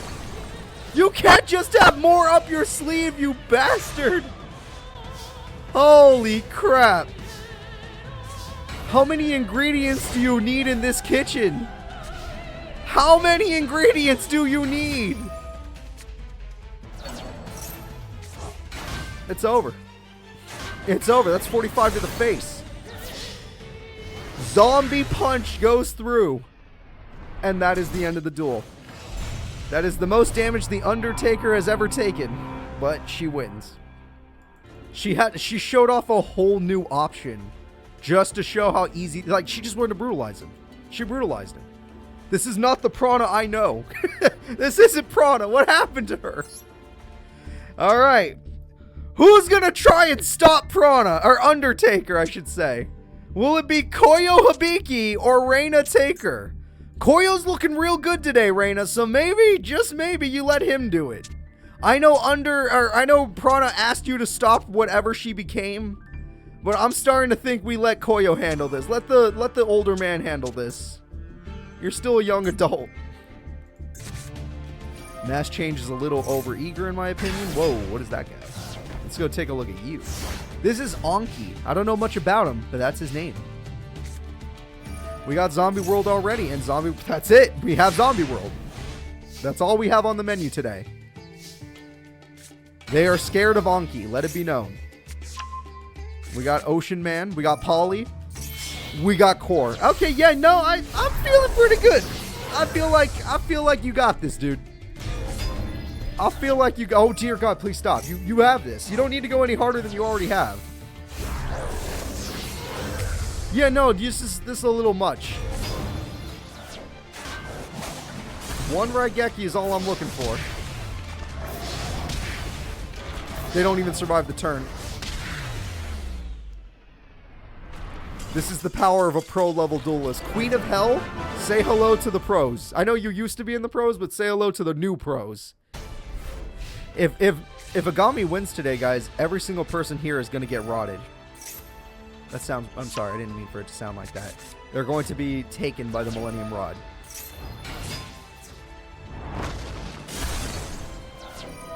Alright, well, let's see. We got Red Eye Zombie Dragon. Yeah, I did ask that Minotaur, but I still want the duels to be cool. I don't want them to be that one-sided.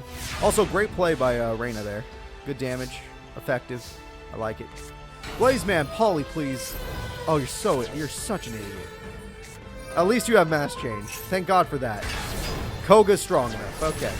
There we go. Well, unless you get your tuner monster, you're not beating Koga. You're not getting your tuner monster. Yeah, Koga's very powerful. He's one of the strongest zombie monsters in the game. And you can't say he's not. It says zombie right there. I see it. Stratos is here. Stratos is going to get a card. Oh! Wow! Have you guys ever seen the AI in this game in particular use the Stratos for that?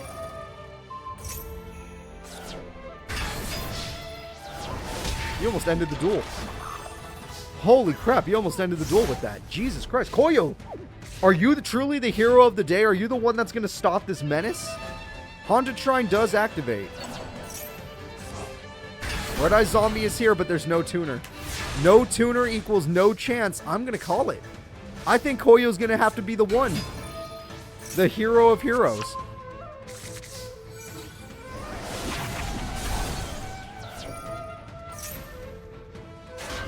That was a tuner. Oh, but then it would have been level 10 with 2800 attack and Koga has 3k. So never mind. I get you. I get you. You lose either way.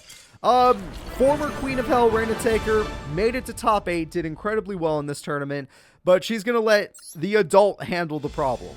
Koyo Hibiki will take care of this. This has every ending possibility. Let's see. Will we get this ending? Will we get this ending? Or will we get a generalized ending? Alright guys, it is time. Agami takes on Bandit Keith. Let's go. Yeah, I don't think there's actually 3 heroes here. I'll tell you that for free. There are 3 people that are not Agami here. I can tell you that much for free. Alright. And remember, if Bandit Keith does win this today, he wins the whole thing, he will be receiving something very valuable from Seto Kaiba.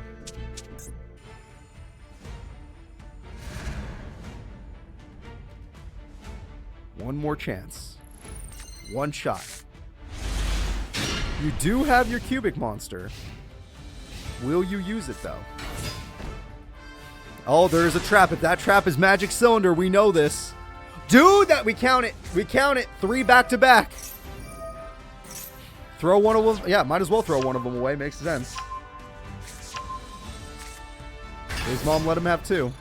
It's not Magic Cylinder. That's a lot of damage. Not enough to end the duel, mind you, but it's a lot. Oh, Desperado will at least stall for time.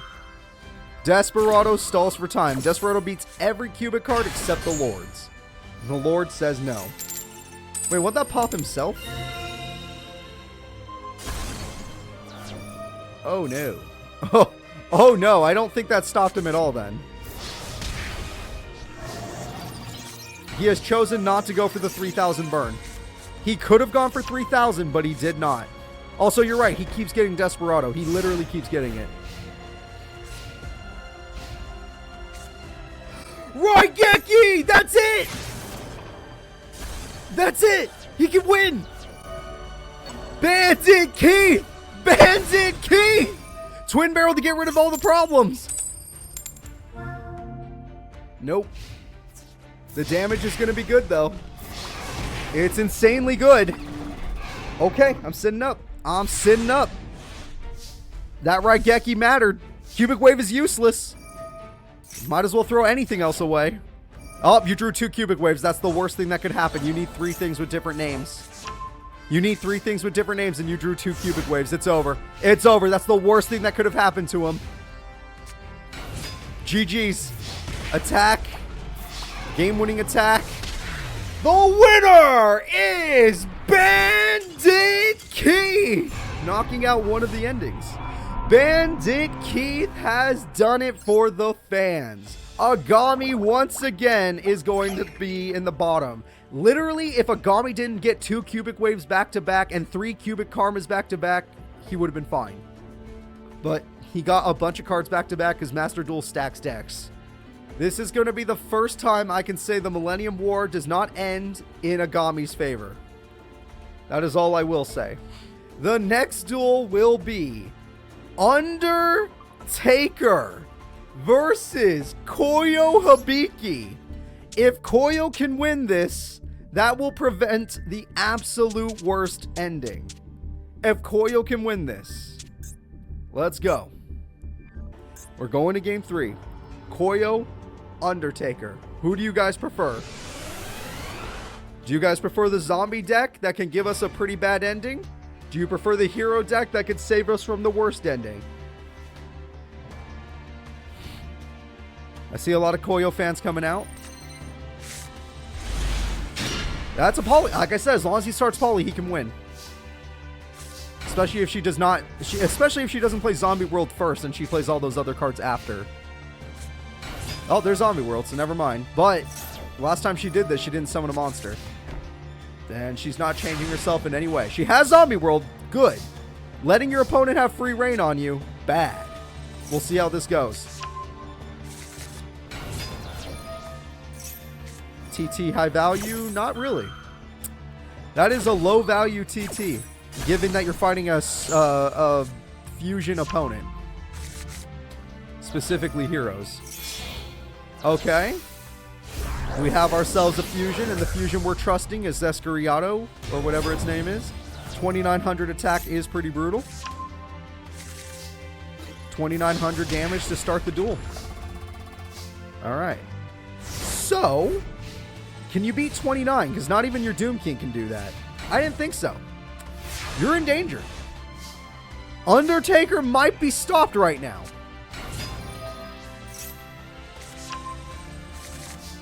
Attacks go through. Gozuki again. Gozuki does not have any value here. You are one. Oh, it's over. It's over. The game-winning attack. It's all going to be okay, everybody. Everything is going to be okay. Holy shit. We're living in a good timeline now. We're starting to flip it back around. Everything is going to be fine. To think the tournament where things go good is the one where the Millennium Scales had to step up. Pro-level duelist Bandit Keith knocks out Agami. Pro-level duelist Koyo Hibiki knocks out the Undertaker after everyone else was dealt with. This is getting really good now. Alright, let's go ahead and let's get over to our... Well, actually, we get to have a... Wait a minute, hold up. I mean, this is good, but this is about to happen. I didn't even think about that. Agami's about to fight Undertaker. No matter what, it's actually going to happen. Alright, screw it. We're going to see it happen. I did not expect it, but in this tournament, Agami is going to fight The Undertaker. And I think I have to let it affect the plot. Because it happened. Third place match. Yeah, the third place match is plot heavy. The first place match is just a pro level duel. It's like watching a pro level exhibition match. It's two pros going at it. That card can be good. You got cut. And since you were karma cut, that's brutal. Also, I don't know if you guys noticed the monster that you just threw away. Undertaker is going to get to special summon because of this. The monster they threw away was their boss, the Doom King.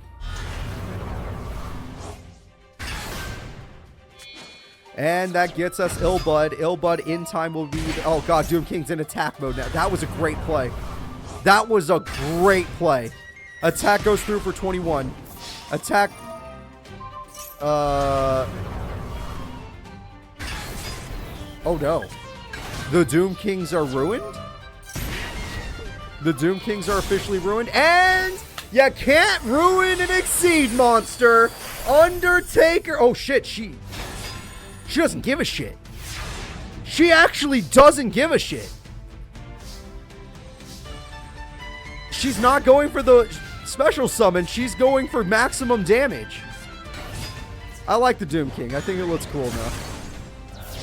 Oh, that's game. No, wait. There's more. You never can just take out a... Oh, triple summon. Dear God. You can... Oh, no. Hold up.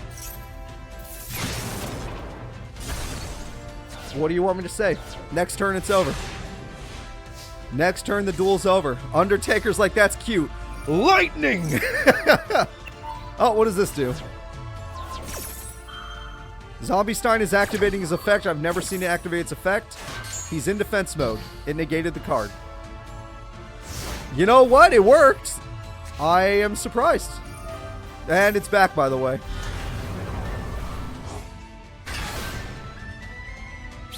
Illbud, you ready to go? We're going to banish a monster, I'm assuming. Goodbye to one of the seeds. They'll never return. Zombie Master is here. Zombie Stein for game. Brutal.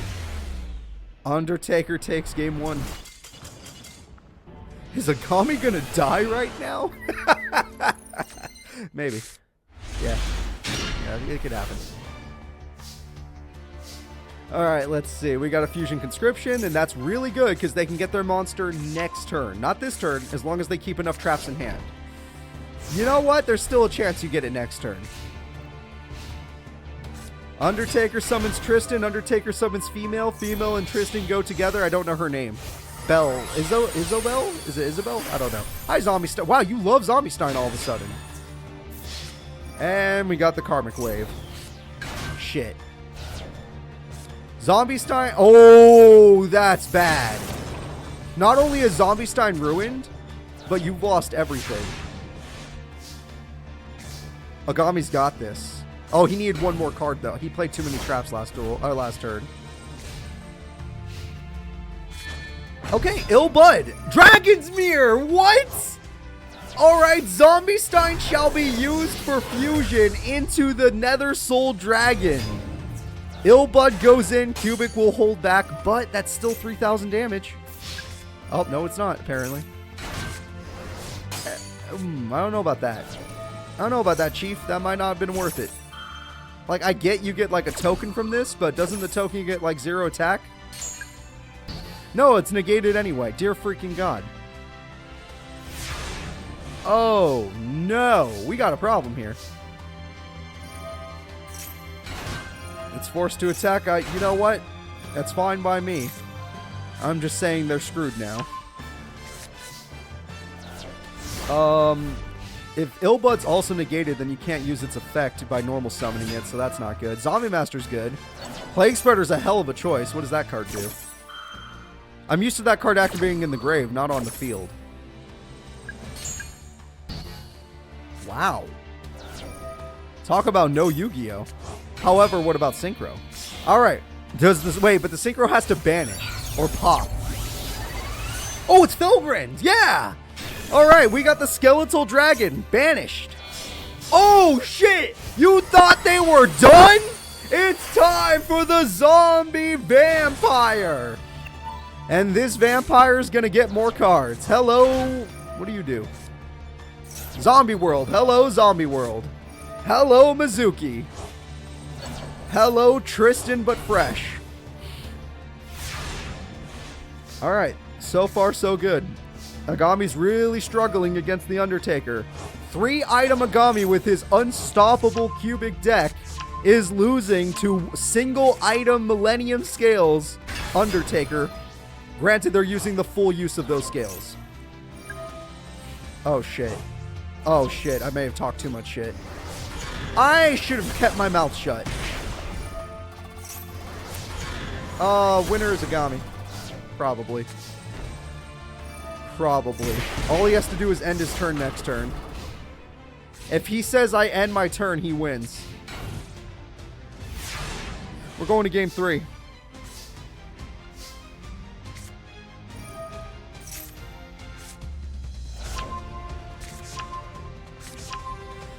Undertaker is their own person.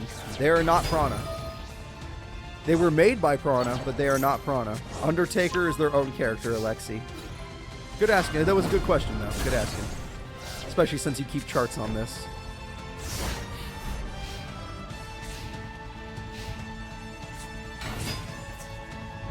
Alright. Wow, you have no life points left, and you made that play. Holy crap, you're risky. You understand cubics do burn, right? If they play one cubic that does one morsel of burn, you die. Also, what are you doing? That's not much better. What you just did, that your life points are really at risk.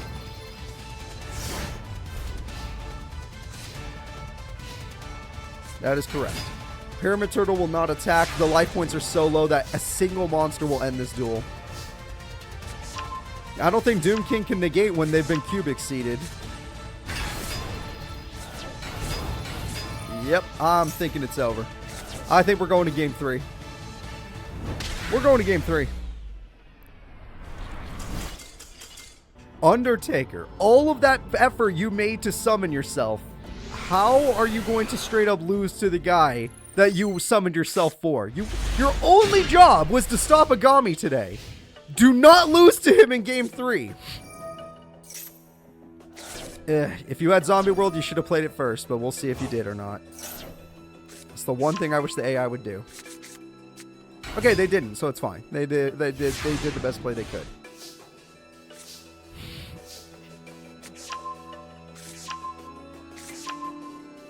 Okay, that's going to be a huge problem.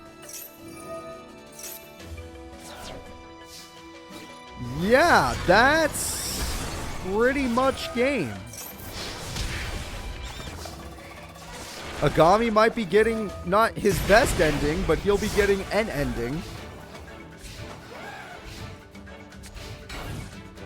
All right.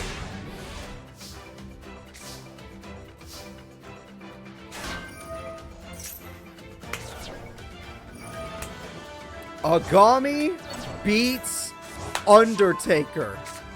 It has officially happened. Agami has defeated The Undertaker.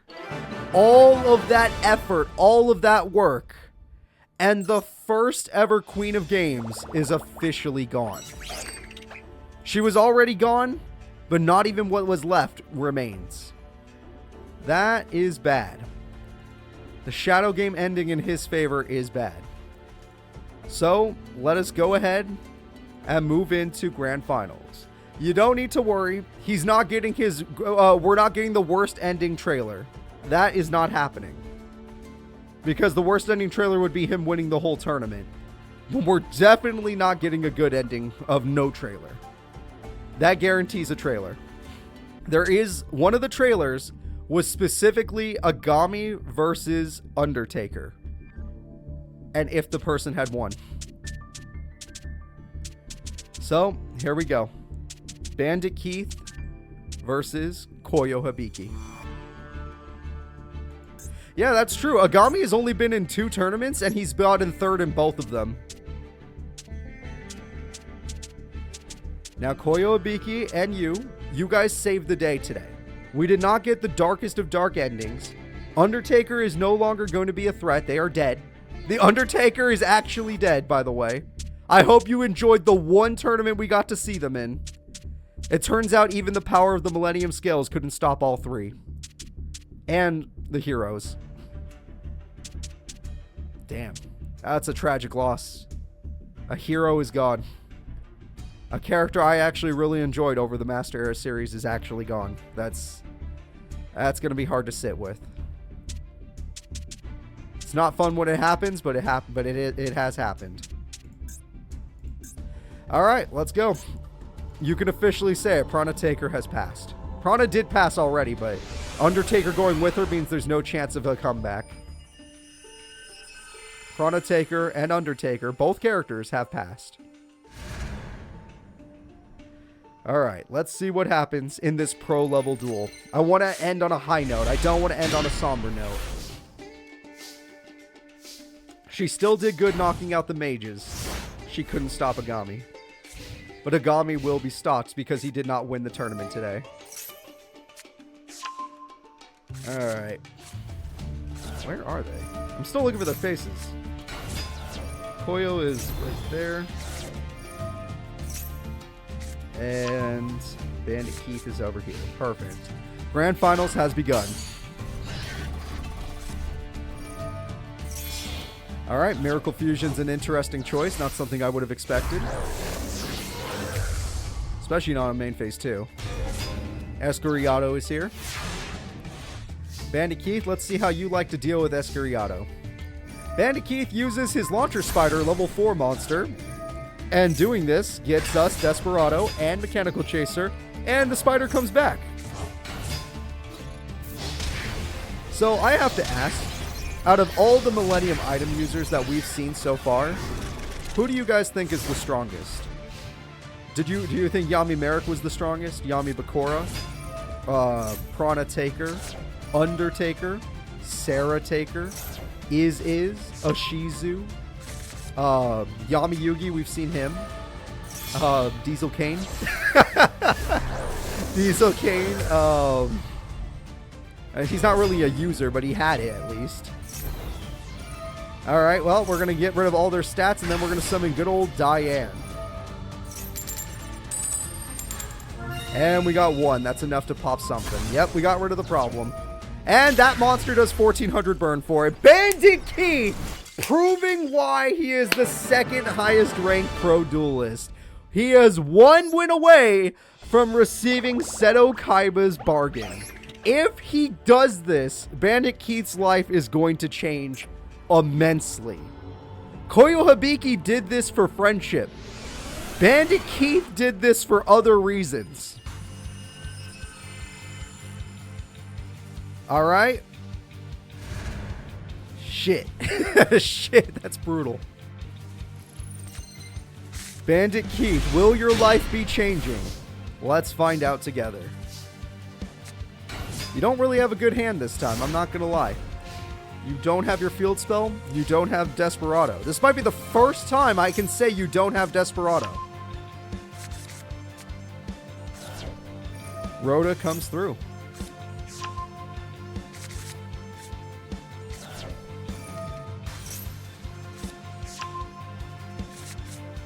He's not a bandit for the money.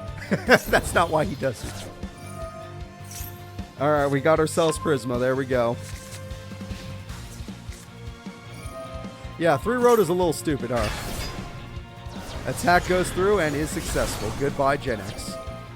Because of this, they get another mass change. So Reina doesn't have to destroy Undertaker. Undertaker's already destroyed. They were put down by Koyo and finished off in a shadow game.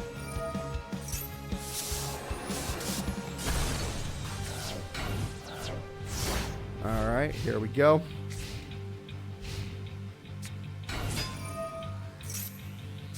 Marina is on her own, but I mean, Sarah's still out there somewhere. She's just, you know, currently mind-controlled in her own way.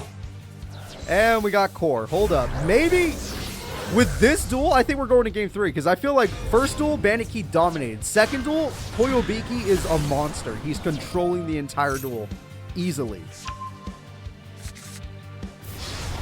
2,700 life points are lost. Form change is in effect. Form change gets Diane. 2,800 life points. Dear God. Alright, well, Mechanical Chaser or nothing. That's hilarious. That is hilarious that there's nothing you can do. Even with limiter removal, he'd still lose. E-emergency call comes through. Blaze Man comes through. Polymerization comes through. Attack wins. Diane gets the monster. Koyo Hibiki. Are we going to go to game 3? Here we go. It's game 3 time. If Bandit Keith wins, he receives the reward from Seto Kaiba. If Koyo Hibiki wins, Koyo wins his first tournament. I don't think he's ever won a tournament in the past. This would be Koyo Hibiki's first ever tournament win. Let's start. Here we go. Granted, I don't remember if Bandit Keith's ever won a tournament either. He always seemed like a runner-up to me. Neither of them have won. They're both runner-ups. That's pretty interesting. Only one will take this tournament. Heart of the Cards comes through. I cannot tell you 5 Bastion because it might still happen at some point in the future. It just won't have the same value when it does happen. I can point it out when we get to that point in the future. That's it. Alright, Rhoda comes through. I feel like Bandit Keith has also gotten 2nd and 3rd place before. And so many top 8s that it's hard to remember. Alright, Blaze Man is here. We're going to use Poly. Did you not use Blaze Man's effect on purpose, or am I crazy? I'm probably just crazy. Let's just Ice Edge. Alright. The field spell makes a huge difference here.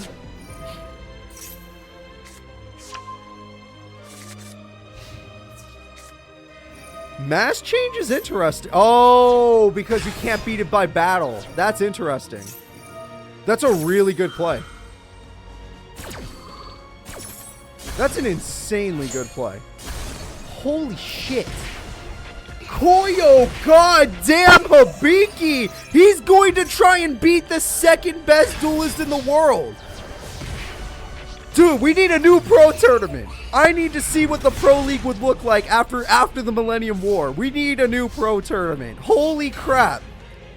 That is crazy. Wiping the whole field. All monsters, all spells and traps in one combo. I can't believe it. It's over. It's over. Koyo Hibiki is going to win the Queen's Secret Tournament. Koyo Hibiki did it for the people. We did not get the worst ending because of this man. But things are still happening. It is not the worst ending. I wouldn't even consider it a bad ending. I would just say that it sped up something else happening. The fact that Koyo won today sped up something else happening. That is going to be it, guys. It is time for us to move into our trailer. This trailer was gotten because of 2 reasons. The way to get this trailer was 1, Agami does not win the tournament. 2, Undertaker does not win the tournament and falls below Agami. those two resulted in this trailer happening.